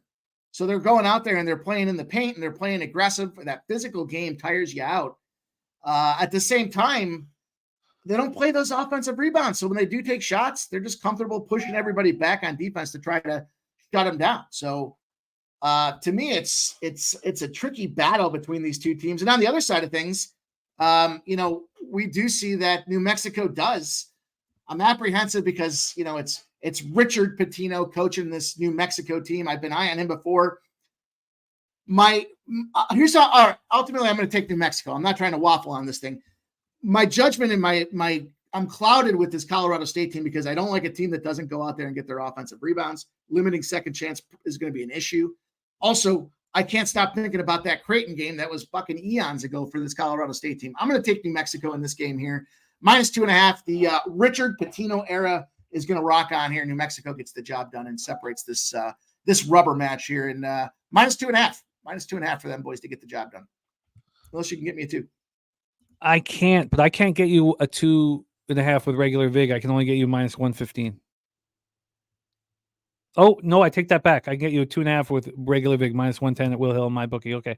New Mexico -2.5 and -110. Mikey, spectacular work. I'm going to review all of college basketball action as soon as we're done NBA. So we'll do a review of all of your action here. Excellent work, Mikey. Thank you for rolling with us. This will be your third straight day you've rocked with us. 2 big winning days. Let's make it a third big winning day, and then we'll celebrate in San Antonio. Excellent work, my friend. That's all. Great work. Any last words? Oh, what's going on last call? What's going on last call this evening? TGIF, man. I'm rocking and rolling here. We've got the NHL. We've got more college basketball. Although we talked about a ton of these games, we'll be able to really drill down and analyze how these lines have moved to lock in maybe some other opportunities here, first halves or totals. And, of course, we've got the NBA. It's going to be a great show. Always a good time. Friday, we're getting there to the weekend, but we got a lot of work to do. We got a lot of cash to get in there this afternoon as well. So good luck to everybody with their bets. And I will see you guys again real soon, 6 p.m. tonight. Last call. Jimmy the Bag, appreciate the opportunity, my guy. Let's make that green.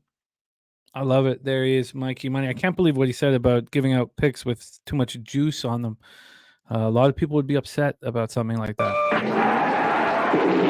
Oh, yeah. Uh-oh. Huh? Let's get to work here in NBA and bring on your expert here. He was my co-host in Bankroll Blitz. And this is his wheelhouse. A lot of people think it's just NFL. It's not. NFL and NBA is where he gets paid in full. Please welcome, coming to us from Chicago, my guy and yours, Mr. Troy Torrence. Troy, how are you? Doing good, man. We're a week away from being in San Antonio, man. Been looking forward to that for a long time. Yeah, man. That Friday night in that poker house looks real nice, man. I know it's gonna be. I get a little sketchy about tournaments, but I'm gonna sure. At least check jam a couple people before I get bounced. Yeah, sure. No, I like that you get a little sketchy about it. That's right where I want you. I want you a little uncomfortable. Now we'll be playing cash games nonstop, so your wheelhouse will be in business, man. Let's get to work.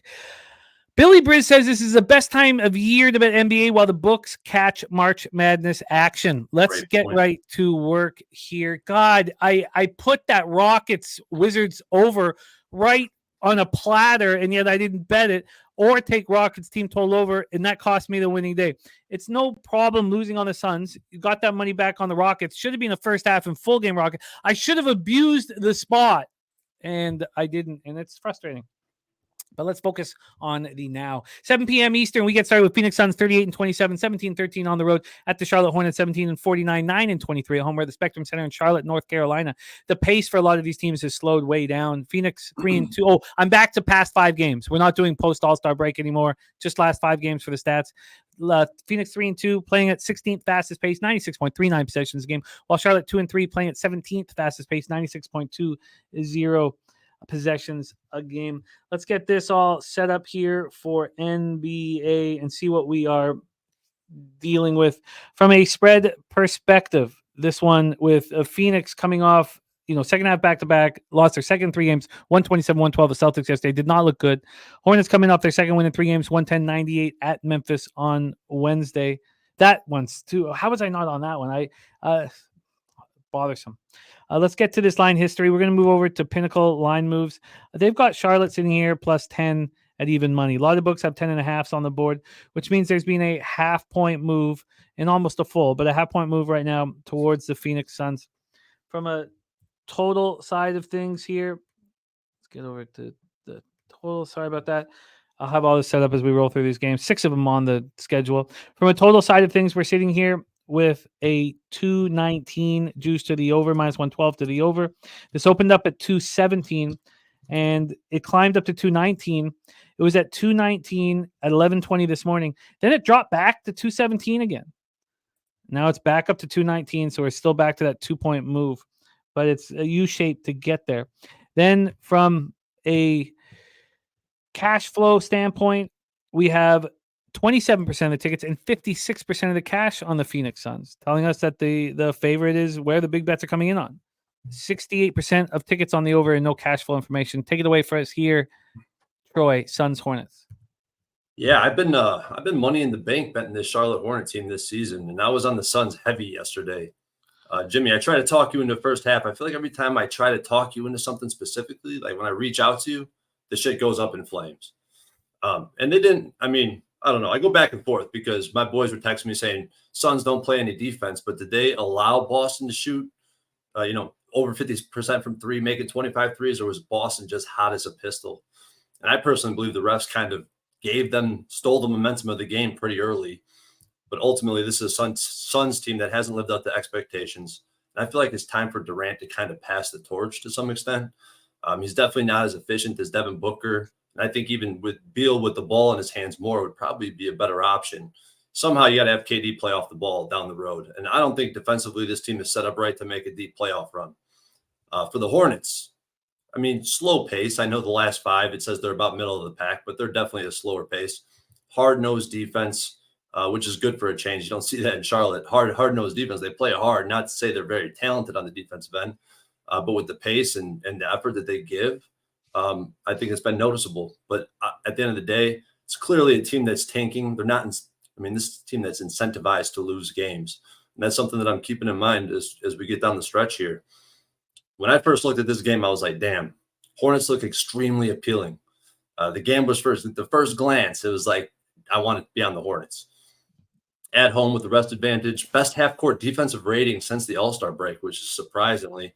And it's apparently a good matchup because of the way the Suns like to play half-court defense, right? They don't like to get out in transition. They're definitely a half-court offense type of team. But the database would say that wouldn't be a wise decision. And I've talked about this trend a lot of times on this show, even though I've only been on 2 times. The first time I was on this show, this was the common theme, I called it.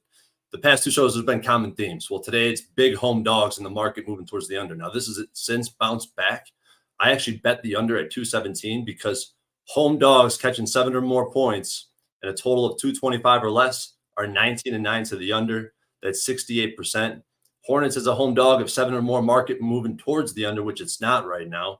3-6 ATS, 8-1 to the under. And I can go on and on about how the market was moving towards the under earlier, but at the end of the day, in this price range, it really hasn't mattered. The total's been going under.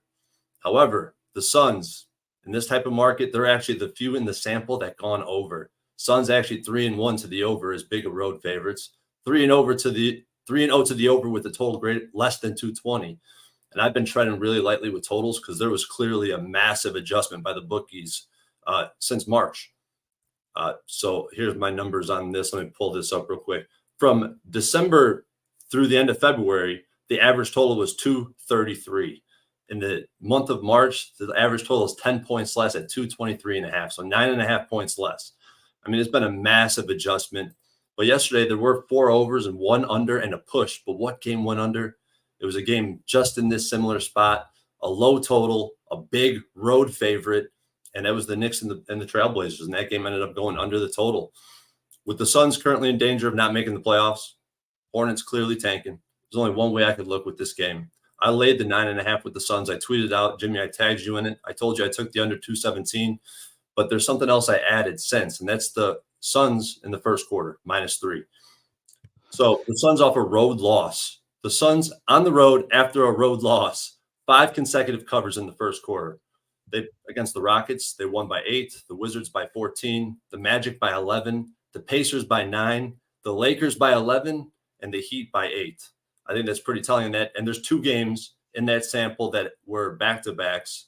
One of them was the Miami Heat, where they got the job done in the first quarter. I think they ended up finishing the game, covering the spread as well, but there's definitely the biggest gap in the first quarter. That's probably my favorite bet in this game is the first quarter. If you can get a -3, I know it's still available at Bovada, but I got 3 bets in this game. Do you have any concern that one of the big 3 sits out?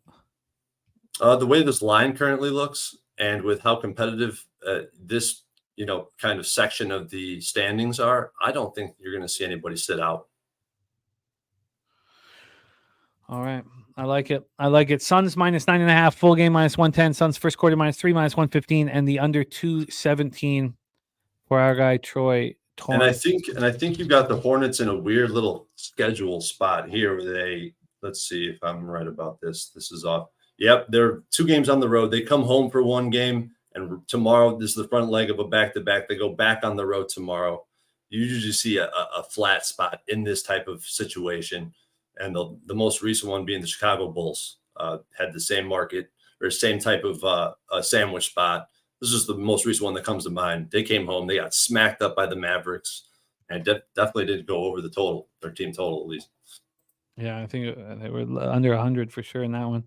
All right, that is game 1. Let's move on to game 2, 7 p.m. Eastern. We have Miami Heat 35-30, 18-15 on the road. The Detroit Pistons 12-53, 7-26 at home. We're at Little Caesars Arena in Detroit, Michigan. Don't forget, it's Friday. So we have our horse race popping off today as well to close up the show for our gold members. We will do 4 heats, 3 heats of 20 each to get to the final, all 1-minute races, including the final today. Let's roll here. Miami 1-4 in the throes of a 4-game losing streak. 1-4, 94.8 possessions a game, 25th fastest in the league against Detroit, who are now the fastest pace in the NBA over the last 5 games. A role that they have not played this year. 3-2, 103.20 possessions a game. And Dan Kelly said, how about on Wednesday night, Cade Cunningham telling Monty Williams that he didn't need to go back in the game with Sasser playing so well. Cunningham sat out the entire 4th quarter with 19 points. Today, Cunningham is questionable with a sore knee. Game time decision. Grimes and Thompson out for the Heat hero and Love out. And Bam is a game time decision. So says because of his usage rate, you can't bet this game or Detroit props until you know if Cade is in or not. Heat coming off that 4th straight loss, 188 at home versus Nuggets on Wednesday. Pistons coming off their 3rd win in 4 games, 113-104 at home over the Raptors on Wednesday. Right now, the Pistons are sitting here +8 at -103. They opened up +8 at -107. So it's just been a 4-cent move to the Heat, nothing more. From a total side of things, we are sitting here with a 216. This opened up at 213.5. So we've climbed up 2.5 points on the total.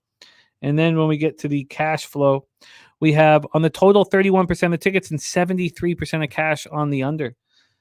31 and 73 on the under. And yet this total has climbed up 2.5 points. Then on the spread, we have 34% of tickets and 49% of cash on the Miami Heat. Take it away for us here, Troy. Game 2 on our program, Heat Pistons. There's a couple of teams I struggle with. The Miami Heat, starting from the last playoffs run that they had, I can't get this team damn right. The Nuggets definitely fall into that category. The Lakers, those are 3 teams off the top that I've struggled with all year betting sides. The Pistons in this matchup, they've covered the first 2 matchups. Both were in Miami. Pistons were catching 9.5. They lost by 1. The total went under 218.5. In game 2, they were catching 11. They lost by 8, covering again. That total opened at 220. It closed at 217.5, and it went over by 10 points. So that last game went over by 10 points, but they came down and set this total, opened the total right around where it closed last time. And again, you got a double-digit home favorites and just these massive, massive trends to the under. And to me, that really sticks out. The Pistons have covered 4 of the last 5 games. This is game 1 of the 2-game series between these 2 teams, and this I just can't get over. I'm gonna fade you guys with the trends like that I just talked about with the first game because they definitely apply here. I know you see the market in the offshore books moving to the over, but this total opened for daily sports. I chose to go a different route with which book I track. And the book I track opened this total and moved it down towards the under, opening it at 217.5. So in addition to the under trend that I mentioned, that's 33-14 to the under. Heat on the road, market moving towards the under, 9-1 to the under. The Pistons at home, market moving to the under, 10-2 to the under. Heat on the road, this has nothing to do with where the market's moving. Heat on the road versus teams with a sub 500 winning percentage, they're 5-0 to the under. And Pistons at home versus top 10 defensive efficiency teams who are Eastern Conference opponents, 4-0 to the under. Does the under make sense? I've been reluctant to bet totals for days now. If you look at my history on my Twitter, I haven't been betting them. well, I'm ramping back up because the Heat coming off an L4, I think they're pissed off. They come out and they want to clamp up. And when the Pistons games go over, it's because of transition offense. They get out in transition. They get up shots early in the shot clock. And the Heat have been great in transition. And I think it reflects the offensive tempo that the team plays with in general. If K doesn't play, the game will slow down even more, in my opinion. So I would definitely like the under even more. But on the opposite end, if Bam doesn't play, so I guess I'll just wash those out. It really doesn't matter. But I want to talk about real quick. This makes me think of a perfect spot where I could talk about the iterations of my database. So, and just for those who follow me, because I get some questions in my DMs about how I kind of profile these games. And this is actually a perfect one because you touched on how the sharp action is on the under. And this 30% right now is the perfect range for the under. So when you have sharp action on the under, that means the bigger bets. And the percentage of the bets is between 20 and 40%, which means it's definitely not the public side to be on, right? In the under in this case. So when you have sharp action on the under and the public and the percentage of bets is between 20 and 40%, 44 and 20 to the under, that's 70%. So I'm going to keep adding a variable to this. If the market moves to the under in that sample, 20 and 7 to the under, that moves up to 75%. The home team is a dog, 10 and 3 to the under, that's 77%. If the home team is a dog of 6 or more, 6 and 1 to the under, that's 86%. And if the total is less than 220, it has never gone under. It's a perfect 4-0 to the under. So I bet I had to move on the under. I know I'm on the F side of these lines. I tweeted out at 215.5, Jim, so you can mark me down for that. Yeah, looking at your action here now, you are locked in with this under 215 and a half for Heat Pistons. Wow. Okay. Interesting. Let's roll on. Daily Spread Podcast says if Cade and Bam are still not sure, nothing is. It's tricky. NBA is tricky right now. Let's roll on to 7:30 p.m. Eastern. Orlando Magic 38 and 28, 16 and 19 on the road. At Toronto Raptors 23 and 43, 13 19 at home. Scotiabank Arena, Toronto, Ontario. Orlando 3 and 2 over the past 5, playing at 28th fastest pace in the league. They've slowed their pace way down, and they've been playing well. 93.1 possessions game over the past 5. Toronto 0 and 5 over the last 5-game losing streak right now. 101.78 possessions a game, the second fastest in the league, and they're a mess. And to add to all of the injuries, you have RJ Barrett's brother died, 19 years old. I'm not getting any. I'm sure you can find it, but I'm not getting information on how at this point, and I'm not diving too deep into how. But hearts go out to the RJ Barrett family. His brother also played at that academy in Florida where RJ played. So very sad news for the Barrett family. 19 years old, his little brother is. So talk about the Raptors who are out now. Scotty Barnes, RJ Barrett, Chris Boucher, Jakob Poeltl, and now Gary Trent, a game time decision. If you watch this team play, they can have an okay run with Quickly and Kelly Olynyk and Bruce Brown playing defense, and they can have an okay run at some point. But over 48 minutes, they lose. They just don't have enough skill in this lineup. They can't handle it. And we watched the Pistons completely take over that game in the third quarter. A weak Piston squad. So right now, the Magic sitting at -8 right now. -8, a -110. They opened up -7.5, got up to 8.5. Now they're sitting, it was 8.5 for a while. Now it's back at 8. So we have a half-point move towards the Magic. From a total side of things, this is sitting here we go. This is sitting at 217, -110 to the over. This opened up at 215.5 at Pinnacle, and it dropped initially before it started climbing. Now it's a 1.5 move towards the over. Brizzy saying they might get up tonight. I'd be interested, and I think anyone would be interested in backing the Raptors against the best teams in the league. When they're expected to do nothing. Andrew G says, "Can the Raps play hard for RJ?" Maybe when RJ returns to the lineup, they can. But this is a team that's missing so many pieces. I don't see them appealing in any form at all. 46% of the tickets are on the Raptors at this number. 35% of tickets and 88% of cash is on the over. I'm surprised that this isn't got a ton of money on the Magic. I'm surprised. Joe T cashing that ECU USF over 136.5. Great job, Joe T. My man Foxy in the house. And Kelsey saying, sorry, did I miss any play on the Hornets game? Yes. Troy's all over it. He's on Suns first quarter -3, full game -9.5, and the under 217. Take it away for us here, Troy. Orlando snapped their 2-game losing streak with a 114-106 win at home over Brooklyn on Wednesday, and the Raps just keep losing. Floor is yours, Magic Raptors. This is another spot where I really don't like to get involved with the first game, especially taking a side, either the Magic or the Raptors. But you got two teams playing each other in back-to-back spots.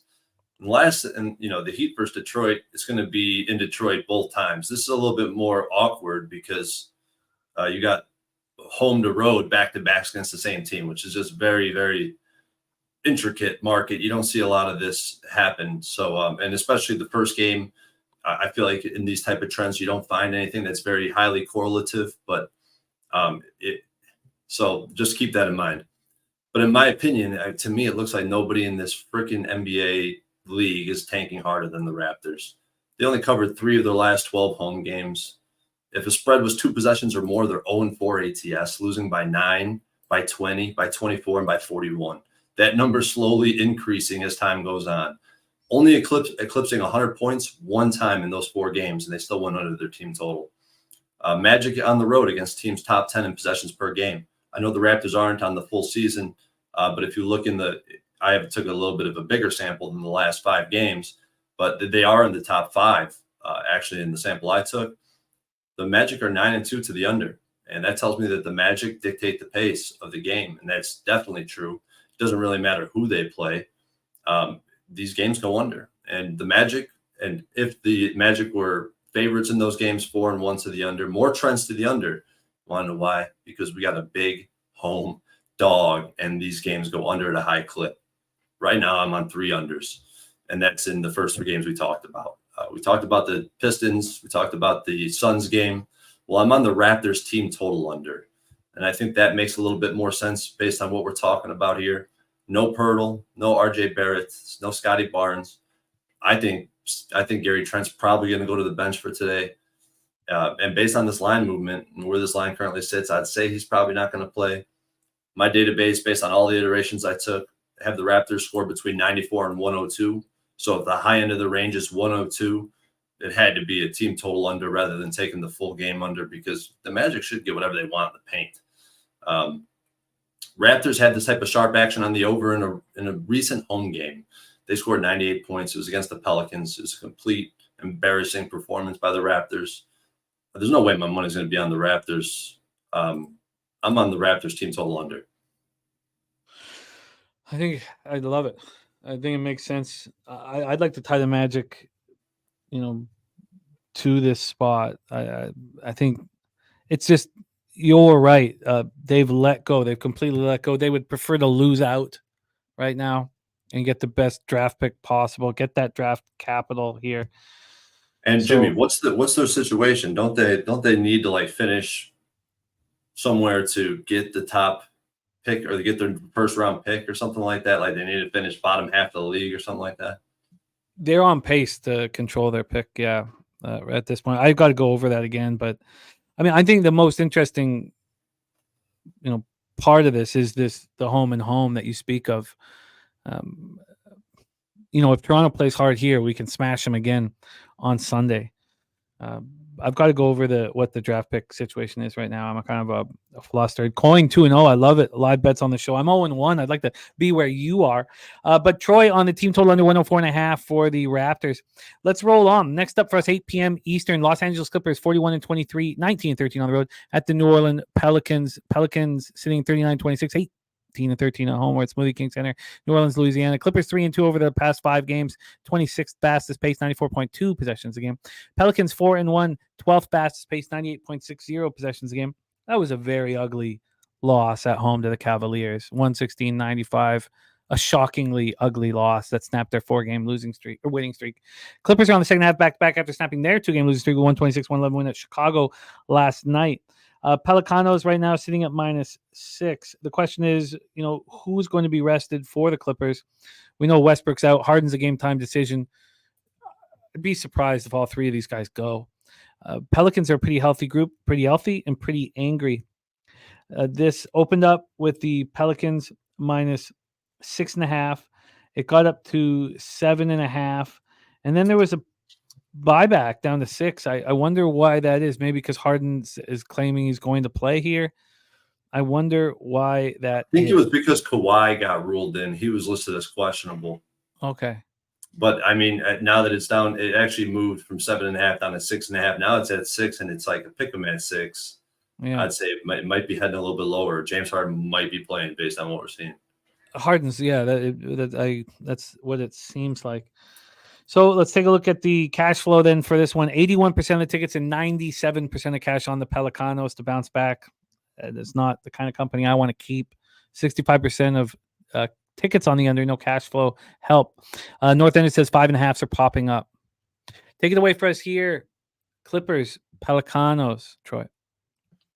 The first time I was on this show, I talked about a spot that kind of reminds me of this spot. And it was when the Pelicans played the Pacers, and we were all over the Pelicans because at home, off a loss, they're 16-8 ATS. And at home, off a home loss, it gets even better.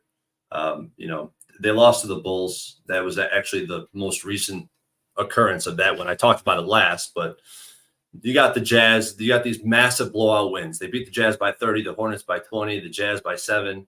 The T-Wolves by 14, 76ers by 10 with Embiid, Kings by 36, Mavs by 20, Pacers by 27.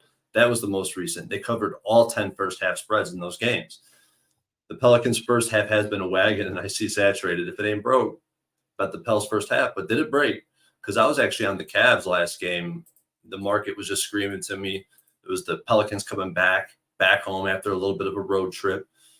But this line functionality is suggesting, in my opinion, that the Pelicans, no matter what the line's moving right now, and it was actually we had a similar conversation against the Pacers because I think it's more about where the line opened compared to than how it's moving.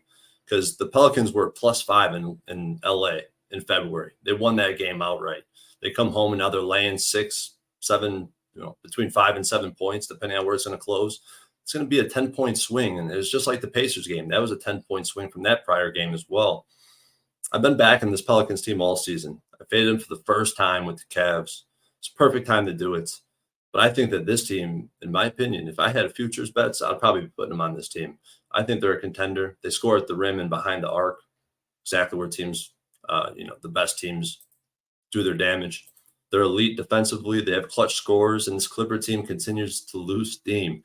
It was obvious coming out of All-Star break, but they haven't seemed to reverse this trend at all. Now they're in a back-to-back versus a pissed-off Pelicans team who's right behind them in the standings too. And I personally think that the Pelicans are a better team based on what I've seen recently.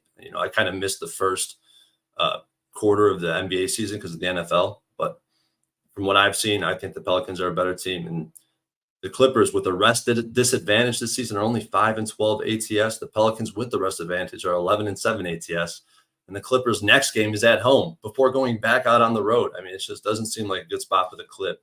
Now, they did have some guys sit out yesterday. They got the job done, even though those guys sat out, and they're probably coming home, so they might not be as fatigued as humanly possible. But, I talked about here that now that I missed the number with all this public action and sentiment on the Pelicans, it's really hard to get on the Pelicans.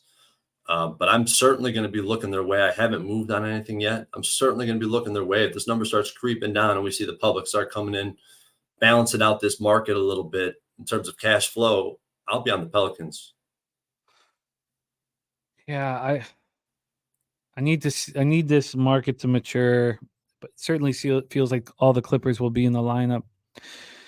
Saturate says Clippers are that team that could roll into Nola and control the game, and if they shoot like they did last night, it's not going to be easy, but he's still taking the Pelicans first half. Okay, very interesting spot there. We got 2 games left here on the card. Next up for us, Denver Nuggets 46-20, Spurs 14-52. Now, this isn't in San Antonio. This one's in the Moody Center in Austin, Texas. Dan Kelly's favorite play thus far is the same game parlay in this one. He's got Wemby over 24.5 points and Jamal Murray over 24.5 points. SGP, that pays out 4-1. Denver 4-1 over their last 5 games, playing at the 18th fastest pace in the league. 96 possessions a game, while the Spurs are 1 and 4, 99.5 possessions a game. That's 10th fastest. Now remember, post All-Star break at the beginning of it, the Spurs were the fastest pace in the league, so they've slowed down about 5 possessions a game. Let's get into the line history for this one. This one's sitting right now with the Spurs as 11-point dogs. Opened up at 10.5, now 11. That is juice to them, so it's not huge. Then let's get into the total for this one. From a total standpoint, we are dealing with a 224. This opened up at 221 at Pinnacle, so we've gone up 3 points. Then cash-wise, 46% of the tickets and 88% of the cash is on the Denver Nuggets, and yet this line is not moving. 52% of the tickets on the under 223.5. Spurs coming off their second straight loss, 103-101 at home versus the Rockets on Tuesday. Nuggets coming off their fourth straight win, an impressive one, on the heels of an underwhelming one against the Raptors, 188 at the Heat on Wednesday. Take it away for us here, Troy. Spurs in the Moody Center in Austin, Texas. This is another spot, and I don't have this built in my database yet, but it's going to be built eventually. And when I have the time, it's going to be a significant amount of time to allocate to it. But this is about where the line opened compared to where it's, where it's moving, in my opinion. That's because the first time these two teams matched up, the Nuggets won and covered as 10.5-point favorites at home. Now they're on the road laying the same number, and the Spurs have been in their best form as they have been all season. So I think the line actually, even though it's not moving, and even if it did move towards the Spurs a little bit, I think that would make sense. I think they kind of adjusted. I don't know if there's like some type of pre-market where they allow the sharp action to dabble before it opens up to the public. I don't know what's going on, but I don't know how to explain it yet. But I certainly think that the line open is accounting for where it would have moved if they let the freaking public come in and rip 8.5 Nuggets, 7.5 Nuggets, because these numbers right here, they matter. As soon as you start getting up over 6.5, it starts getting very concerning every point.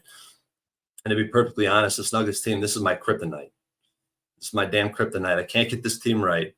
It makes me not even want to cap this game, but I did take a little peek at it. The first thing I want to do is bet the Spurs in the under. We got a big home dog, a relatively low total. Another thing that I was considering, but this market's clearly ticking up to the over at every book, even from the opens at the public books. And I don't know if you know this, Jimmy, but the Spurs have been the best three-point shooting team since the All-Star break. Absolutely incredible. And despite that, they're still only 27th on the season.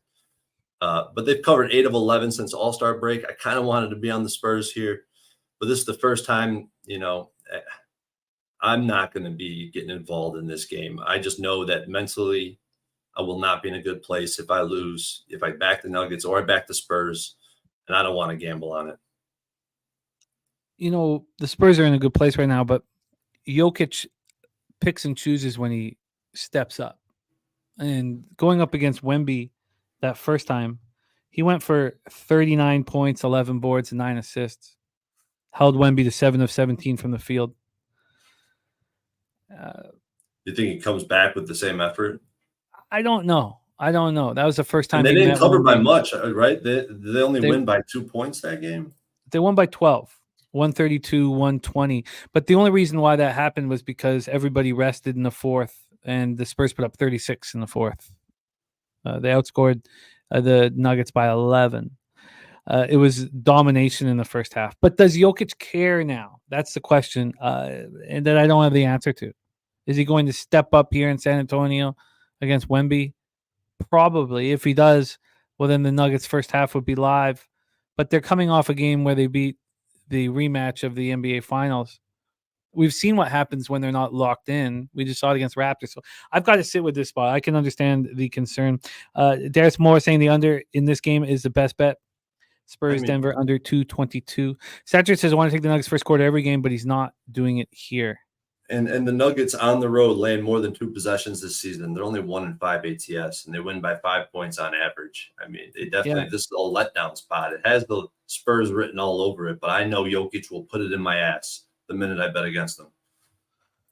Well, let's talk about the final spot on the board here. 9:30 p.m. Eastern. Atlanta Hawks 29-36, 13-19 on the road. Utah Jazz 28-37, 19-13 at home at Delta Center in Salt Lake City, Utah. A ton of injury issues in this one. First off, for the Jazz side of thing, no Clarkson, no Dunn, and no Markkanen. And we know Walker Kessler doesn't start. It's a very strange situation here. Even Hendricks is a game time decision for Utah. For Atlanta, we know Okongwu and Trae Young are out. Jalen Johnson game time decision, as is Bogdanovich. So this is just a mess. Atlanta 3-2 over their past 5, 26th fastest pace in the league, 94.20 possessions a game, slowed way down without Ice Trae out there. DeJounte taking his time. Utah 1-4 over their past 5, 13th fastest pace in the league, 97.60 possessions a game. Hawks coming off their second straight loss, 106-102 at the Blazers on Wednesday. I was on the Blazers, and that was a nice spot for me. The Jazz coming off their third straight loss, 123-107 at home to the Celtics on Tuesday.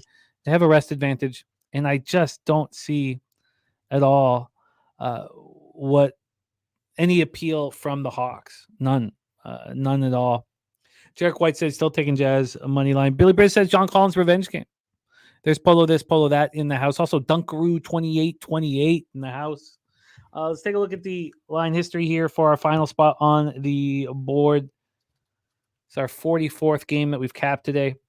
This total sitting at 223.5. Opened up at 221.5 at Pinnacle. 2-point move to the over. And then from a spread perspective, we have Atlanta -3 at -105. That's where they opened. It went to 2.5 for a little while. It's back at 3. Then cash-wise here, you have 64% of the tickets and 75% of cash on the Jazz, but the line's not moving. I agree that the Jazz are appealing against a Hawks team that's just throwing it in, but total 56% of tickets, 98% cash on the over. Take it away for us here, Troy. Final spot on the board. And we also have a birthday pick. We have our birthday pick today for our guy Vincent Siggers, who's going to be hanging out with us in San Antonio. So birthday pick from both of us here, Troy. Feel free to use college as well. Take it away for the final spot on the board, Troy, my guy, Hawks Jazz.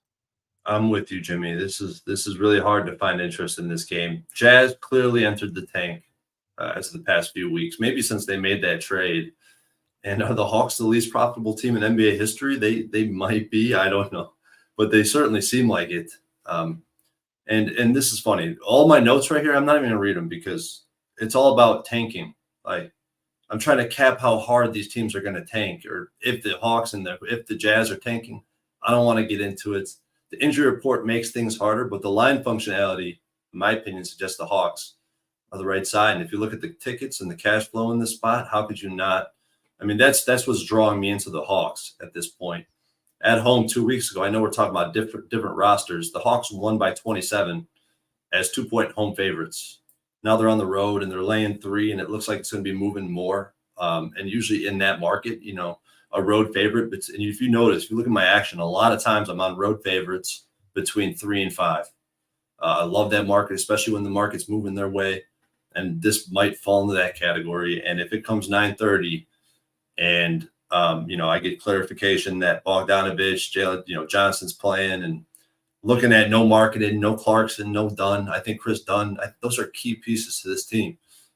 I won't be on the Jazz, especially if this market doesn't change from where it currently sits, but I probably won't have any action in this game. Looking at all of these spots, I'm going to need more time on a couple of them, but right now it's Nuggets. Sorry, it's Magic -8 and the team total under with the Raptors. And I think it's with the pace the Magic are playing right now, 28th in the league, and the expectation that the better team will dictate that pace. Especially the Magic, because their totals, I mean, when you look at the top 10 possessions, the teams that are top 10 in possessions per game, we're talking about teams like the Pacers, the Thunder, the Lakers. These are high-scoring, efficient offenses, and they're going way under the totals. So now you get the Raptors, who are going to be way less efficient, might play fast. I don't know how that's going to look with their current roster, but I love the team total under. Let's review all action here in NBA for Troy. Suns -9.5. The Hornets, Suns under 217, and Suns first quarter -3, which is, I just need to get a little better idea of all the Suns being in. Pistons, Heat under 215.5 for Troy. Jimmy, what are you looking at in that game specifically? Full game? You're just going to lay it? No, I don't. The fact that I lost on the Suns yesterday is not a deterrent. It just means I have to sit with it. I'm not going to shun it. I just need to sit with it for a little longer. My initial feeling was, which one of these assholes is not going to be on the floor? That's my first thought with these three guys. And I expect it to be Beal. I expect Bradley Beal not to be on the floor. And then I legitimately, when I first looked at this game, I was like, the Suns just got embarrassed at Boston, but I can't count on them caring, even if it's a Friday night in a half full Spectrum Center. And so I just need to sit with it a little longer. I don't feel comfortable with a kind of a lean here. And so then here, the only thing that's appealing to me is the Raptor spot. That's it. And you're on the Raptors team total under 104.5, and that's where you conclude your action. Kelsey says Jimmy needs to be conscious of his subconscious. You're right. And that's why I always tell everybody to read the book, The Undoing Project by Michael Lewis, who wrote Moneyball. Gets you thinking about those things. Maybe I didn't word it correctly. It's been a long show. Troy, my man, birthday pick time. I know mine. My birthday pick here is fading the public. And the perfect spot, in my estimation, to fade the public is with Alabama. Everybody thinking about, what happened when Florida smacked them. Alabama, full game, -4.5 is my favorite spot on the board. That's my birthday pick to you, Vincent, my friend. Do you have a birthday pick, Troy, for our friend Vincent? Yeah, I'm trying to decide between Raptors team total under and the Suns first quarter, because I like both those picks very equally. So I'm just gonna go with Suns first quarter. Suns first quarter. Oh, Jose, nice to see you, my friend. I have a birthday pick. I don't think your mic is on. Let's get your mic rolling. Oh, here we go. Great start. Here we go. All right, we're back here. There we go. Yeah. Oh, and then we lose. Sorry. Then we lose all audio. Oh, now we're back. Ohio State. Are we good? We're good. You can hear me now. Your money. The Ohio State is my birthday pick for our guy. Money line. They beat Illinois outright. A desperate team. They're on the bubble. And I think they get the win there in the Big Ten tournament. Sorry, saturated. And sorry to me, because I will be on the other side of that. Yeah. Well, sorry to both of Hey, you. I forget now, Jimmy. Remember when I said, "Can you make a public announcement for me?" Yeah. And then but what was the public announcement about? Yeah, it was about college basketball. So the spot I've noticed, and I've been betting the past 2 days, and actually, Jimmy, your action brought me to look at this spot specifically. College teams with a conference tournament game under their belt and a 4+ day rest disadvantage. So there's teams who come out and play in game one, like the Mississippi first half against Tennessee is the example of that. But I went back and I got 12 game sample, and it's over 70% where the disadvantage is working in the first half. So that's something and that's the only reason that I haven't moved on that Bama spot, because trust me, I got that one marked down. I'm going to be live betting Bama if I get the chance. Yeah, I can't wait to lock in my action here. I did miss. There was a 0.5 point move towards Grambling just before tip off, and it got me off of Bethune-Cookman, which I'm okay with. So I'm looking forward to locking my action. Great work here, Troy. Thank you for rocking with us, man. It's been a long show, and you've been rocking with us all day. Get that cash, Troy.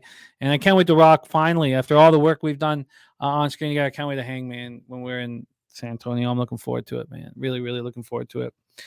Thank you for all your hard work. If you add any action, please tag me so we can use it on your record. And other than that, please follow Troy on X. The guy's selfless. As selfless as cappers get. Just wants you to succeed at Troy Torrence 11. Troy, any last words for the cappers supporting the show? Hey, I want you to succeed, but I want me to succeed too. And what I've noticed is that since going public with my action, I'm way more disciplined. It's kind of keeping me accountable for my actions, even though I get a little bit, relentless, ruthless at some points. It's definitely been a blessing to be here. Always is, right? Sitting up here with you, Jimmy. Chat's been great. I mean, this is the best community in the industry, man. Pub Sports Radio. I love sub Troy. You're asking burnt. Oh, He took off. Sorry, just sorry. took Right off. before, Yeah, right before. yeah. Well, fuck All right, off, I guess, then. Jose, let's rock these horse races here. I've got to get action in. Ella's got a play date. I've got to. Yeah, be a 4.5 dad. hour shows. Now the real question is, guys, when are we breaking 5 hours? Yeah, 5. When are we breaking 5 hours?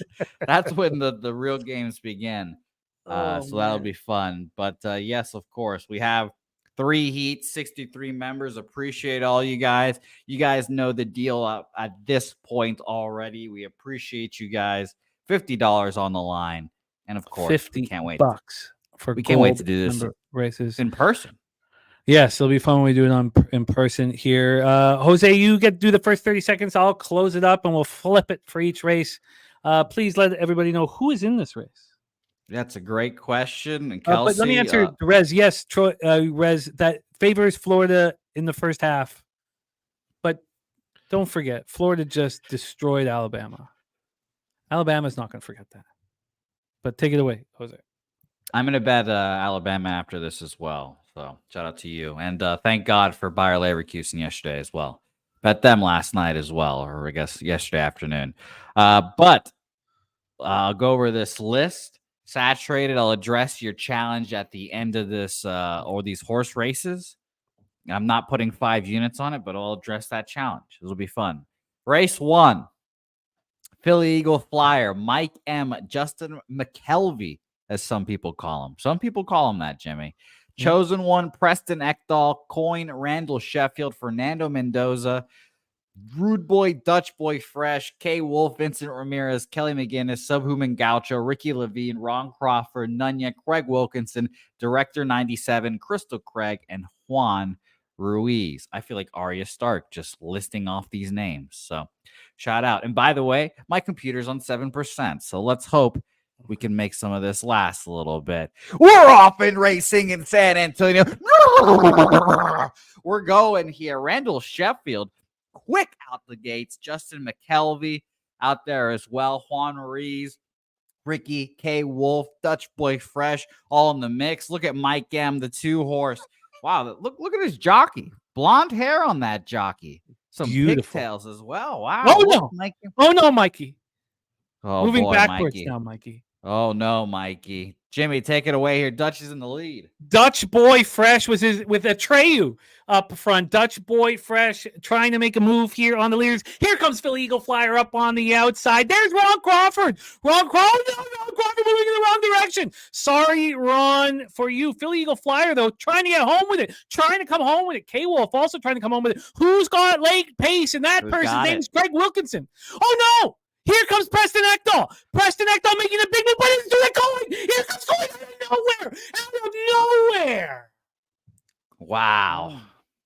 By the way, before we open this, Jimmy, I think we should have said this before we start, but we're definitely doing top 3 and last place today, right?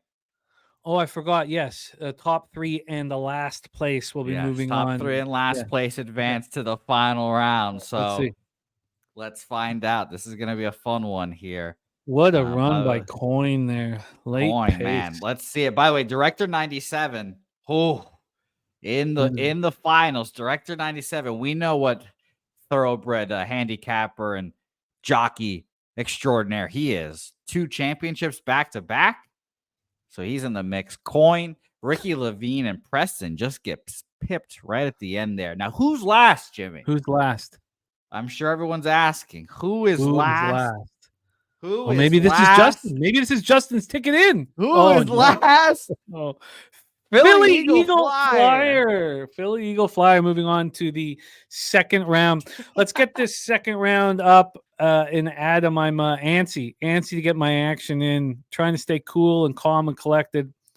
Well, you might have to call this race solo too, as I run and grab my my charger for my computer as well. So I'll alert you of that. But we have to be brisk here because this action needs to get sent in. We have to send our action into Winston so we can make some money. Shout out to Winston, your bookie. Let's roll. Hi, Miss Elola. No, you're fine. Horse race number 2 in the mix now. the heat here.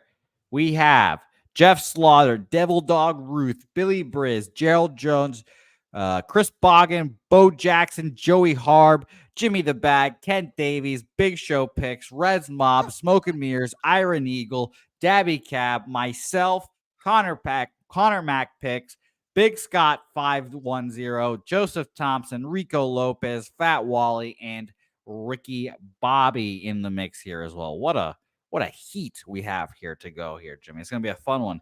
Jimmy, call the hell out of this race because I'm about to go hopefully keep my laptop from dying. Why not? We are off and racing. Good luck, everybody. There's Joey Harb and Jimmy the Bag. Jeff Slaughter on the outside. Rez Mob looking for a forward move here. Jose Bouquet in the mix as well. Ricky Bobby making moves on the far outside. Up at the top of your screen, Ricky Bobby trying to get up front and into the lead. Jeff Slaughter moving in the wrong direction. Joey Harb holding the fort up front. We have not seen a horse go gate to wire, which Joey Harb is trying to do. Jose Bouquet making a move. Jose Bouquet trying to get into this final heat. Gerald Jones also right there. And here comes Wally. No, Wally moving back. All the horses up in a line. Who is going to push on? And it is Connor Mack Picks.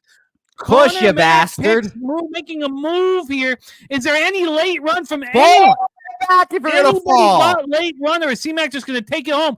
Here we go. Dabby Cab and Iron Eagle. Dabby Cab and Iron Eagle moving hard, and that is your finish. Jesus. Now, maybe I can slide in here with a last place finish. Fuck.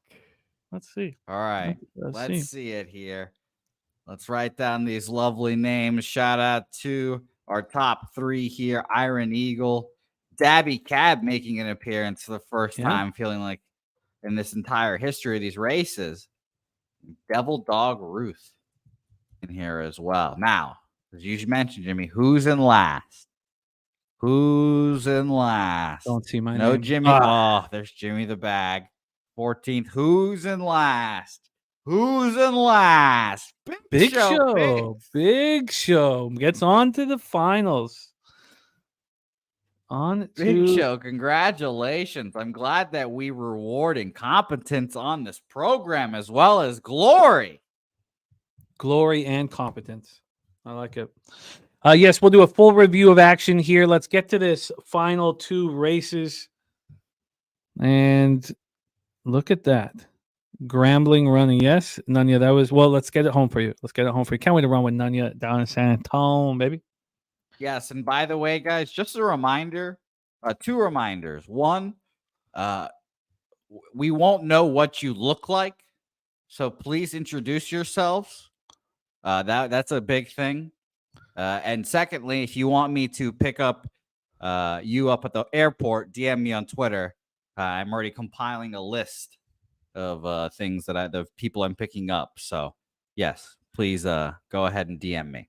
Kelsey, we will be betting on these races in San Antonio, licked up. We will be betting on these at Pubapalooza. All right. Kelsey, you're also invited. Let's roll, Jose. Let's get this home, my man. Here we go. Why don't you bring us home? I'll do the final. I'll do the opening 30 seconds. You bring us home. They are at the post. Hold on. Let's tell everyone. Heat 3. If you didn't hear your name, you're in Heat 3. Julian Cesario, Bunk Hoot, Saturated, Nut Flush, T, Sharon, Cheshire Cat, Kenny Can, Cody Norton, Donut Silks, BT, Billy Friedrich, LJ, Juan Chavez, Brown Hughes, Jason Meyer, Fanatical Jim, Nasty Nate, Sam Comer, Old E, Tori Coker, and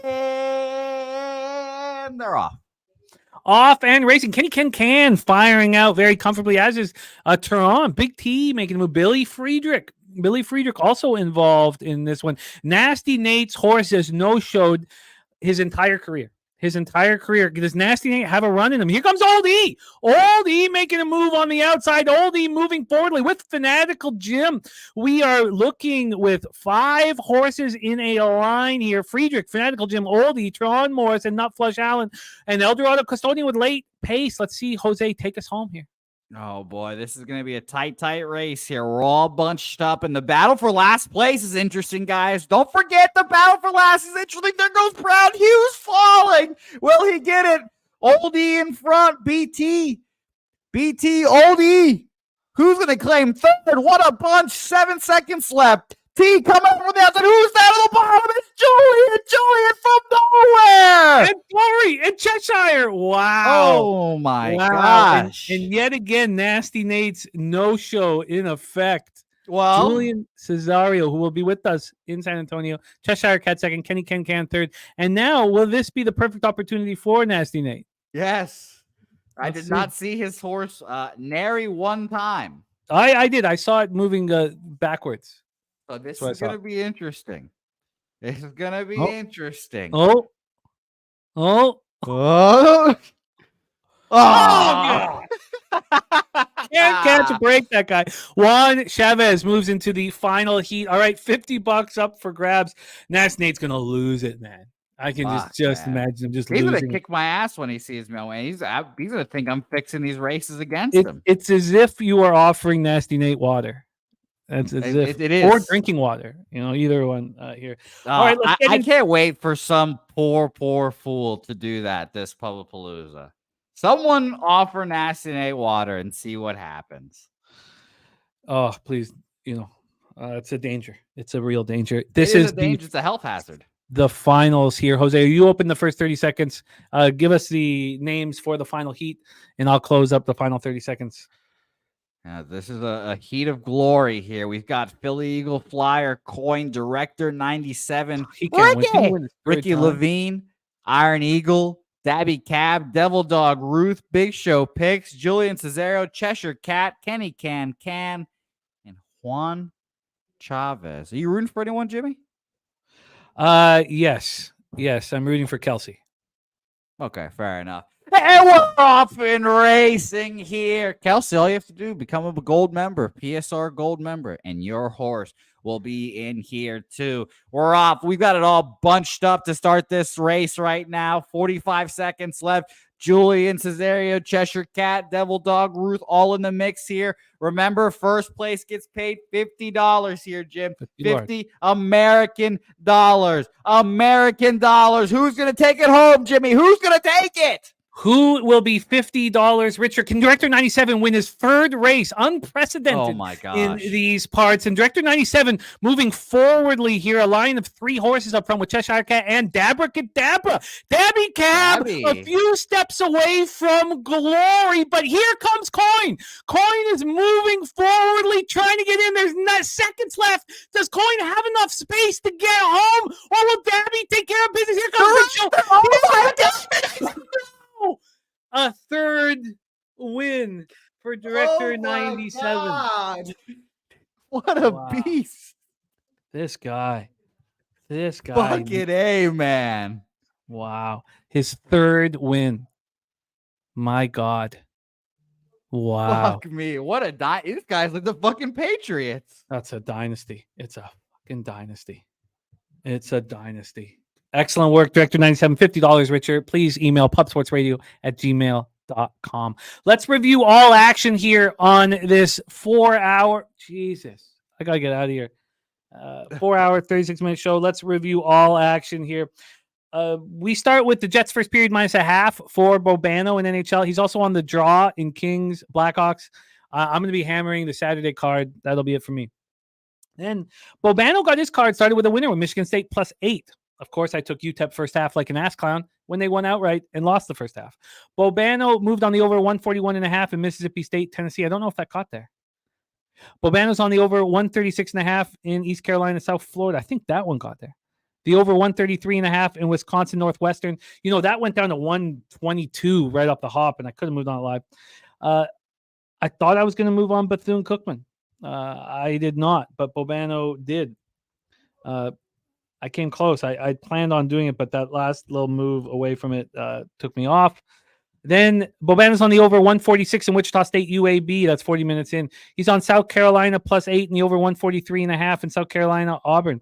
He's on Bowling Green +1.5. He's on St. John's first half +5.5. Full game +9.5 and over 145.5. I like Howard. I'm interested in Howard. That game pops off at 6 p.m. That'll be my next action. So got some time to put that together. Bobano's on Ohio State +5.5 in the over 150. I'm going to be on Illinois. Jose's also on Ohio State. Bobano's on St. Peter's +2.5. Very strange line. I expect to be on them first half. Then Bobano is on Pittsburgh +8 in the over 146.5 in Pittsburgh, North Carolina. I'm interested in Pittsburgh. Just want a little bit more time. Bobano's on Texas A&M +6.5 in the over 158.5. He's on North Texas first half +3.5, full game +6. Oh, no, sorry. He's on North Texas full game +6. Mikey Money's on North Texas first half and full game. Mikey Money's on Ohio +3, and so is Bobano. Mikey Money is on Arizona -11. Bobano's on Oregon +11.5. So their heads up there. Both are on Providence at +5. Mikey Money's on North Carolina Central -4.5. Mikey Money's on Nebraska -5. Bobano's on Marist +5.5. And I have some interest in Fairfield first half. I'm going to need a little more time with it. Long Beach +8.5 for Bobano. Mikey Money on the over 149.5. Mikey Money on Grand Canyon first half and full game. Bobano on Temple. Mikey Money on Charlotte. Going head-to-head there. Bobano on Iowa State. Mikey Money on Baylor. Head-to-head there. Mikey Money on San Diego State. Bobano on Florida +4.5. My only double up spot on the board is, I guess that was the importance of the... That's it. That was the importance of the. That's why why Troy wanted to talk about the team on the second day of the tournament against a team that hasn't played in the tournament, because he doesn't want me to bet the first half. I can work with that, but there is Rebenga. Okay, I'm gonna need more time. I love Mikey the puzzle Money pieces you're putting together right now. It's not easy. It's not easy, but up double-digit units on the year in college basketball. Nobody can take that shit away from me. Try. Yeah. Mikey Money on Texas Southern -6. He's on Bobano on the NC State +3. Then Bobano and Mikey Money heads up, and I'm going to be on Bobano's side on this one. I like Washington State. Mikey on Colorado -2. Bobano on UC Davis. Mikey Money on the other side with Hawaii. I'm going to study that spot. I'm interested in Hawaii. UT Arlington -102 for Mike M. Bobano on the over 144.5. Bobano on Colorado State +3 in the over 151.5. And Mikey Money on the other side with New Mexico -2.5. There you go. In NBA, Suns -9.5. Full game and first quarter -3 for Troy. He loves that first quarter spot. The under 217. Then he's on the under 215.5 in Miami, Detroit.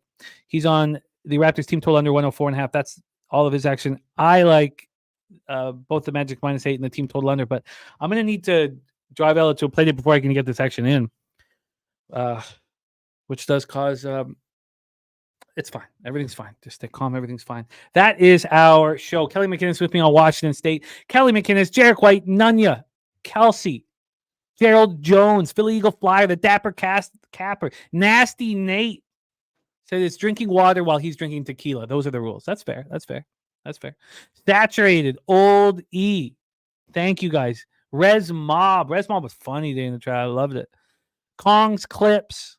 Thank you guys. Thank you all for your support. Dan Bonner. So many of you guys have rolled with us over this 5-hour show. Why wouldn't you? Why wouldn't you? We'll get you through your day, and I will sit here for 5 hours capping with you guys, and I'll enjoy it, even though I'm starting to lose my mind. Maybe I'm not starting. Jimmy, if you need to go, you can go ahead. I'll just mention real quick, horse of the day, G. He's locked and loaded. I've already bet it, so shout out to G. I love it. I love what you've done here. We'll get his record up too. We'll get his record up for tomorrow too. That's beautiful. Great work. Yeah. So shout out to you. And Saturated, it's been a long time. It's been a long time. You've been around these parts for a long time, Saturated. So you should know this better than anyone. If you're going to fucking come at me with a fucking bet, Saturated, you know what I fucking bet, Saturated. Steaks. There's only one fucking thing I bet, Saturated. Everybody in the audience, now listen to me carefully, is being given a special package, and I don't want you to open it. Do not open it. Cameras are on you, so do not open until I tell you. All right, open your boxes. Open your boxes. 1, 2, 3. You get a steak. You get a steak. You get a steak. You get a steak. You get a steak. Everybody gets a steak. I am now realizing Daryl's coming to Publipalooza, and I owe him a steak, so that's not. I could just hand him one of the steaks I owe you. Yeah, that is facts. That is facts. But yes, Saturated. Yeah. Oh, he likes his medium. God. I was told I'm supposed to order a medium rare. That's the most cooked you're allowed to order it. Okay, so suck it, Saturated. You're fucking on. Let's go. Ohio State. I don't even need the 5 points, Saturated. Take your fucking 5 points, shove them up your ass. We'll take it money line, straight 5-hour money shows line. getting to him. No fucking worries, Saturated. Terrible 4.5 hours. I don't care. I'll take it full money line, and we'll ride. And I'll hopefully see you at Public Palooza. What a horrific decision he just made. Can you please bless our action, Jose, and send us into the future? Yes. Good luck driving Ella to the play date. I'm sure that's going to be a lot of fun thinking about the potential cents you're missing and potential half points you're missing. I'm sure your anxiety is going to be great about that. Do not fuck with me. North Ender, Saturated, Justin, and there will be a public mocking. There will be a public mocking, Saturated. There will be indeed. Jared White, Kelly, Ugnot, Kelsey, thank you for the follow. Again, shout out to you, Kelsey. We need more female cappers in the chat. Nasty Nate, Philly Eagle Flyer, Oldie, all you guys. We appreciate it.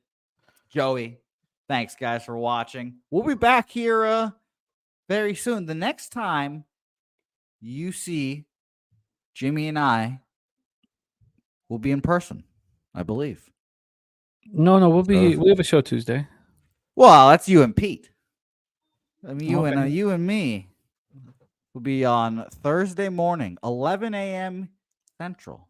So you guys remember that. It's going to be a whole lot of fun. Appreciate you guys. And let's go get those bookies. Let's get those bookmakers.